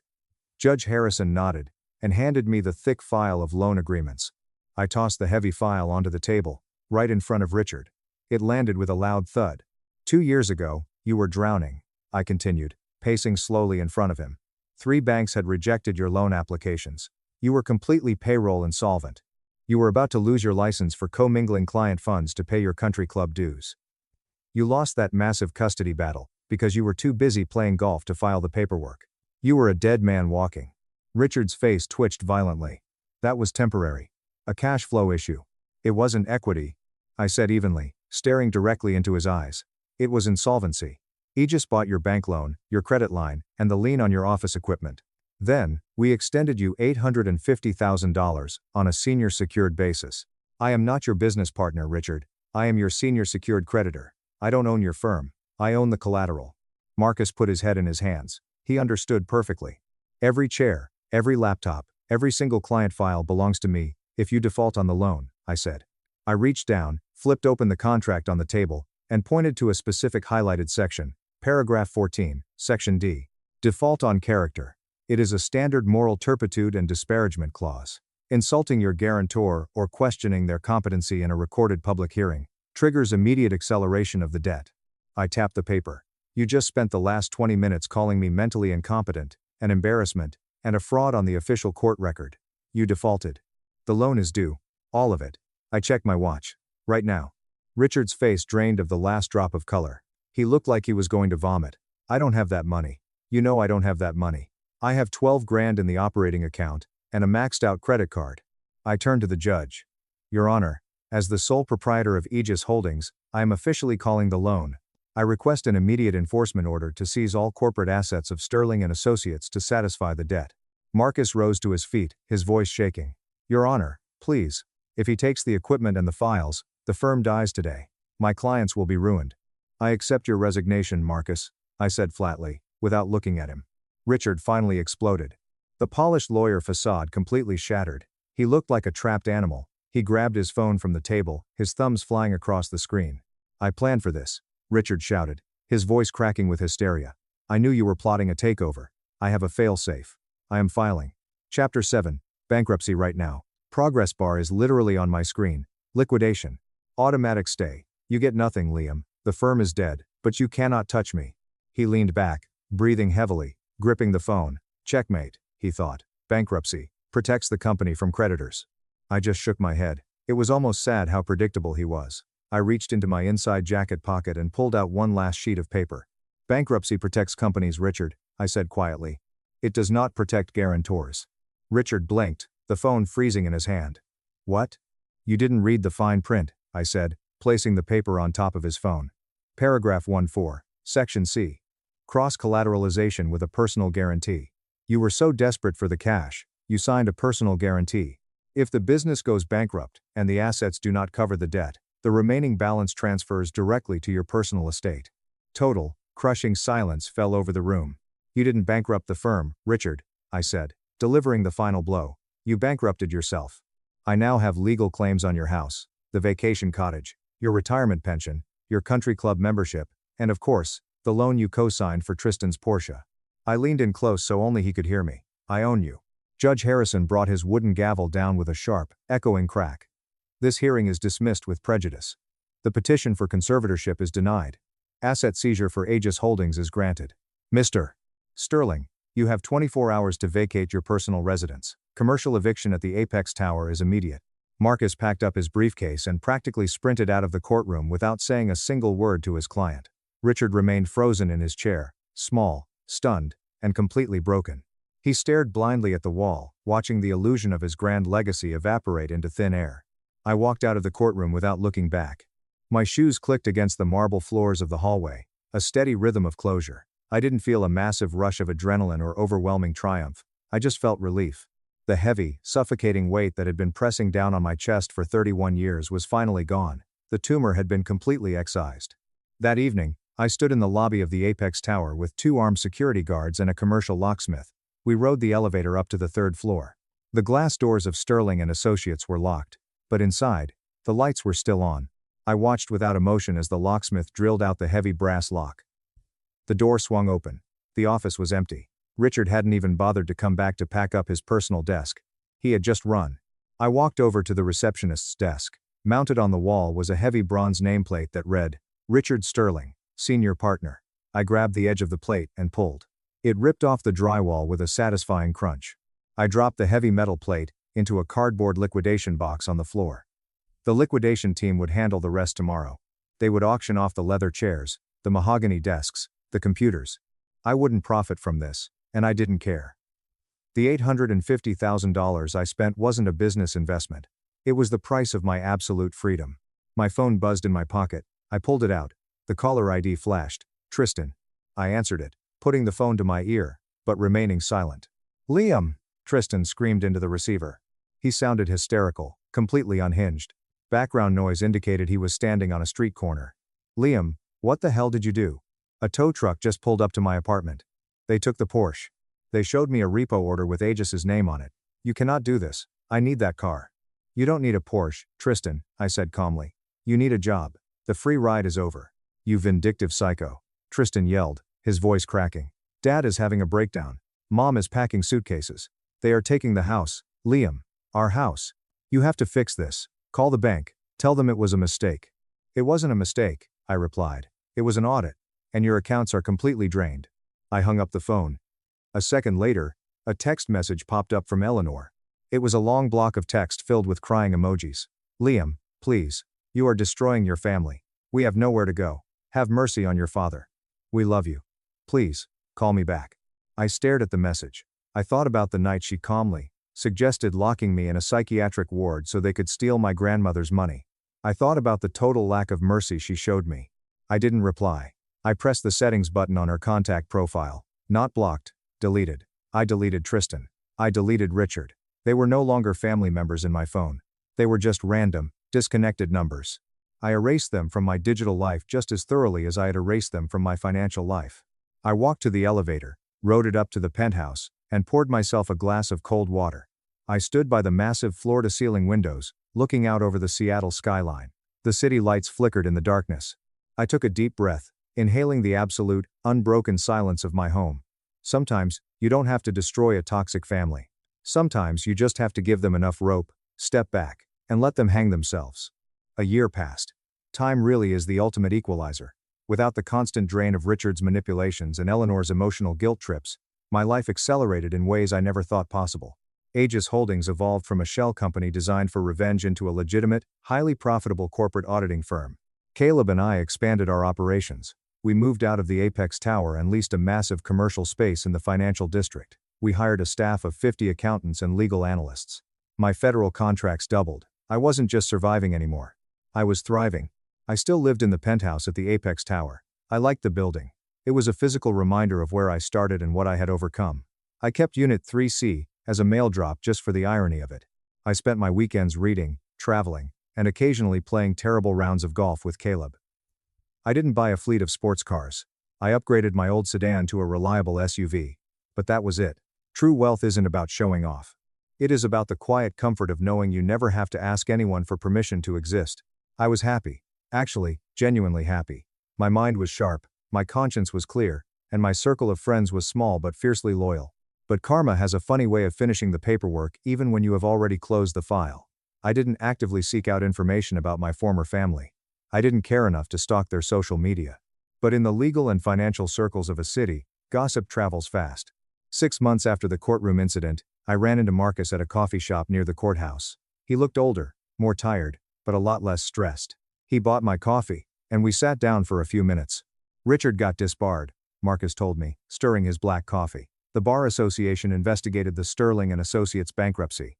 They found the ledgers where he commingled client funds with his personal accounts. They stripped his license permanently. He narrowly avoided prison time by pleading poverty and claiming severe mental distress.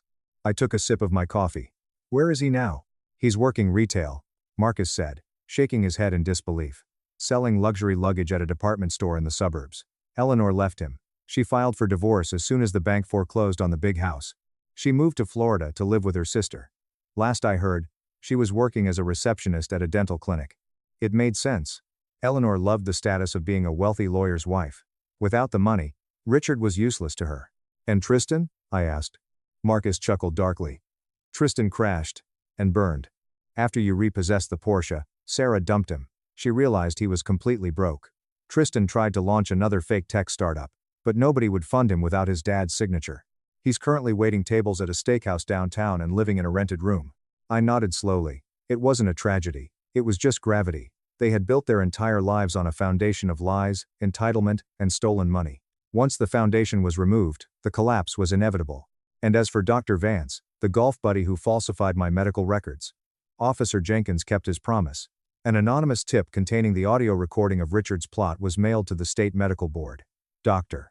Vance's license was suspended, pending a massive federal investigation into insurance fraud. He would never practice medicine again.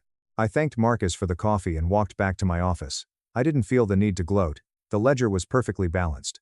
People often ask me if I regret what I did. They ask if I ever feel guilty for dismantling my own family. Society teaches us that blood is thicker than water, that you have to forgive your parents, no matter what they do to you. But I learned a very different lesson. Respect is a two-way street, and love should never be a weapon used to control you. Richard and Eleanor didn't see me as a son. They saw me as an ATM. They saw me as an obstacle to their own selfish desires. When they tried to strip away my sanity and my freedom, they broke the social contract of family. I didn't destroy them. I simply stopped being their victim. I used the very tools Richard worshipped: money, contracts, and the law to reflect his true nature back at him. Power isn't about screaming the loudest in a courtroom. Power isn't a shiny Porsche or a country club membership paid for with stolen money.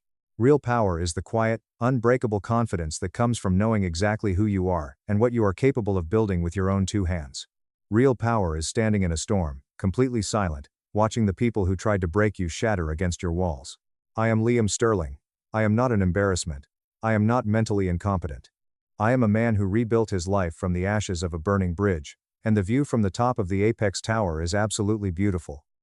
My parents abandoned at the altar for sister's spa brunch. I cut their $1,100 month allowance and let the bank evict them to the streets.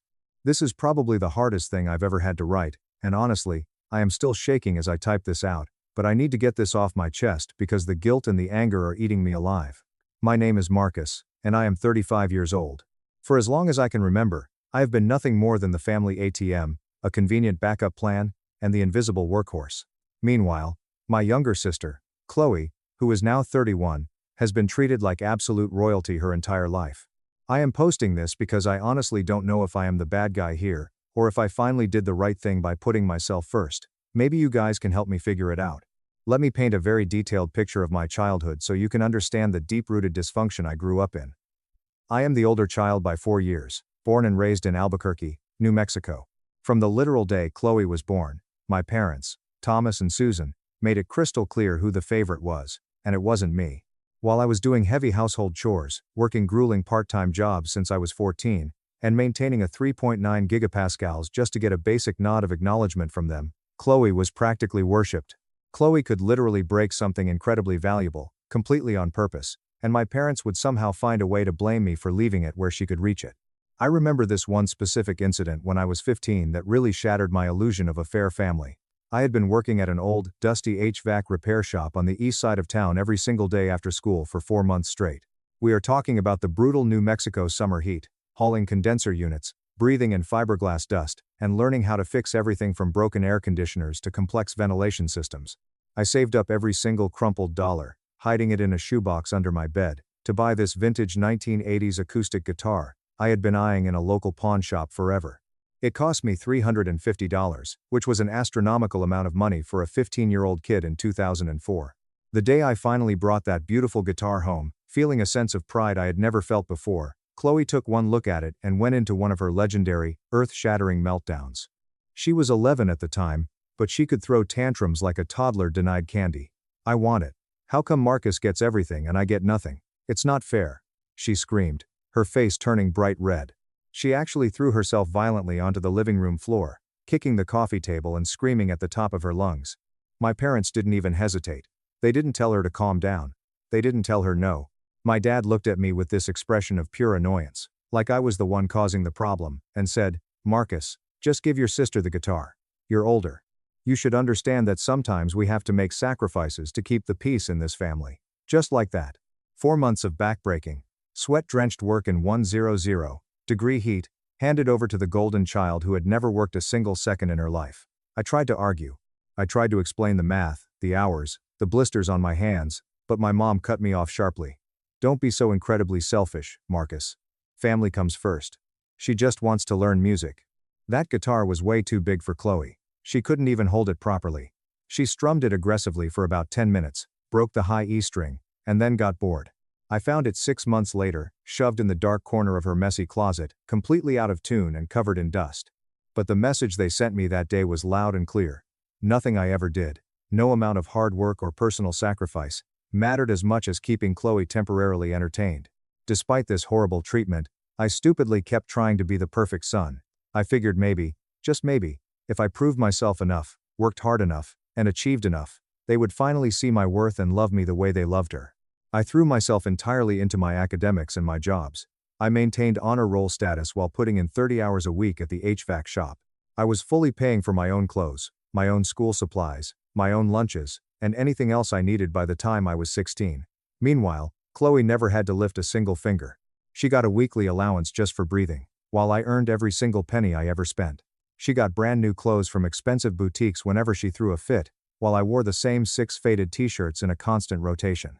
But somehow, in my parents' twisted logic, I was the lucky one, because I was so responsible and capable of taking care of myself. When it came time for me to go to college, I knew I was on my own. I had to take out massive student loans and work brutal night shifts at a local logistics warehouse just to pay my way through a rigorous civil engineering program at the University of New Mexico. Chloe was still in high school at the time, but she was already making loud noises about how college was too much societal pressure, and she might want to pursue her artistic passions as a digital creator instead. When she turned 16, my parents actually took out a second mortgage on their house just to buy her a brand new $25,000 car, claiming she needed reliable transportation for her mental health. I was riding a rusty 10-speed bike to my warehouse job at 2 a.m. Even then, I kept telling myself this was just how the world worked. I was the strong one. I was the capable one. I had to carry more weight because I could. I genuinely believed that someday, when I was highly successful, my parents would look back and appreciate everything I had endured. Looking back now, I realize I was just setting myself up for decades of being ruthlessly taken advantage of. I graduated with a 3.8 gigapascals and immediately landed a fantastic job as a structural engineer at a prominent firm in Albuquerque. My starting salary was $72,000 a year, which felt like I had won the absolute lottery after years of scraping by on instant ramen and warehouse wages. Finally, I thought, I could prove to my parents that their total lack of investment in the responsible son had still yielded an amazing result. By the time I turned 27, I had been promoted. I was making $85,000 a year, and I was feeling incredibly good about the direction my life was heading. That is exactly when my parents started having severe financial trouble. My dad had worked in roofing for years, but his knees and back were completely shot, and he had always been absolutely terrible at managing money anyway. My mom worked part-time at a local bakery, but she frequently called out sick and could never maintain consistent hours. They invited me over for dinner one night, which should have been my first red flag, as they never invited me over just to catch up and hit me with this massive sob story. They talked about potentially losing their house, about how they had always supported my dreams of being an engineer, a blatant lie, and how they desperately needed my help to stay afloat. Being the deeply conditioned, desperately seeking approval son I had always been, I agreed to help. I started sending them $1,100 every single month to help cover their mortgage, utilities, and groceries. Let me put that horrifying number in perspective for you all. Over the course of 8 long years, I sent my parents exactly $105,600. That is well over a year's gross salary. That is a massive down payment on a luxury home. That is my entire retirement fund from my 20s, completely evaporated into their bank accounts. And what exactly was Chloe doing during this 8-year period? She was 23 when I started funding their lives.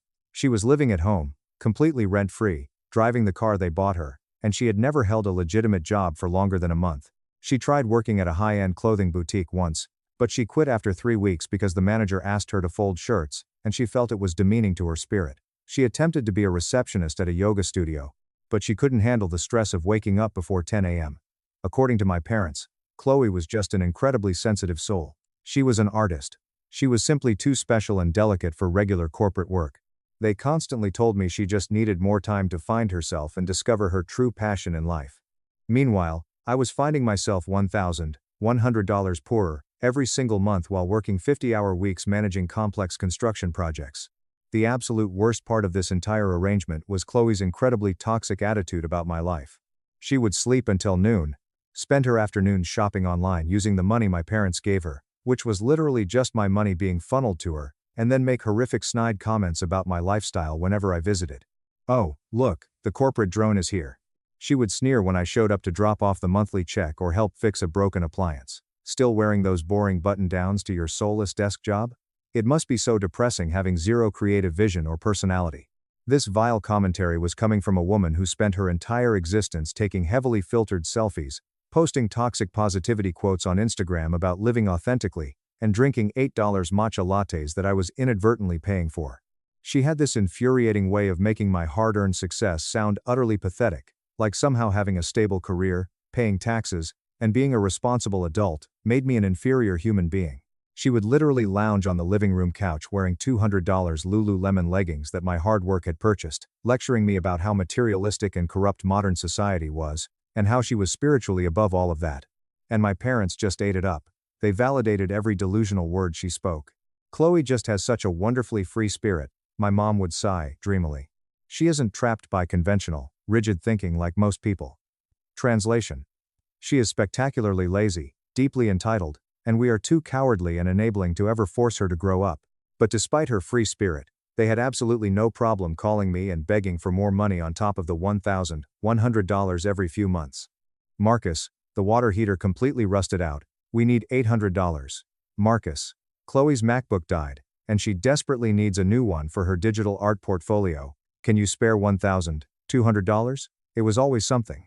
It was always my sole responsibility to fix their poorly managed lives. I kept telling myself this was normal. I told myself that successful people take care of their families. That I was being a noble son and a protective older brother. But deep down in my gut, I felt entirely used, hollow, and fiercely unappreciated. Every single visit to their house left me feeling drained and deeply resentful, but my childhood conditioning was so strong that I couldn't stop trying to buy their love and respect.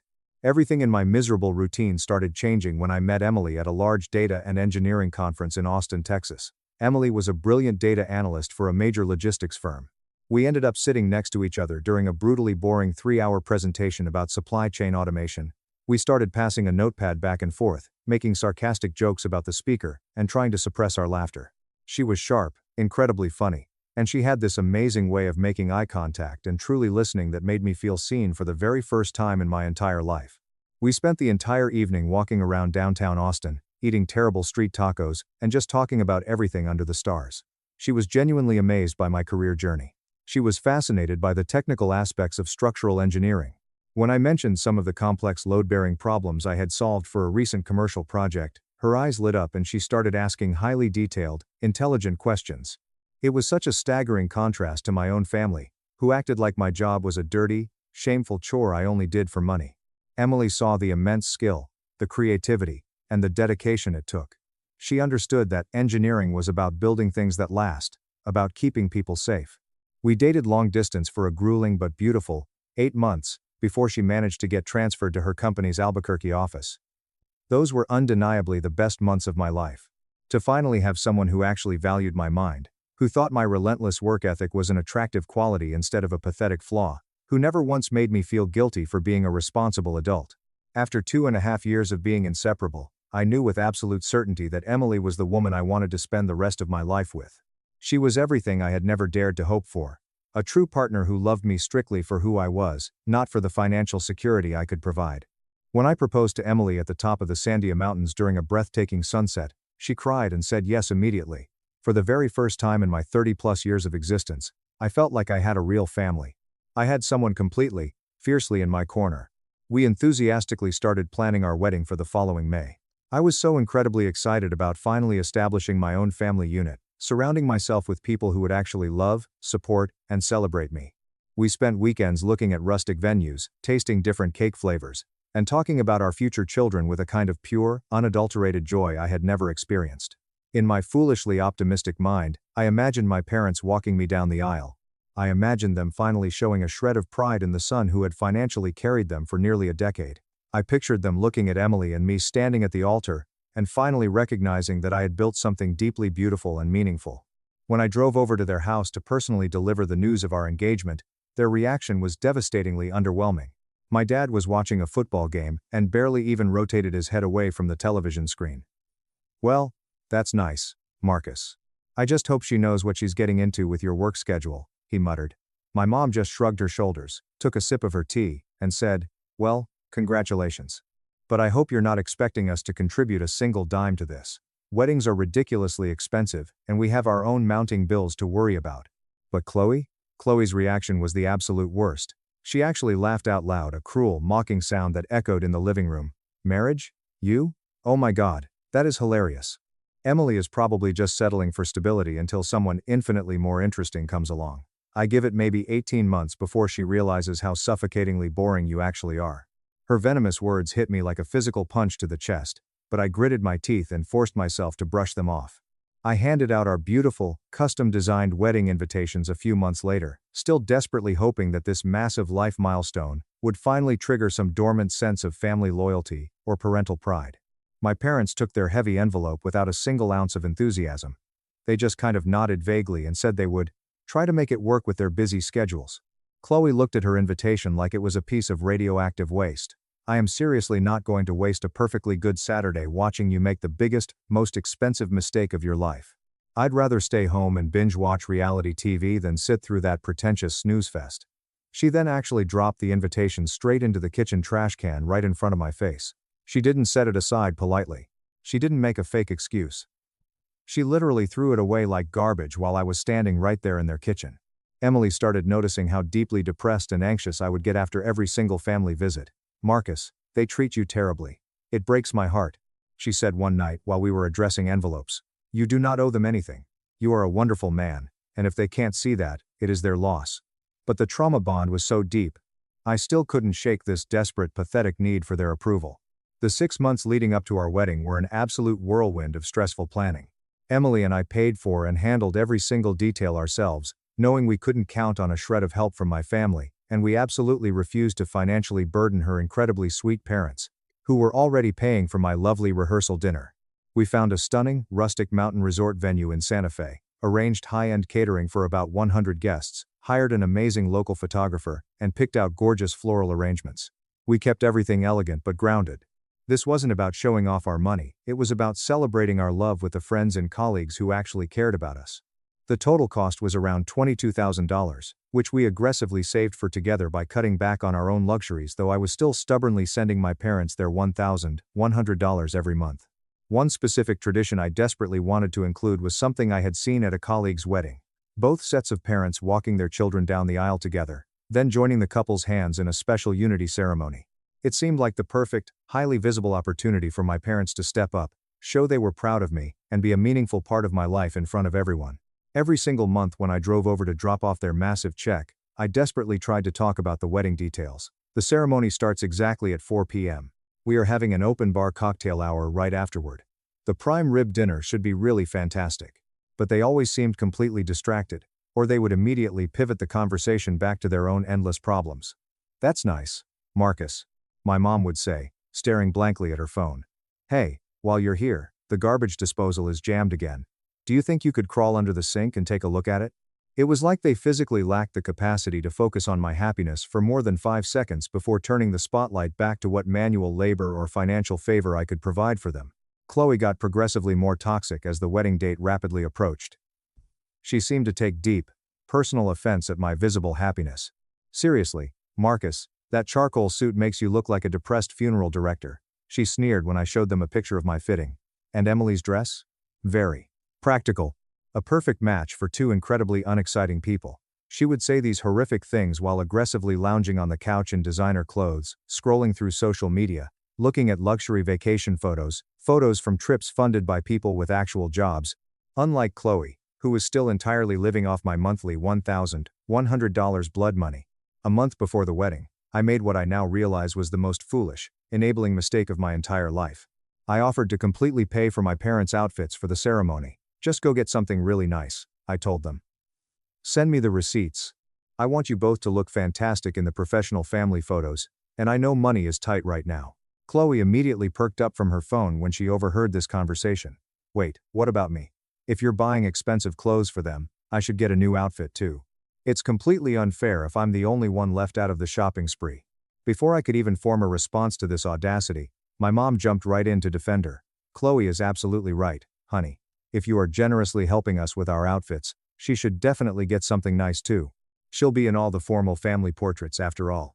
I was so beaten down, so exhausted by the planning, and so incredibly desperate for a peaceful family harmony on my big day. I was so blindly hopeful that maybe, if I was just generous enough this one last time, they would finally treat me with a shred of respect. So, I caved. I agreed. I gave them a combined $500 for their outfits, and I handed Chloe an extra $450 for a dress. She ended up spending the entire $450 on a neon pink, incredibly revealing, club-style cocktail dress that was spectacularly inappropriate for a formal mountain wedding. When I saw a picture of her in it, it was glaringly obvious she had chosen it specifically to draw attention away from Emily and make a scene. But I bit my tongue. I told myself, whatever our issues are, they are my family. They wouldn't miss their only son's wedding. But even as I whispered those words to myself in the mirror, a dark pit in my stomach told me I was lying. May 14, 2023. The day I had been dreaming about, stressing over, and meticulously planning for months. I woke up at 6 a.m. in my hotel room in Santa Fe, incredibly nervous but buzzing with excitement. I went for a long run in the crisp mountain air to clear my head, and then started getting ready for the most important milestone of my life. My college buddies, David and Alex, were my groomsmen. They came over to my suite early, bringing coffee, helping me get dressed, and doing their best to keep my anxiety at bay. They had been my best friends since freshman year of college, and they knew every dark, twisted detail about my family situation. They had been aggressively telling me for years that I deserved better treatment, and that I needed to cut the cord. "Today is strictly about you and Emily," David said firmly while helping me adjust my tie. "Do not let anyone else's toxic drama ruin this. If your sister starts acting up, Alex and I will physically escort her out. I promise you." Emily looked absolutely breathtaking in her dress. It was simple, elegant, and perfectly suited her. Her parents had flown in from Chicago, and were so incredibly warm and excited to officially welcome me into their family. Her dad pulled me aside that morning, shook my hand firmly, and looked me dead in the eye. "We are so incredibly proud to have you as a son-in-law, Marcus. You are a good, honest man, and you make our Emily so happy." His words hit me like a ton of bricks. It meant the absolute world to me, especially since I had literally never heard anything remotely resembling pride from my own father. The ceremony was scheduled for exactly 4 p.m. at the resort's stunning outdoor pavilion, overlooking the mountains. By 3:30 p.m., all the guests were arriving, mingling, and taking their seats. Emily's massive extended family, all my supportive work colleagues, my college buddies, our neighbors, everyone was there, dressed beautifully, smiling, and excited. Everyone except my parents and my sister. By 3:45 p.m., a cold sweat started forming on the back of my neck. I pulled my phone out of my jacket pocket. I called my dad's cell phone. It went straight to voicemail. I called my mom's phone. Straight to voicemail. I sent 3 text messages into the family group chat asking where they were, if they had hit traffic on the highway from Albuquerque, if they had gotten lost on the mountain roads, if everyone was safe. Absolute silence.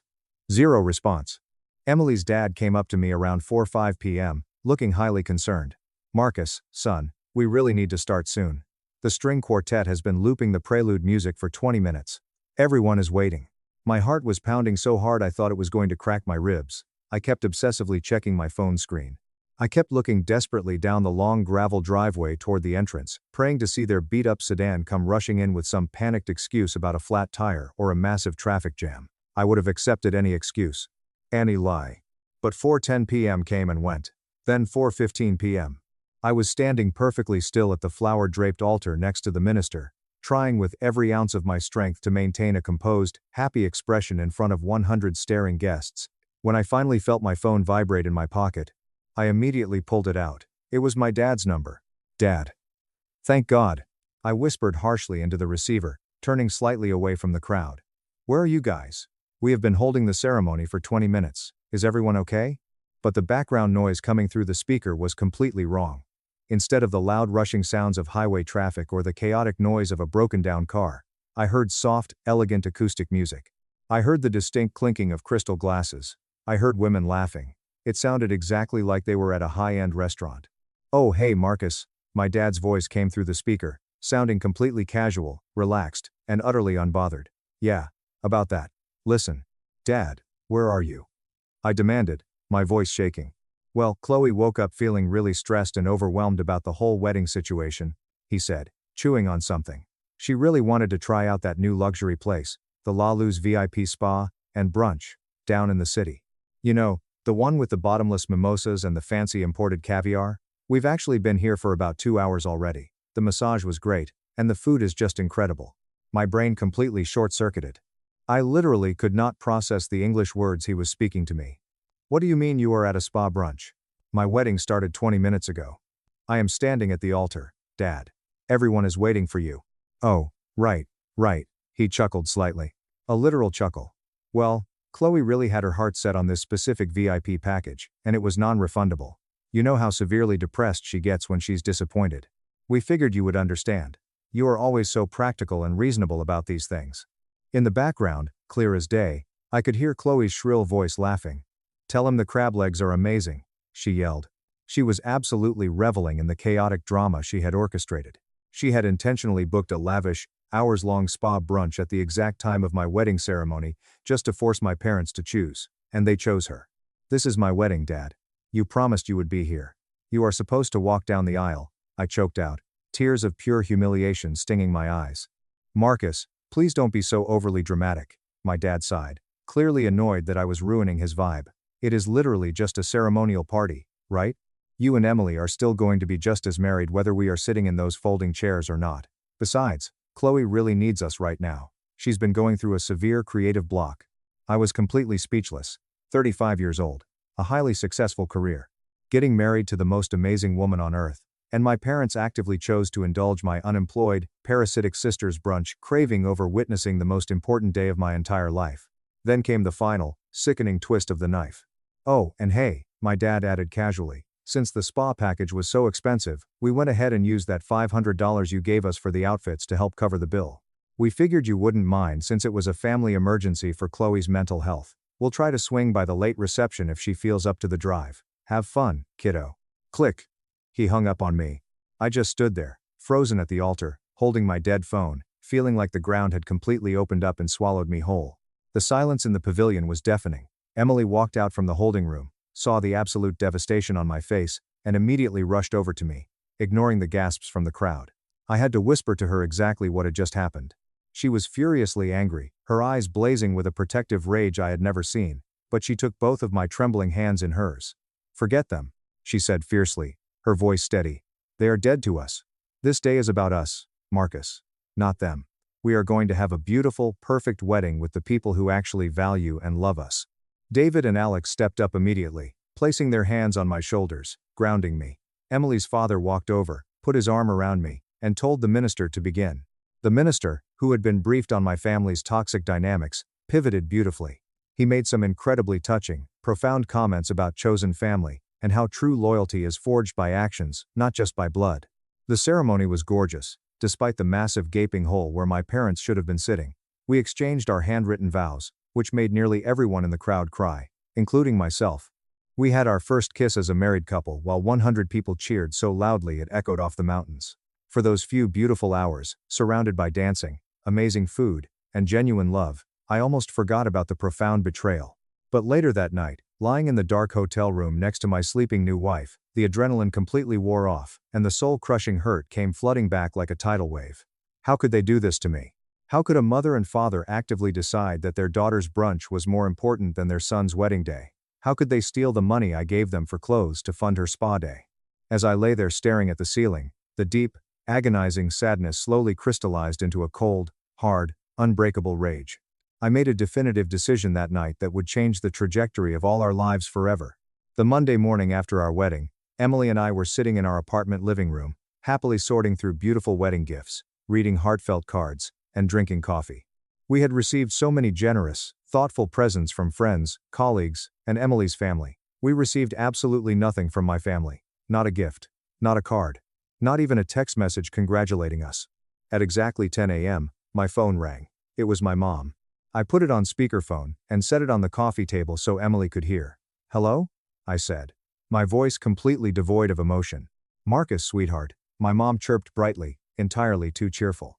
We felt so terribly bad about missing the actual ceremony on Saturday. But Chloe had a massive stress migraine that morning, and then we were already at the brunch, and we just couldn't leave her alone when she was feeling so fragile. You understand, right? Family has to take care of family. I just stared at the phone. It was an incredibly obvious, pathetic lie. A migraine that somehow miraculously allowed Chloe to endure a 3-hour luxury spa treatment and eat expensive crab legs, but prevented my parents from driving to their son's wedding. Anyway, my mom continued rapidly, not missing a single beat, completely eager to change the subject. "It is the first of the month tomorrow. Should we expect the usual direct deposit? We have got some major extra expenses popping up this month. Chloe needs a new set of tires for her car, and your dad's truck needs an alignment. The usual deposit. The $1,100 that I had been sending them religiously, on the first of every single month, for 8 agonizing years. Over $105,000 of my hard-earned money, handed over to people who treated me like absolute garbage and actively sabotaged my wedding." "No," I said simply. "What do you mean, no?" she asked, a hint of confusion in her voice. "I mean, no more money. Not this month. Not next month. Not ever again," I said, my voice eerily calm. "You made your choice on Saturday. You actively chose Chloe's spa brunch over my wedding. You stole the $500 I gave you for clothes. You made your priorities absolutely, undeniably clear. So now, I am making my priorities clear." There was a long, heavy silence on the line.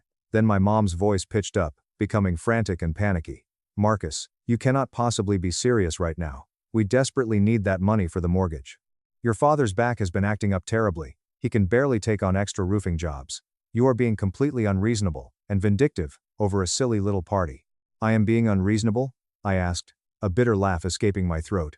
"I invited you to the most important day of my entire life, and you chose to go eat caviar with the sister who has leeched off me for a decade. You stole from me." "It wasn't like that," she cried defensively. Chloe was really struggling mentally. She needed our support. "What about my needs?" I suddenly roared, the years of suppressed rage finally erupting.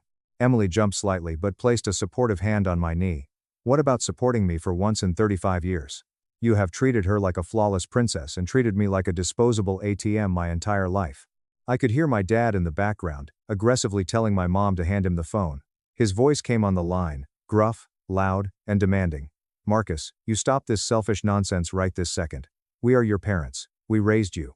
We fed you. We put a roof over your head. You have a moral responsibility to help us. You owe us." "I don't owe you a damn thing," I said, my voice dropping back to a lethal calm. "I bought my own food. I bought my own clothes. I paid for my own college. I have given you over $100,000 in the last 8 years. I am entirely done being your bank. Have Chloe pay the mortgage with her digital art." "You ungrateful little..." My dad started to scream, but I didn't let him finish. I hit the end call button. I immediately went into my banking app, canceled the recurring $1,100 transfer, and permanently rerouted that money into a high-yield savings account for a down payment on a house for Emily and me. Then, I went into my phone settings and completely blocked both of my parents' phone numbers, as well as Chloe's number. I blocked them on all social media platforms. I locked down my entire life.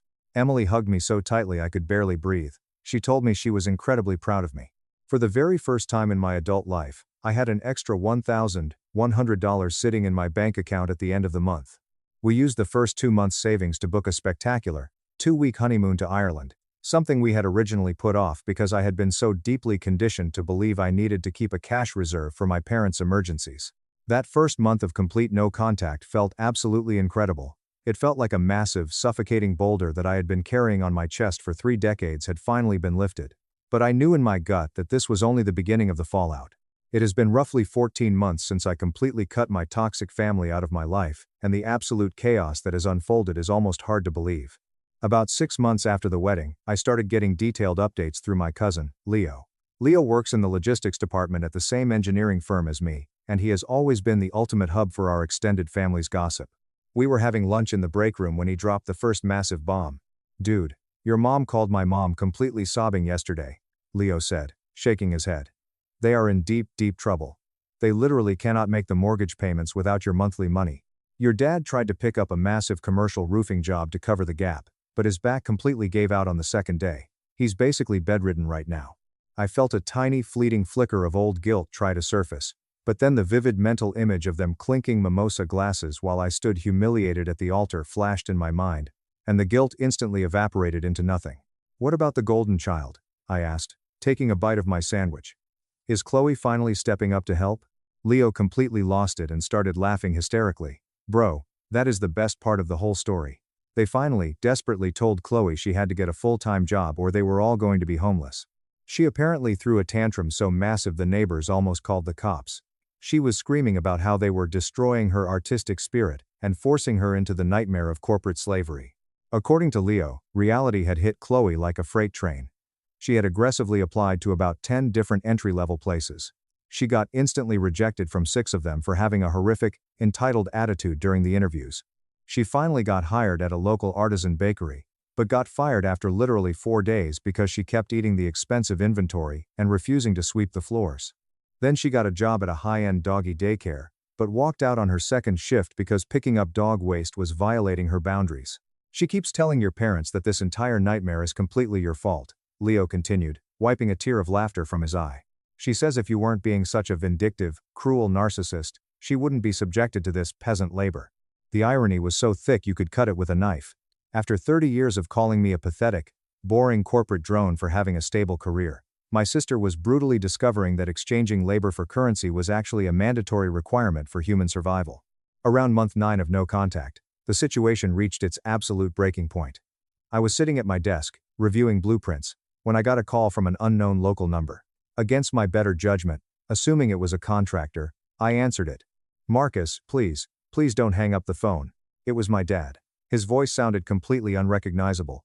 It was broken, defeated, raspy, and filled with a raw desperation I had never, ever heard from him before. The arrogant, demanding tone from the day after my wedding was completely gone. "We lost the house," he choked out, his voice cracking. "The bank finalized the foreclosure proceedings last week.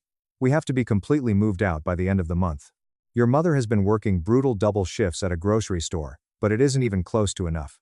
Chloe got fired from a coffee shop for screaming at a customer, and literally no one else in town will hire her. We have absolutely zero savings." I remained completely silent, staring blankly at my computer screen, letting him drown in the silence. "Son, I know we made terrible mistakes," he openly wept. "Missing your wedding for that stupid brunch was the biggest regret of my life. I am so sorry, but we are blood family. You cannot just let your mother and me end up sleeping on the streets. We have nowhere else to go. Please, just help us with a security deposit for an apartment." "Put Mom on the phone," I said, my voice completely flat. I heard the phone being fumbled and passed over. Then my mom's voice came through, shaky, hyperventilating, and utterly desperate. "Marcus, baby, please. I am begging you on my hands and knees. I am so deeply sorry we missed your beautiful wedding. I am so sorry we stole that money. I am so sorry we took your incredible generosity for granted all those years." She paused to blow her nose, crying hysterically. She has been an absolute monster to live with. She blames us for absolutely everything. She screams at us daily for making her work. She acts like we have intentionally ruined her life by not being rich anymore. She is draining the tiny bit of money I make at the grocery store. Please, Marcus, save us. And what about me? I asked quietly, staring out my office window at the city skyline. What about the teenage boy who worked in a toxic 100 HVAC shop just to buy a guitar, only to have you rip it from his hands? What about the son who worked brutal night shifts in a warehouse to pay for college while you bought her a new car? What about the son who sent you over $100,000 while you let her mock him? What about the groom who just wanted his parents to watch him get married? My mom sobbed so hard she could barely speak. You are right. You are absolutely right. We failed you completely. We always treated Chloe like she was precious magic, and we ruthlessly took advantage of your good heart. We thought you were strong enough to just handle being ignored. It wasn't fair. You deserved so much better. For one tiny, fleeting fraction of a second, I almost softened. This was the exact apology, the exact acknowledgement of my pain that I had desperately craved my entire life. But then I remembered standing at that altar. I remembered checking my phone in a blind panic while 100 people stared at me in pity. I remembered my dad laughing about expensive crab legs while my heart shattered into a million pieces. You made your choice, I said, my voice resolute and cold as ice. You chose to worship Chloe for 35 years. You chose her luxury spa day over my wedding. Now, you get to live in the reality you created. Marcus, please, I am begging. I hung up the phone. I blocked that number too. 3 weeks later, Leo confirmed the final devastating blow. They had officially been evicted from my childhood home. They had to frantically move into a tiny, dilapidated, incredibly cramped 2-bedroom apartment in a very rough, unsafe neighborhood on the far south side of the city. My parents took the one small bedroom, and Chloe, the former princess of the house, was permanently relegated to sleeping on a lumpy futon in the living room. I felt a deep, profound sense of justice that I had never experienced before. For the very first time in their entire lives, there were severe, real-world consequences for how they had treated me. But the absolute climax of this entire saga happened just last week. Emily and I were grocery shopping at a massive high-end supermarket near our newly purchased home. Thanks to the money I was no longer bleeding out to my parents, we had just closed on a beautiful, spacious 4-bedroom house in a fantastic, quiet neighborhood. We were walking down the aisles, picking out expensive organic produce, premium cuts of steak, and imported cheeses for a dinner party we were hosting. We wheeled our overflowing cart toward the checkout lanes. I casually glanced up at the cashier in lane 4, and my blood ran completely cold. It was Chloe. She was wearing a hideous, oversized polyester store uniform polo shirt that was stained with God knows what. Her normally perfectly styled hair was greasy and pulled back into a messy bun. She had massive, dark purple bags under her eyes. She looked visibly exhausted, completely miserable, and older than her 31 years. She was aggressively scanning items for a customer, clearly hating every agonizing second of her existence. Before I could quickly pivot and steer our cart to another lane, she looked up. Her eyes locked onto mine. All the color instantly drained from her face, leaving her looking like a ghost. Marcus, she breathed out. I didn't back down. I confidently wheeled my cart right up to her register. I started unloading our massive pile of high-end, expensive groceries onto the conveyor belt. The exact kind of luxury food items she used to casually demand my parents buy for her with my money. Well, I said calmly, looking her up and down. Look who finally figured out how to join the workforce. She glanced around in a pure panic, clearly terrified that her manager or coworkers would overhear us. Her hands were visibly shaking as she started scanning our organic vegetables. Marcus, please, she whispered, her voice cracking with desperation. Mom and Dad are living in this absolute hellhole of an apartment. Dad's back is completely ruined. He can't even get out of bed some days. Mom is working here at the store and cleaning rich people's toilets on the weekends just to pay the rent. I'm working here 40 hours a week, and I'm doing overnight shifts at a dirty gas station just to keep the lights on. I watched her fumble with a package of expensive ribeye steaks. Sounds like a really tough schedule, I said, completely devoid of empathy. Please, she sobbed quietly, tears dripping down her face and splashing onto the scanner. I know we were completely wrong. I know I was a terrible, horrible sister to you growing up. I know I was a monster about your wedding. But they are getting old and sick. They desperately need help. I cannot physically support all 3 of us on a minimum wage cashier salary. I looked at her. I really, truly looked at this person. This was the exact same woman who had spent 3 decades treating me like absolute garbage while happily living a life of luxury funded by my blood, sweat, and tears. The exact same person who had intentionally booked a lavish brunch just to ruin my wedding day out of pure spite. Chloe, I said, leaning in slightly so only she could hear me over the beeping of the register. You spent 30 years genuinely believing you were vastly superior to me because you never had to lift a finger. You called me a pathetic, boring loser for having a career and responsibilities. Well, welcome to the real world. How does it feel to be a peasant? Cal. Cal. Cal. She choked back a loud sob as she scanned our imported coffee. It is an absolute nightmare. I hate every single minute of my life. I don't know how to do any of this. I never learned how to budget, or pay utility bills, or deal with screaming customers. I feel like I am drowning every single day. End quote. Maybe you should have seriously considered that before you spent 3 decades acting like a parasitic leech. I replied coldly. Maybe you should have spent less time posting Instagram quotes and more time learning basic life survival skills, instead of mocking the people who were literally keeping you alive. The total on the register screen flashed, $342.50. I pulled out my sleek metal credit card, the exact same line of credit that I used to use to send her family $1,100 every single month. Marcus, I am literally begging you on my life, she whispered frantically as I inserted the chip. I will do absolutely anything. I will apologize to you and Emily publicly. I will sign a contract to work and pay you back every cent. I will admit to the entire family that I was a horrible person. Just please help us. And then, in that exact moment, the final, most sickening twist of all happened. While she was crying, while she was literally begging me for her family's survival, I watched her hands moving quickly over the bagging area. My eyes caught a flash of plastic. She had discreetly grabbed a $200 Visa prepaid gift card from the rack near the register. She quickly scanned it, bypassing the activation fee screen, and attempted to slip it underneath a box of cereal inside my reusable shopping bag. She was trying to secretly charge my credit card an extra $200, hoping I wouldn't notice the massive total, so she could steal the activated gift card out of my bag before I left the store. Even at her absolute lowest point, literally crying and begging for mercy, she was still actively trying to scam me. She hadn't changed at all. She was still the exact same entitled, manipulative parasite she had always been. I reached into the bag, pulled out the Visa gift card, and slammed it down onto the counter. The loud smack echoed across the checkout lanes. Chloe froze, her eyes widening in absolute terror. Are you completely out of your mind? I asked, my voice rising loud enough for the next lane to hear. You are literally trying to steal $200 from me while begging for my help? No, Marcus, please. It was an accident. I scanned it by mistake. She stammered, backing away from the register, her face pale with sheer panic. I didn't even hesitate. I looked past her and locked eyes with a man in a shirt and tie standing near the customer service desk. Excuse me, manager, I yelled firmly. The manager rushed over, looking highly alarmed. Is there a problem here, sir? Yes, I said, pointing directly at my trembling sister. Your cashier just attempted to secretly scan a $200 gift card onto my grocery bill and hide it in my bag so she could steal it. You might want to check the security cameras above this register. Chloe burst into hysterical, screaming tears. No, he's lying. He's my brother. He's just trying to ruin my life because he hates me. The manager looked at the gift card on the counter, looked at the total on the screen, and then looked at Chloe with absolute disgust. Chloe, this is the 3rd time this month your drawer has had severe discrepancies. Step away from the register and come to my office right now. We are calling loss prevention. I calmly took my printed receipt from the machine, grabbed my bags of expensive groceries, and placed them into my cart. Marcus, please, they're going to fire me. We're going to be homeless, she screamed, as the manager grabbed her by the arm and escorted her away from the front end. I looked at her one last time. You know what, Chloe?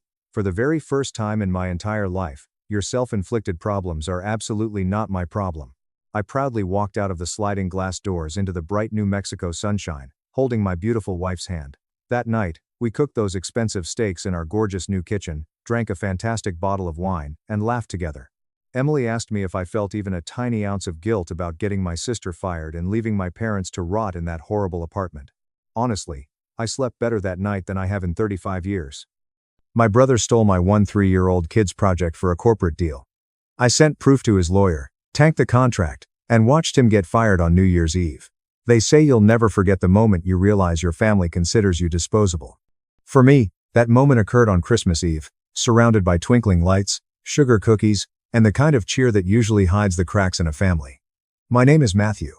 I'm 42, and until that night, I thought I knew how far my parents would go to play favorites. I did not. I have 2 kids, Josie, 13, and Samuel, 11. They're smart and kind, the type of kids who write thank you notes and still believe in magic. I won't say they're perfect, but they're good. My wife, Delilah, and I have done everything we can to provide them with a life full of stability, love, and the holiday traditions I did not grow up with. I thought I had left the toxicity behind and carved out something healthier. It turns out that the past has a way of making its way back in. We live about 2 hours from my parents. Every year, despite our strained relationship, we would drive to the big family Christmas Eve party. My mother would insist we all wear red. Dad would pour spiked eggnog like holy water, and the living room would fill up with my siblings, spouses, and grandchildren. My older brother Julian would always arrive late, grandiose, with his son Mason in tow, and some excuse about a last-minute work thing that necessitated a new haircut and designer jacket. Julian has always been the golden child. He could forget birthdays and miss family events and still be treated like a war hero. Last summer, I helped my parents repaint their kitchen. When Julian was too busy, she took time off from work to drive her mother to her surgery. No one remembered that, but when Julian posted a photo of his latte art, his mother would say, "So proud of my boy." It used to hurt. Now I just let it go. I found peace by lowering my expectations. This year, however, was different. We arrived a little early. Josie helped arrange the cookies on the tray, and Samuel attempted to sneak one when no one was looking. Delilah poured cocoa for the kids and smiled her way through Mom's comments about how well behaved they are right now. I should have known something was wrong when I saw the pile of gifts under the tree. They were stacked high. Shiny bows. Glittery paper. Large and small. Handwritten tags. But, as I looked closer, I noticed something strange. None of them knew Josie or Samuel's names. I reasoned that they might be in another room. Maybe Mom was doing that thing where she hides the gifts to create suspense. That's something she used to do, correct? Julian arrived late. As usual. Mason, now 14 and developing into a smirky teenager, swaggered behind him, as if he owned the place. Julian greeted the room like a politician, hugging Mom and fist-bumping Dad while ignoring me completely. I saw Mason walk straight to the tree and say, "Whoa, that's all for us. All for the grandkids who made us proud this year," Dad said with a wink. I froze. The grandkids who made us proud. My stomach tightened, but I refrained from jumping to conclusions. Delilah squeezed my hand. She'd heard it too. Mom ushered everyone into the living room, practically bouncing with excitement. We wanted to do something special this year to recognize the grandchildren who have excelled. Top of their class, helpful around the house, and making us very proud. I looked down at Josie and Samuel. Josie's smile faded. Samuel shifted uncomfortably. Julian stood behind them like a proud stage dad, and Mason puffed up his chest. Mom handed Mason his first gift from Grandma and Grandpa. Mason ripped it open. An iPad. I blinked. The next item was a pair of expensive sneakers. Then, a gaming headset. Then a drone. Every gift was for Mason. Different tags and wrapping, all addressed to him. Samuel leaned toward me.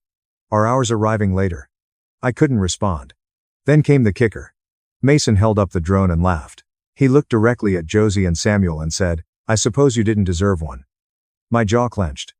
I looked at Mom and Dad, expecting some sort of correction or acknowledgement, but Mom just chuckled and said, "Oh, he's just teasing."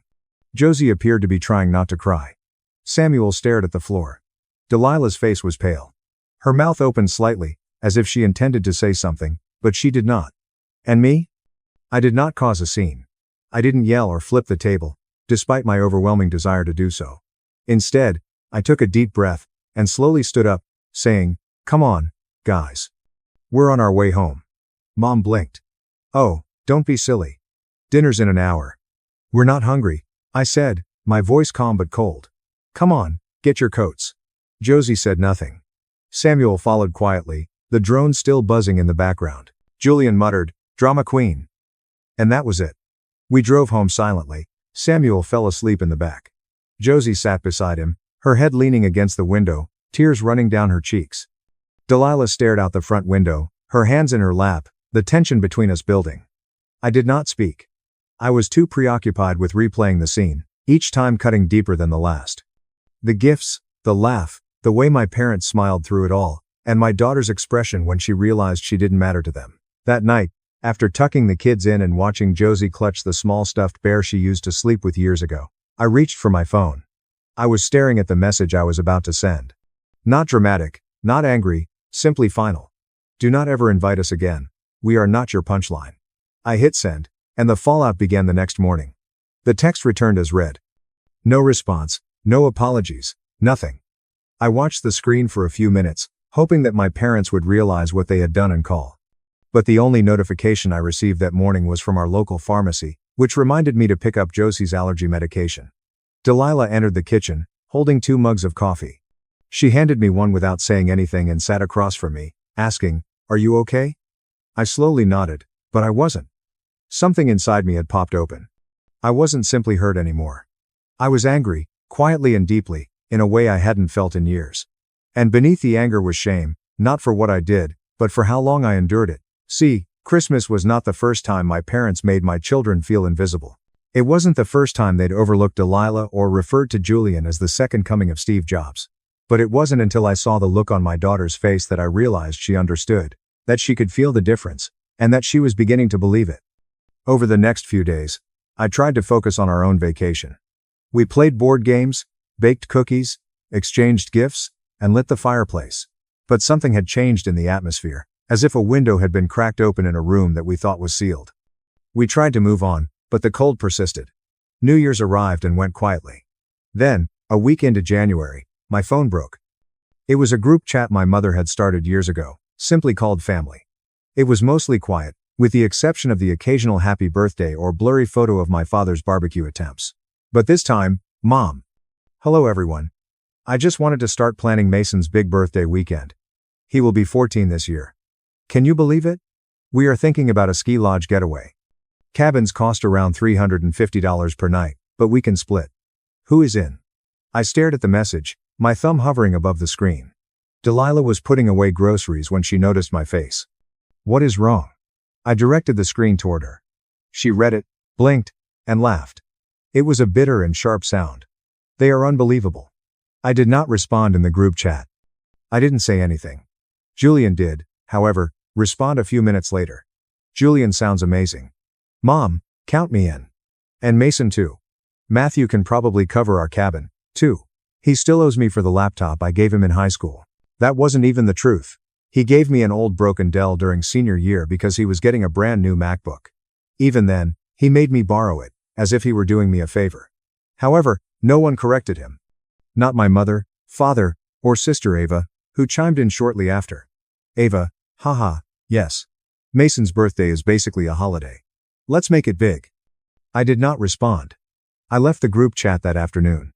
A few hours later, my mother called. I let it go to voicemail. Then she texted, Mom, I can't believe you left the family chat. That's immature, Matthew.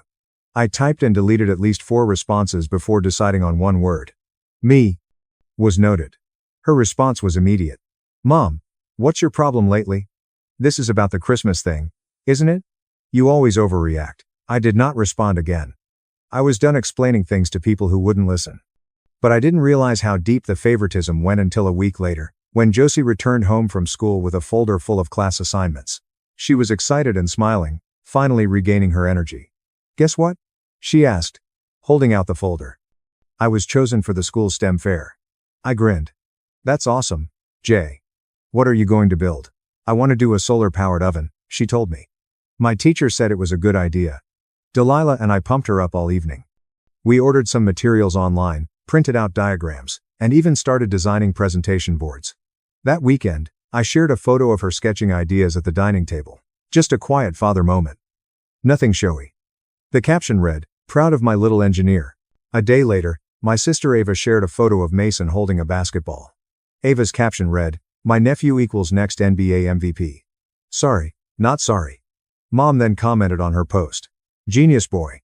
We're so proud of you, Mason." Silence. Delilah noticed first. They did not even like the post. I shrugged. That's fine. But it wasn't. Because Josie approached me 2 days later. Confused. Grandma posted a picture of Mason on Facebook and said he was the smartest grandkid. I didn't respond. When did she post it?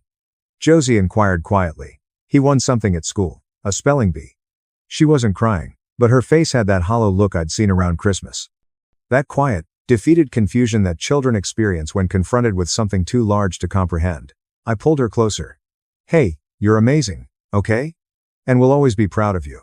She nodded into my chest, but I could feel her body tense. The next day, I called my mother. She responded with the same tone she always used when she thought I had something to apologize for. Well, look who finally decided to call. Did you really post that Mason is your smartest grandkid? I sought clarification. My voice sounded calm, but I was not. Oh, come on, Matthew. It's just a figure of speech. You're really taking things too personally these days. You know Josie saw that, right? She's a child.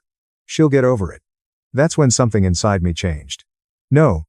I replied quietly. She shouldn't have to get over it. A pause followed. Matthew, you're blowing this way out of proportion. You always have to be the victim. No, I've just stopped pretending it doesn't hurt. One more moment. Then she said something that would stick with me for the rest of the year. Well, maybe if you raised your kids to stand out more, they'd get the attention you want so badly. I wasn't screaming. I did not argue. I just hung up. Delilah was in the doorway. She'd heard the entire thing. She walked over, sat beside me, and whispered, "We're done with them, right?" I agreed. But, of course, it was not over. 2 weeks later, in February, I received a letter from my parents. Not a card, not an apology, but a letter. It was written in my father's handwriting. It was clean and cold. Matthew, we're disappointed in how you've handled things lately. Cutting ties over perceived slights is childish. We hope you'll reconsider your attitude and remember that family means putting pride aside. At the bottom, my mother had written, "Tell Josie and Samuel we love them, even if they don't always deserve it." I didn't show the letter to the kids. I did not want them to see the poison in writing, but I did show it to Delilah. She read it once, then again, then set it down and remained silent for a long time. She said, "You know what the worst part is?" "What?" "They think they're the victims." I laughed bitterly. "They always have, but even then, I thought we'd hit the bottom. I thought that letter was the worst it would get." I didn't know yet what Julian had been up to behind the scenes. I didn't know what my parents were planning for Easter. I didn't know how far they were willing to go to pretend they'd done nothing wrong and how deep they'd dig that hole before trying to drag me down into it. Because the betrayal that broke everything had not yet occurred, but it was imminent.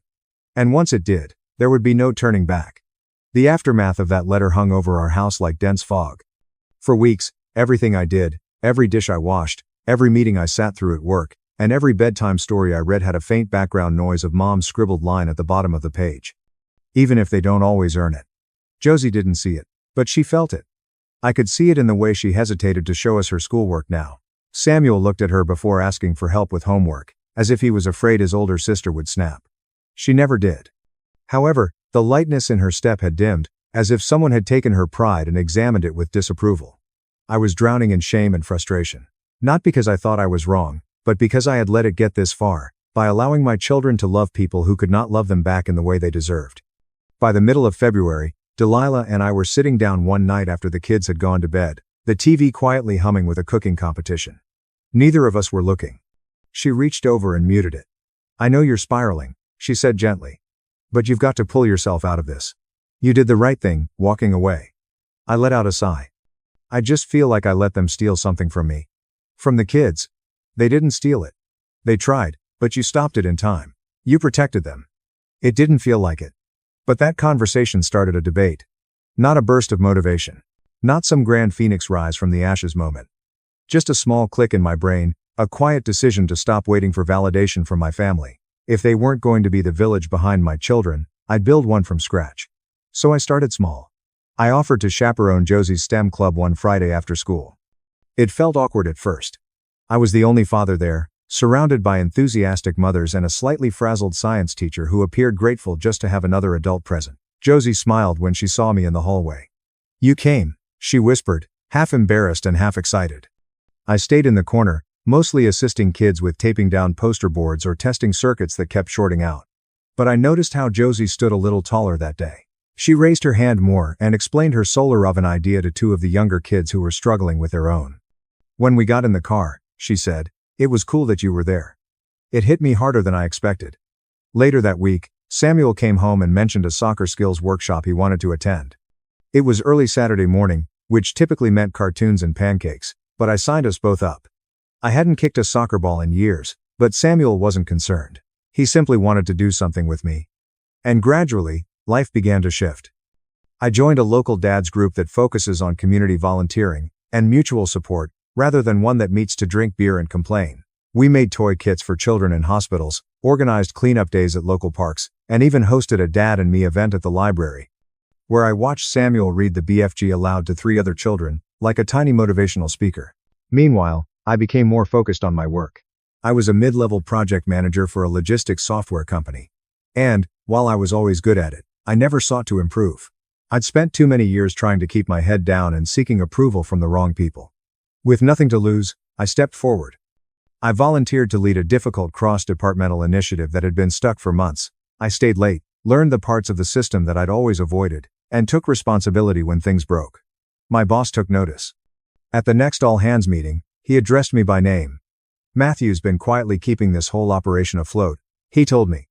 "If you've benefited from faster rollouts this quarter, thank him." The Slack messages began to arrive. Not just accolades, but opportunities. Someone in another department informed me about a product pilot. Another person offered to recommend me for a leadership fellowship. I wasn't used to it. But I didn't dismiss it. Delilah was also doing well at home. She'd taken on some freelance consulting work, leveraging her marketing background to assist local businesses with branding and outreach. She'd started doing Zoom calls from the guest bedroom, her voice clear and confident. "You're different lately," she told me one evening. "It's like you're finally letting go of the weight." And I was. Because here's what I didn't expect: cutting off my parents and siblings. It hurt. Of course it did. But it also created space to breathe, think, and build. However, this does not imply that the past has been quiet. In early March, my sister, Ava, sent me an Instagram message. No phone call, no text message, just a DM with a screenshot of a photo Delilah had posted of Josie's completed solar oven project. Josie stood next to it, grinning, as sunlight reflected off the aluminum panels. The caption read, "My little innovator. First place in the district showcase." Ava's message beneath the screenshot read, "So, we're just pretending none of this drama happened now." I did not respond. 10 minutes later, another message arrived. "Mason wanted to congratulate Josie. He's matured, you know." I didn't respond because I knew this wasn't a truce, a test, or an invitation to crawl back so they could pretend it was all a misunderstanding. I deleted the message. A week later, Julian called. I almost didn't answer, but curiosity got the best of me. "Hey, bro," he said as if nothing had happened. "Long time." I waited. "So, listen. Mom and Dad are planning a family Easter brunch. He said they were wondering if you guys might want to come by. Clear the air, you know. Start fresh." "Did they tell you to call me?"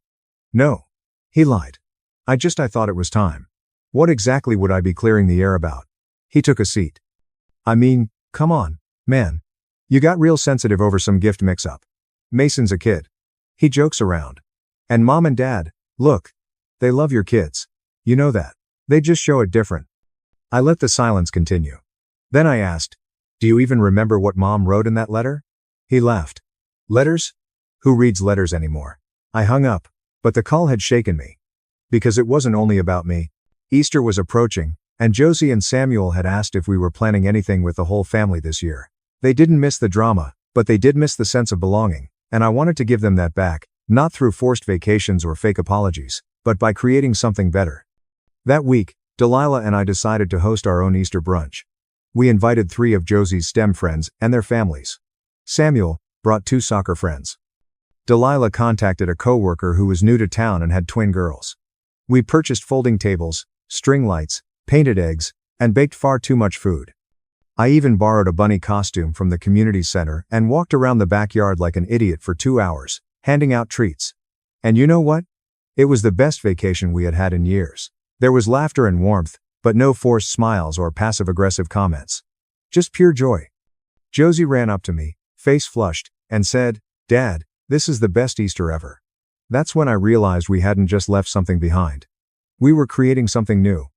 Of course, the past was not finished with us yet. Because 2 days after that brunch, I received a certified letter from a law office. And when I opened it, the headline chilled my blood. It was a notice of revocation of the financial agreement. And at the bottom, in my father's signature, were 5 words that would ignite the final conflict. Reconsider your attitude or else. At first, I didn't quite grasp what I was looking at. I sat at the kitchen table, holding a certified letter in one hand and a cold coffee in the other. Delilah stood behind me, silently reading over my shoulder. The letterhead came from a mid-sized law firm 2 towns over. One I vaguely recognized from a billboard on the freeway. Re-termination of informal family agreement effective immediately. The language was stiff, cold, and almost laughable in its attempt to appear professional. It stated in far too many words that any future support agreements, informal or formal, between myself and my parents were now null and void. According to the letter, Matthew M. has made numerous decisions that go against the expectations of mutual respect and contribution. It concluded, Should you choose to re-engage in a productive and respectful manner, financial considerations may be renegotiated in good faith? Delilah's eyes widened. What financial agreement? Was the question, right? There had never been a signed document, no handshake deal, or verbal agreement. But years ago, when we were still struggling to make ends meet, I helped my parents get out of a big jam. Back in 2018, my father's construction supply company had fallen behind on taxes. Something about a misfiled return and penalties that grew quickly. He owed over $45,000 in back taxes and late fees. He called me in a panic. Delilah and I had recently sold our first little house in the suburbs and relocated closer to the city. We'd made a modest profit and saved the majority of it. But when my father called, frantic and embarrassed, I did not hesitate. I wrote a $20,000 check to cover the first IRS deadline, then co-signed a short-term loan in his name to help them restructure the remainder. I never asked for it back. He promised, "Of course. I'll make it right, son." But I wasn't expecting anything. I thought that was just what you did for your family at the time. That is what I did. And, over time, they came to regard that gesture as something they had done for me. I'd hear it in small comments. "Well, if we hadn't helped you get into that neighborhood," or, "You forget we've always supported you when we could." They rewrote the story, which I allowed until now because they were weaponizing it. They were now claiming that I had violated a financial agreement due to my attitude. Delilah read the letter again and carefully set it down, as if it might explode. "They're preparing for something," she explained. "Something bigger." I nodded. My heart pounded, but my mind was clear. For the first time in my entire nightmare, I saw everything for what it was. It wasn't about hurt feelings anymore. This was calculated. Julian most likely helped write it or pushed for it. Despite spending the majority of his adult life relying on his father's money, he always saw himself as the family's businessman. If they were formalizing things now, putting words on paper, and establishing legal positions, it meant they weren't simply cutting me off. They planned to completely erase me. That night, I went into our storage room and pulled out a box that I hadn't touched in years.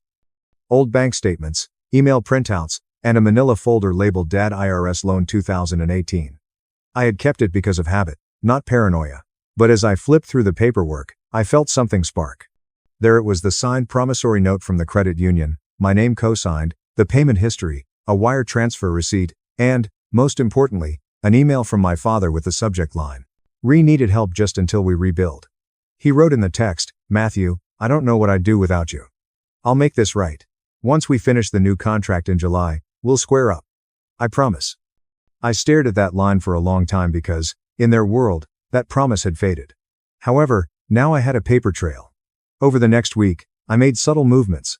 First, I contacted Jillian, a lawyer with whom I had previously worked on a contract dispute. She wasn't flashy, but she was focused and methodical. I forwarded her scanned copies of the letter, email, and loan documents.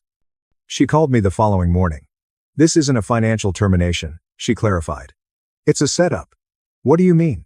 "They're trying to preempt any legal claims you might make by framing this as you violating their expectations. They're hoping to make any countersuit look like petty retaliation." "Do I have a case?" "You have a very strong case," she told me. "Especially if they ever took funds or services without documented repayment. And if this goes to court, that email alone could wreck them." There was a sense of calm around me. No joy, no vengeance, just clarity. For years, I believed that family drama was limited to the home. Raise your voice or push back, and you become the problem. But now I see it for what it truly is. They'd treated guilt as currency, love as a loan with interest, and my silence as permission. And they were about to find out that I was no longer quiet. Delilah and I began planning, not vengefully, but with purpose. We discussed how to protect our children, assets, and time. We transferred some savings to a new account and the house deed into both of our names equally. Previously, it had only been mine for loan purposes. We also sat down with Josie and Samuel. We didn't tell them everything, just the truth in a way they could understand. "Grandma and Grandpa are upset with Dad," I told them. "And they've decided not to talk to us right now." Josie frowned.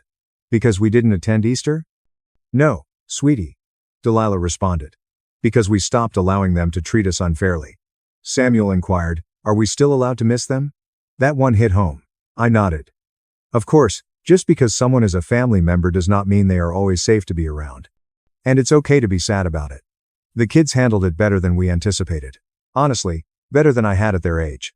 Part of me felt proud that we were breaking the cycle now, before it hardened into something they'd carry into their own families someday. In the meantime, I started documenting everything. I downloaded old texts, screenshotted Facebook comments, saved voicemails from my father, and little offhand remarks like, "Glad you're the reliable son," or, "I knew I could count on you to clean up Julian's mess." I pulled old emails from 2019 when I helped them refinance their car loan, another financial favor they'd conveniently forgotten about. Jillian assisted me in drafting a cease and desist letter to the law firm. Nothing aggressive, just a formal record that I disputed their claims and expected all future communication to be directed through legal channels. After the letter was delivered by courier, Delilah's sister Janine called her unexpectedly 2 days later. "He's unraveling," Mom said. "Apparently, ever since we stopped enabling him, he's been lashing out." "She always coddled him," Dad said on another call. "They weren't just rewriting history, they were painting me as unstable. Now he's acting like we owe him the world." Delilah received text from 2 mutual friends, people we used to see at church, asking if we were okay. "They're starting the smear campaign," she said. But what they didn't realize was that they weren't dealing with the same son they used to guilt into silence. They were dealing with a father, a husband, a man who finally saw through the game and had the receipts to prove it. And then the opportunity came, not from them, but from Julian, because arrogance has a funny way of opening doors when you least expect it. It was April, and I was scrolling through LinkedIn during a work break when I saw it. Julian had tagged himself in a post from a mid-size investment group. "Proud to announce our latest partner collaboration with McTavish Build Group. Excited to spearhead the expansion into the residential solar market." McTavish Build Group. That name stopped me cold because McTavish was the company my father had always wanted a contract with back in 2018. He'd bid on one of their projects and lost, which he claimed nearly ruined his cash flow for the year. And now here was Julian announcing a partnership under his name tied to solar builds. Josie's science project flashed in my head, and I clicked through. The partnership was brand new, the ink hadn't even dried, and then I saw it. One of the promotional graphics on McTavish's site, a rendering of a smart solar cabin concept with the pitch powered by design, inspired by real-world STEM innovators. At the bottom was a diagram, a nearly identical version of Josie's solar oven project. It wasn't hers, obviously, because it had been tweaked, polished, and professionally drawn, but the mechanism, the angle of the reflectors, and the heat absorption material all matched her notes exactly. I sat there stunned. Julian had stolen my daughter's work, branded it as his own, tied it to a business deal, and was now about to profit from it. Delilah had posted Josie's project photos publicly a few weeks before, and we hadn't given it a second thought.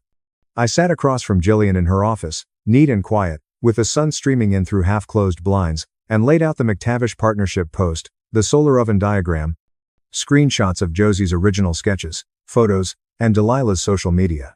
My heart wasn't pounding anymore. It wasn't rage, it wasn't panic, it was focus. Jillian didn't even blink. "This is theft," she said plainly. "And if it's used in a business context, it's corporate theft, IP infringement, and possibly fraud." I nodded. "I don't want to sue them for millions. I just want to make it public. I want it undeniable." She leaned back. "Then we'll begin with a cease and desist to McTavish." Jillian drafted a beautifully brutal letter outlining the original creation date of Josie's project, the time-stamped posts, the competition win, and the nearly identical rendering you. Oh, he's going to learn what it feels like to be publicly embarrassed thoroughly. We did not send it via email, but rather as a formal legal package courier to McTavish's legal department and the CEO. Within 4 days, I received a call from Stephen Day, McTavish's director of operations. "Mr. M, I'm calling to apologize." He apologized profusely, his voice tight with panic. "We were unaware that the design was based on a minor school project. If we had known, you would not have asked where the design came from. We believed our partner's submission." Mr. Julian M presented it as his own prototype. My throat tightened. He claimed to have invented it. "Yes, sir. I'd like to assure you that, as of this morning, we've halted all rollout plans related to that partnership and are internally reviewing all associated content and contracts." "Good," I said, "because if this goes to court, I will bring Josie with me. I'll allow the press to photograph her standing next to the model she created on our kitchen table with tin foil and a shoebox." He exhaled forcefully. "There's no need for that. Please, Mr. M, let us fix this." They did not simply cancel the partnership. "We deeply regret the use of intellectual material that was not properly sourced," they wrote in a formal apology, which was posted on their website and social media the next day. We later discovered that a design submitted by a recent collaborator was actually created by a young innovator, MIM, as part of a school STEM fair. We commend her brilliance and have made a charitable donation to support her school's science program in her honor. They donated $30,000 to Josie's school that morning. I showed her the post. She read it 3 times, then whispered, "They said my name." Samuel shouted, "You're famous now." From the hallway. Delilah cried. I did not. While McTavish had done the right thing, Julian, he doubled down with a passive-aggressive tweet that read, "Jealousy is a disease. Real creators rise above the noise." Then he began spreading his version of events throughout the family, claiming that we had manipulated a child's school project to ruin his career, that we were bitter, and that we were using the children as pawns. Julian didn't realize that McTavish's internal investigation wasn't just about public relations. 2 weeks later, he received a formal letter from their lawyers, demanding full disclosure of all his previously submitted work, verification of originality, and immediate termination of the collaboration. His name was removed from their website. The LinkedIn post vanished, and I learned through a mutual contact, one of Julian's old college friends, that 3 other companies quietly paused deals with him after hearing what happened. No one wanted to be associated with a guy who stole from a 1-2-year-old and was exposed by a publicly traded partner. But the vengeance didn't end there. Delilah had a brilliant idea. She contacted Josie's school principal and pitched a story. A local girls' science project is stolen. A corporate partner profits from it. And the company donates money to make it right. The principal was taken aback. "Would you be open to a media piece?" Delilah smiled. "We'd be ecstatic." By the following week, a local news station was filming Josie in her classroom, standing next to her solar oven. She spoke shyly but clearly, explaining how she came up with the idea, how she tested it in the backyard, and how it felt strange at first when someone else tried to claim it. The anchor ended the segment by reminding us that sometimes the brightest minds in innovation aren't in boardrooms, but in our own classrooms. The clip went viral in our town. The school received a flood of congratulations. The PTA called it the best press they'd had in years. And the best part, my mother called. She didn't even try to deny what had happened. She simply said, "You didn't have to humiliate the family." I laughed. "Oh, we're just getting started." I wasn't joking. Remember that promissory note from 2018? Jillian filed a claim in small claims court, not for the money, but for the record. Dad ignored the notice, so we escalated. The hearing took place in May, and he did not show. Jillian and I presented the documents, emails, and payment receipts. It was quiet, methodical, boring, and ironclad. We won. Judgment was entered for $20,000 plus court fees and interest. I sent a copy to my parents with a note, since financial agreements matter so much to you. It arrived the day after Julian's story was picked up in a national STEM education roundup. One sentence was buried halfway through read. The company retracted its partnership after learning the submitted prototype had been developed by a local middle school student in a documented competition. Julian didn't show up for Memorial Day weekend at Optometris. Ava's. Nor did our parents. But we didn't mind because we weren't just surviving. We were thriving. Josie received a STEM scholarship to attend a summer program at the local university. Samuel became a goalie for his rec league. Delilah's consulting work skyrocketed. 3 local business owners saw the news story and contacted me, and I was promoted to a leadership position in a new satellite office, which offered me more pay, more control, and, most importantly, the ability to shape the company culture. At the first all-hands meeting, I concluded with a slide that read, "Give credit always. Even when no one's watching." People applauded. Some didn't get it, but I did, as did Delilah, and Josie, who watched from the back of the room with a quiet smile. We never spoke to my parents again after the court ruling or the school donation. Not after the news segment that aired during dinner hour and left them scrambling to control the narrative in a town that had already made up its mind, because in the end, they weren't just cut off. They were forgotten, and that was what they couldn't stand more than anything else. It wasn't the letter. It wasn't the lawsuit. It wasn't the donations, the headlines, or the judgment. It was the silence, the way we stopped defending ourselves, the way we stopped showing up to absorb the damage, and the way we just moved on without them. Julian, last I heard, was taking time off to rebrand, but Josie is building a solar-powered compost bin for the school garden. And this time she's filing for a patent with my lawyer because some names can't be erased, some sparks can't be stolen, and some families don't break, they rebuild stronger, louder, brighter without the ones who always tried to dim them. My parents forged a deed to my $3.5 million estate and brought movers. They didn't know their own lawyer, and the cops were waiting to arrest them. Hey, Reddit, you spend your entire life believing that blood means something, that family is supposed to have your back. Then one day, the biological parents who barely raised you show up with these smug, predatory grins, thinking they've just legally stolen your beloved grandparents' entire $3.5 million legacy right out from under you. They looked me dead in the eye and said I was out by Friday. But let me tell you, The look on their faces when they came back with those movers, only to see exactly who was waiting on the porch to greet them, was absolutely priceless. I'm Ethan, 27 years old, and I never in a million years thought I would be fighting my own flesh and blood over what my grandparents spent a lifetime building. The very moment I graduated with my master's degree in accounting, my absolute first priority was making sure their $3.5 million estate was locked down so tight in an ironclad trust that a nuclear bomb couldn't crack it. Why? Because I had been watching the vultures circle for 2 decades, and those vultures were my mother, my father, and my younger sister. To really understand why I went to such extreme lengths, and why I let them walk right into a felony trap, you need the full backstory. This isn't just about money or real estate.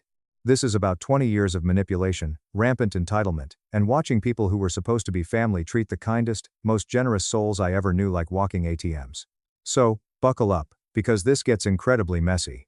My grandparents, Arthur and Eleanor, practically raised me from the time I was 6 years old. My biological parents, Richard and Susan, basically dropped me off at their front doorstep in Boston to chase lucrative career opportunities in another state.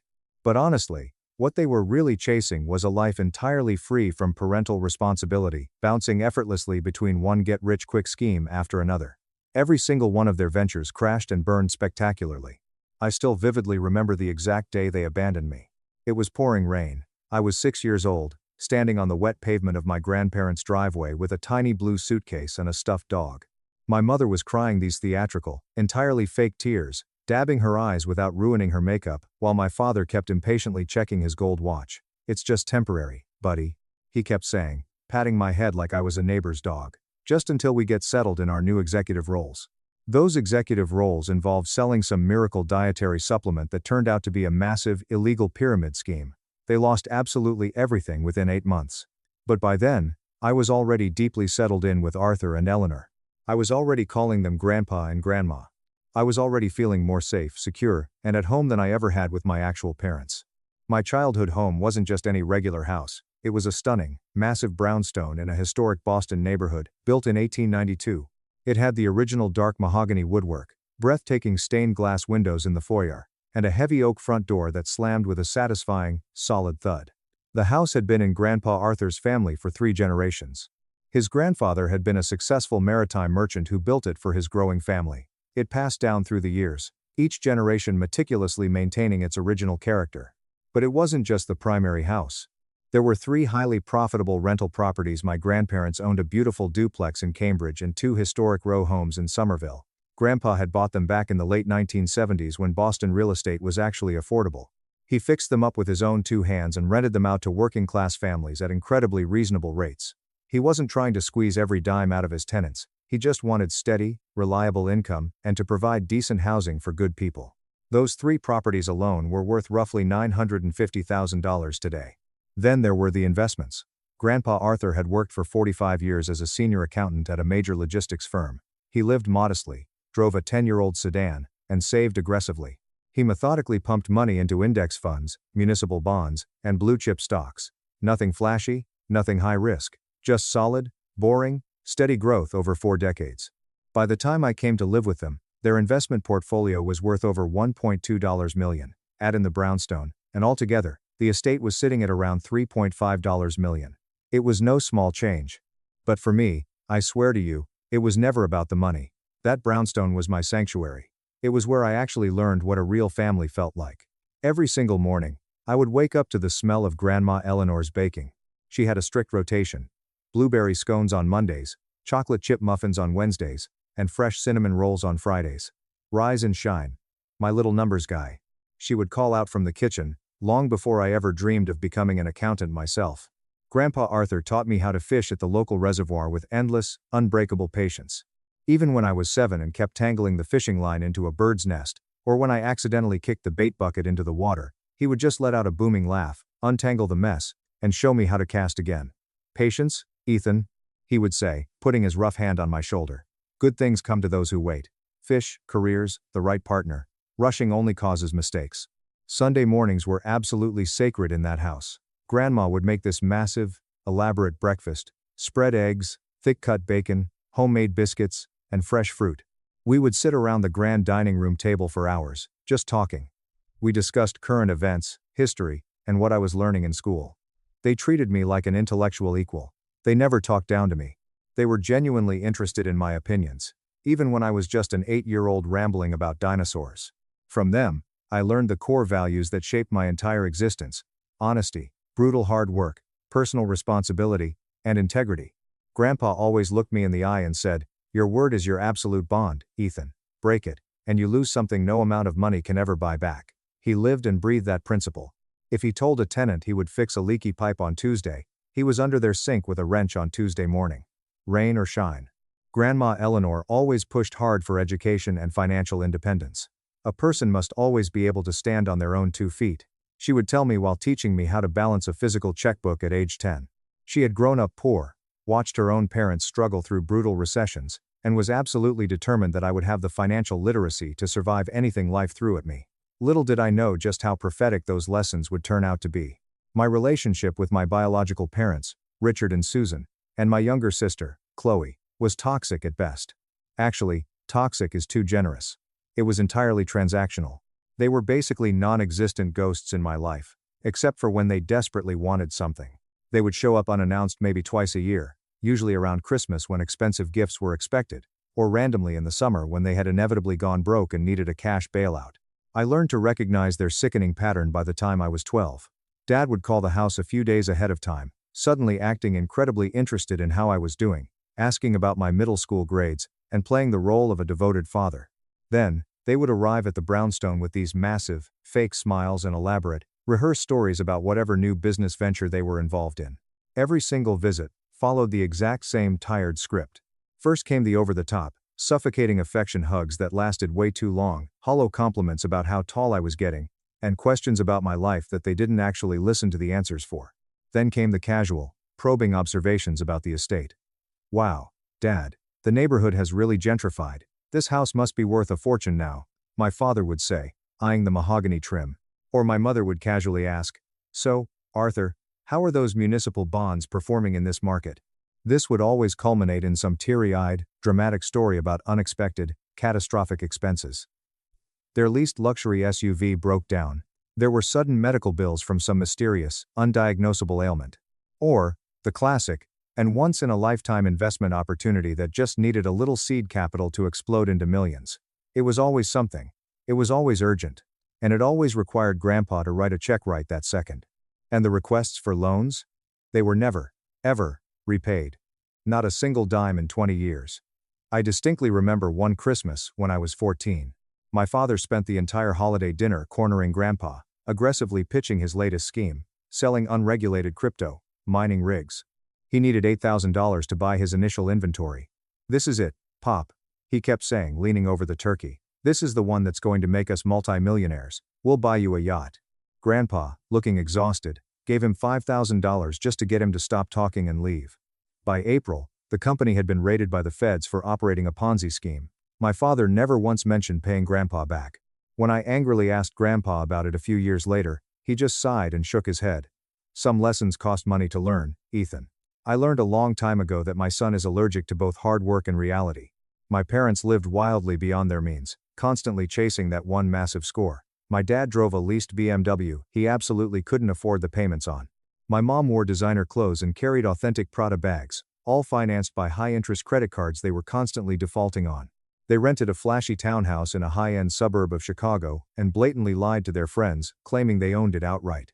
My sister, Chloe, who is 6 years younger than me, grew up exclusively in their care. She watched them grift, lie, and manipulate, and she absorbed every single horrible trait like a sponge. By the time she was a teenager, she was a masterclass in weaponized entitlement, combining my father's arrogance with my mother's fake crying manipulation. She was a nightmare. I remember one specific incident when she was 16 and I was 22, home from college for Thanksgiving break. Grandma Eleanor had these beautiful antique silver brooches that her mother had given her. They weren't worth millions, but they were priceless family heirlooms.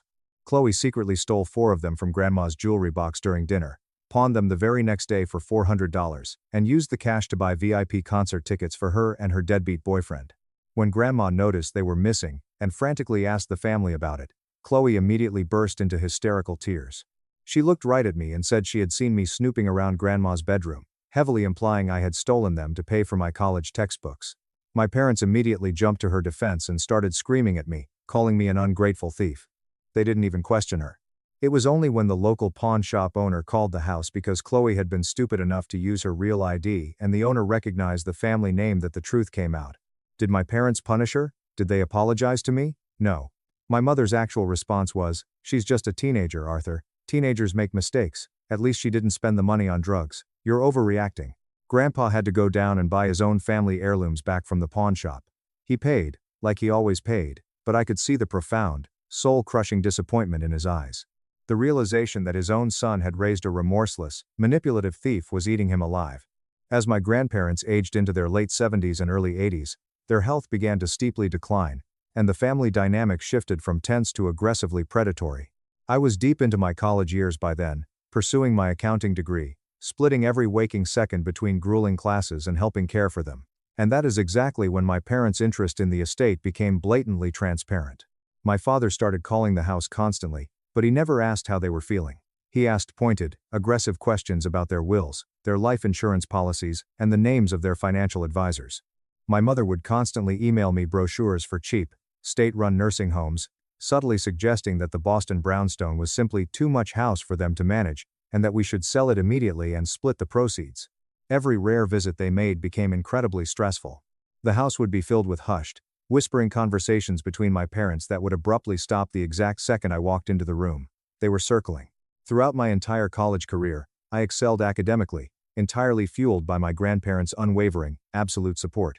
While other kids on campus were partying, taking gap years, or blowing their parents' money on spring break trips, I was working part-time at a local accounting firm to help cover my own expenses. Grandpa insisted it wasn't necessary, but I saw the physical toll the rising property taxes and exorbitant prescription medication costs were taking on their fixed income. My decision to specialize in forensic accounting and estate management was heavily influenced by something horrifying that happened in our neighborhood. An elderly widow down the street lost her entire life savings when her estranged son manipulated her into signing over a power of attorney, and then completely drained her bank accounts to pay off his gambling debts. The utter helplessness and devastation she experienced haunted me.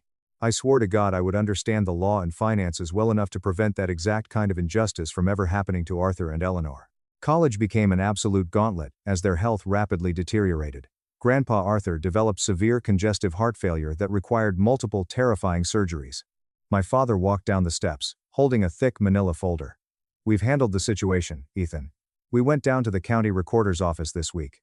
We filed the necessary paperwork. The deed to the house has been officially transferred out of the trust and directly into my name. It's done." My heart skipped a beat, but my brain immediately kicked into forensic accountant mode. "That's legally impossible. I'm the sole trustee. I have to authorize any transfer." Chloe stepped forward, smirking and chewing gum.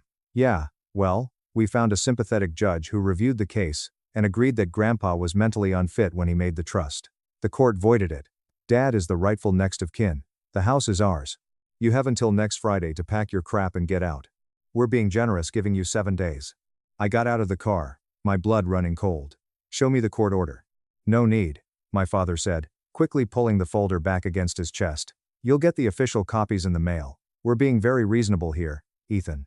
You can take your clothes and your personal computer, but all the antique furniture, the artwork, and the appliances stay. They belong to the house." "You are completely out of your minds," I said, trying to keep my voice from shaking. "You can't just magically forge documents and steal a property." My mother gasped, placing a hand over her chest in mock offense. "Forge? How dare you accuse us of a crime? Everything was done legally and filed with the city." The county clerk stamped it herself. "Be out by Friday, Ethan. Or, we'll have the sheriff forcibly remove you." They got into my dad's leased car and drove off, leaving me standing on the sidewalk. I immediately pulled out my phone and called Sarah. I explained exactly what happened. She went dead silent on the phone. "Ethan," she said seriously, "they can physically hand a piece of paper to a clerk and get it stamped if the clerk isn't paying attention. That doesn't make it a legal transfer, but it does cloud the title. I need to see exactly what they filed.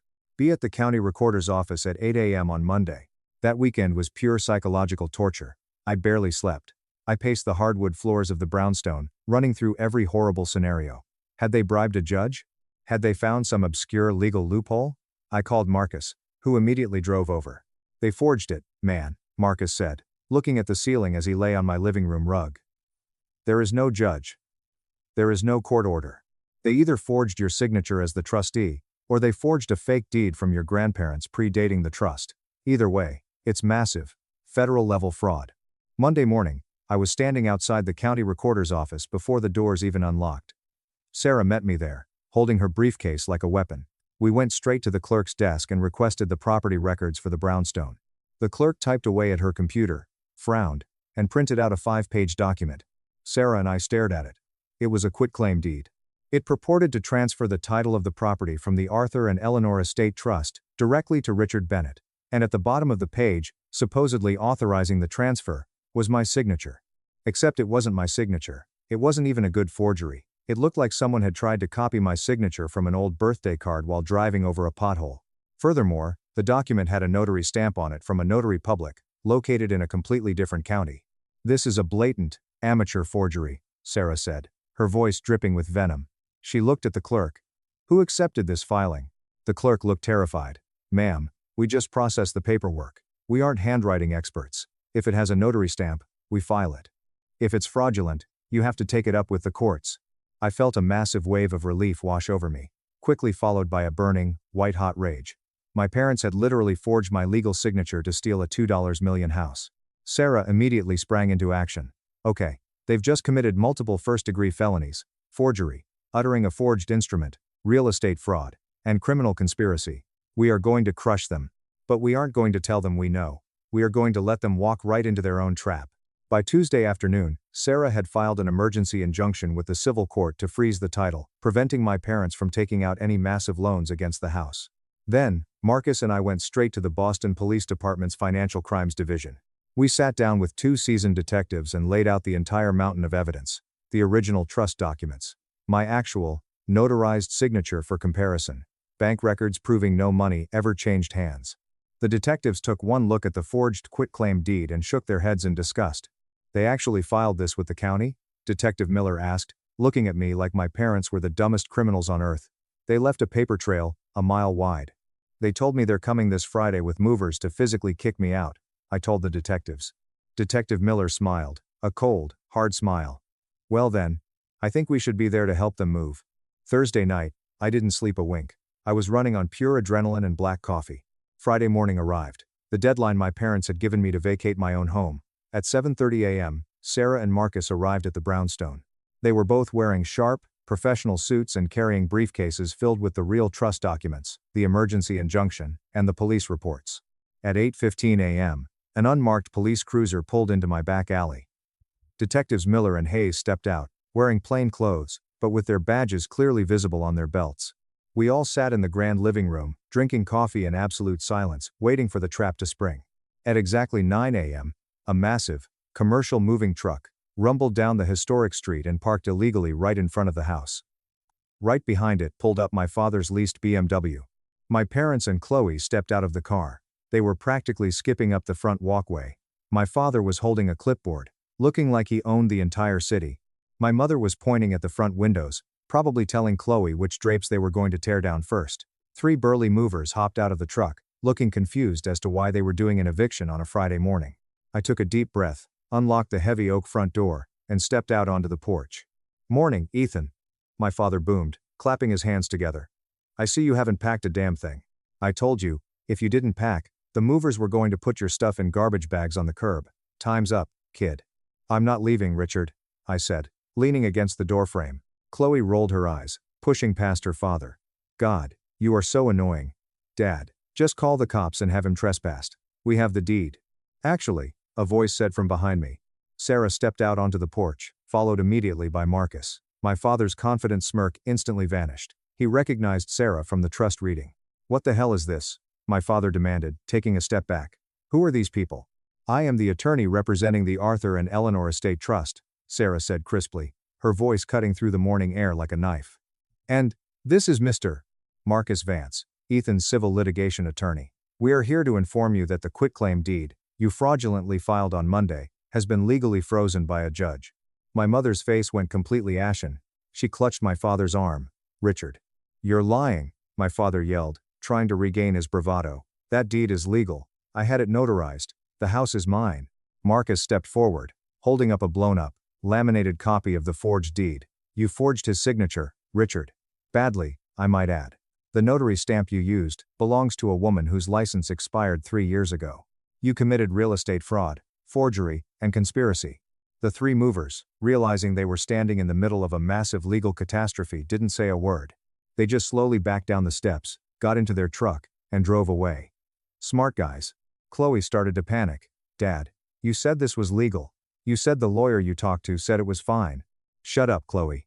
My father snapped, sweat visibly forming on his forehead. He pointed at me. You can't prove anything. You think a judge is going to side with a greedy kid over a father claiming his rightful inheritance? I'll sue you for defamation. That was the cue. Detectives Miller and Hayes stepped out onto the porch from the hallway. They let their jackets fall open, revealing their badges and sidearms. Richard Bennett? Detective Miller asked, his voice low and authoritative. My father literally stumbled backward, almost tripping over a potted plant. Who are you? Cell. Boston Police Department, Financial Crimes Unit, Miller said, walking down the steps to stand face to face with my parents. We've reviewed the documents you filed with the county clerk. We've also confirmed that the notary stamp you used was manufactured at a custom stamp shop in Chicago last week, paid for with your credit card. My mother let out a loud, terrifying shriek and instantly started hyperventilating. It was his idea, she screamed, violently pointing at my father. I told him not to do it. He made me go to the clerk's office. I'm innocent.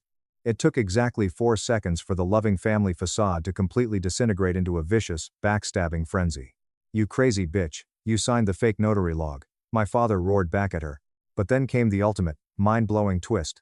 The twist that still makes me shake my head in pure disbelief. Chloe, realizing that she was standing right next to 2 people about to be arrested for multiple felonies, pulled her phone out of her pocket. Her hands were shaking so violently she almost dropped it. Officers, Chloe yelled, her voice cracking. Officers, I have proof. I have proof they did it. Everyone on the porch froze. We all stared at my 21-year-old sister. Chloe, what the hell are you doing? My father hissed, his eyes wide with absolute terror. Chloe ignored him, looking desperately at Detective Miller. Look, I knew they were doing something shady. I didn't want to go to jail. So, I recorded them. She tapped her screen, turned the volume all the way up, and hit play. Clear as day, echoing across the quiet Boston street, was the audio of my parents sitting in their hotel room 3 days prior. Dad's voice. Just practice the signature a few more times, Susan. It doesn't have to be perfect, the clerk won't check. Mom's voice. What if Ethan checks the county records? Dad's voice. He won't. By the time he figures it out, we'll have taken out a massive home equity loan against the house and transferred the cash to the offshore account. We'll be gone. My jaw practically hit the floor. Marcus let out a low whistle. Sarah looked like she had just witnessed a miracle. My sister had secretly recorded them plotting the forgery, likely planning to use the audio to blackmail them for a cut of the money later. But the second she saw the badges, she threw them directly under the bus to save her own skin. My father looked at Chloe like he wanted to murder her. You little rat, he whispered.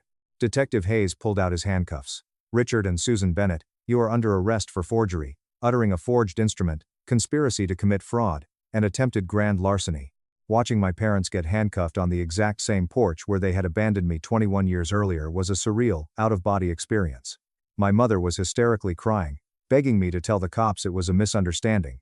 My father was screaming profanities, threatening to kill me, threatening to kill Chloe, threatening to sue the police department. Chloe just stood there, crying fake tears, trying to look like the innocent victim. Detective Miller gently took her phone as evidence, and informed her that while she wasn't being arrested today, she was absolutely a person of interest and was forbidden from leaving the state. As they shoved my parents into the back of the cruiser, my father pressed his face against the glass, glaring at me with pure, unadulterated venom. I didn't say a word. I just raised my hand and gave him a small, polite wave goodbye. The legal aftermath was swift and utterly devastating for them.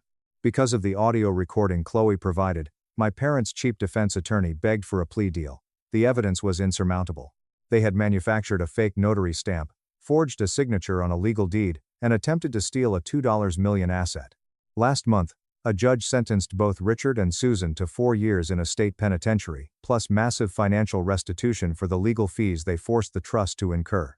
The judge was absolutely merciless during sentencing, stating that their attempt to steal their own son's inheritance, after abandoning him as a child, demonstrated a profound, irredeemable moral bankruptcy.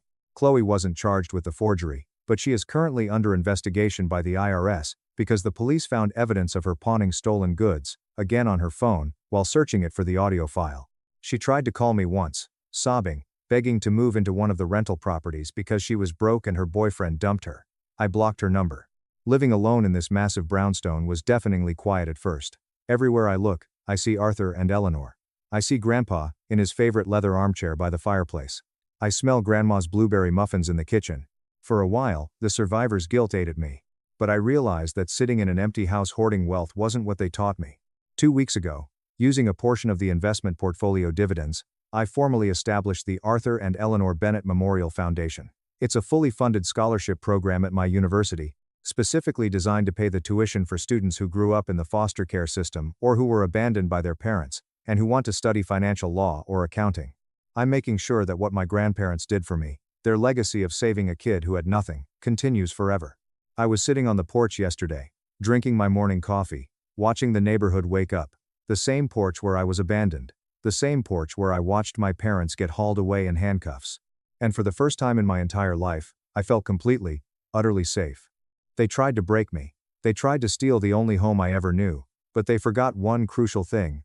Arthur and Eleanor raised me. And they raised me to be a fortress.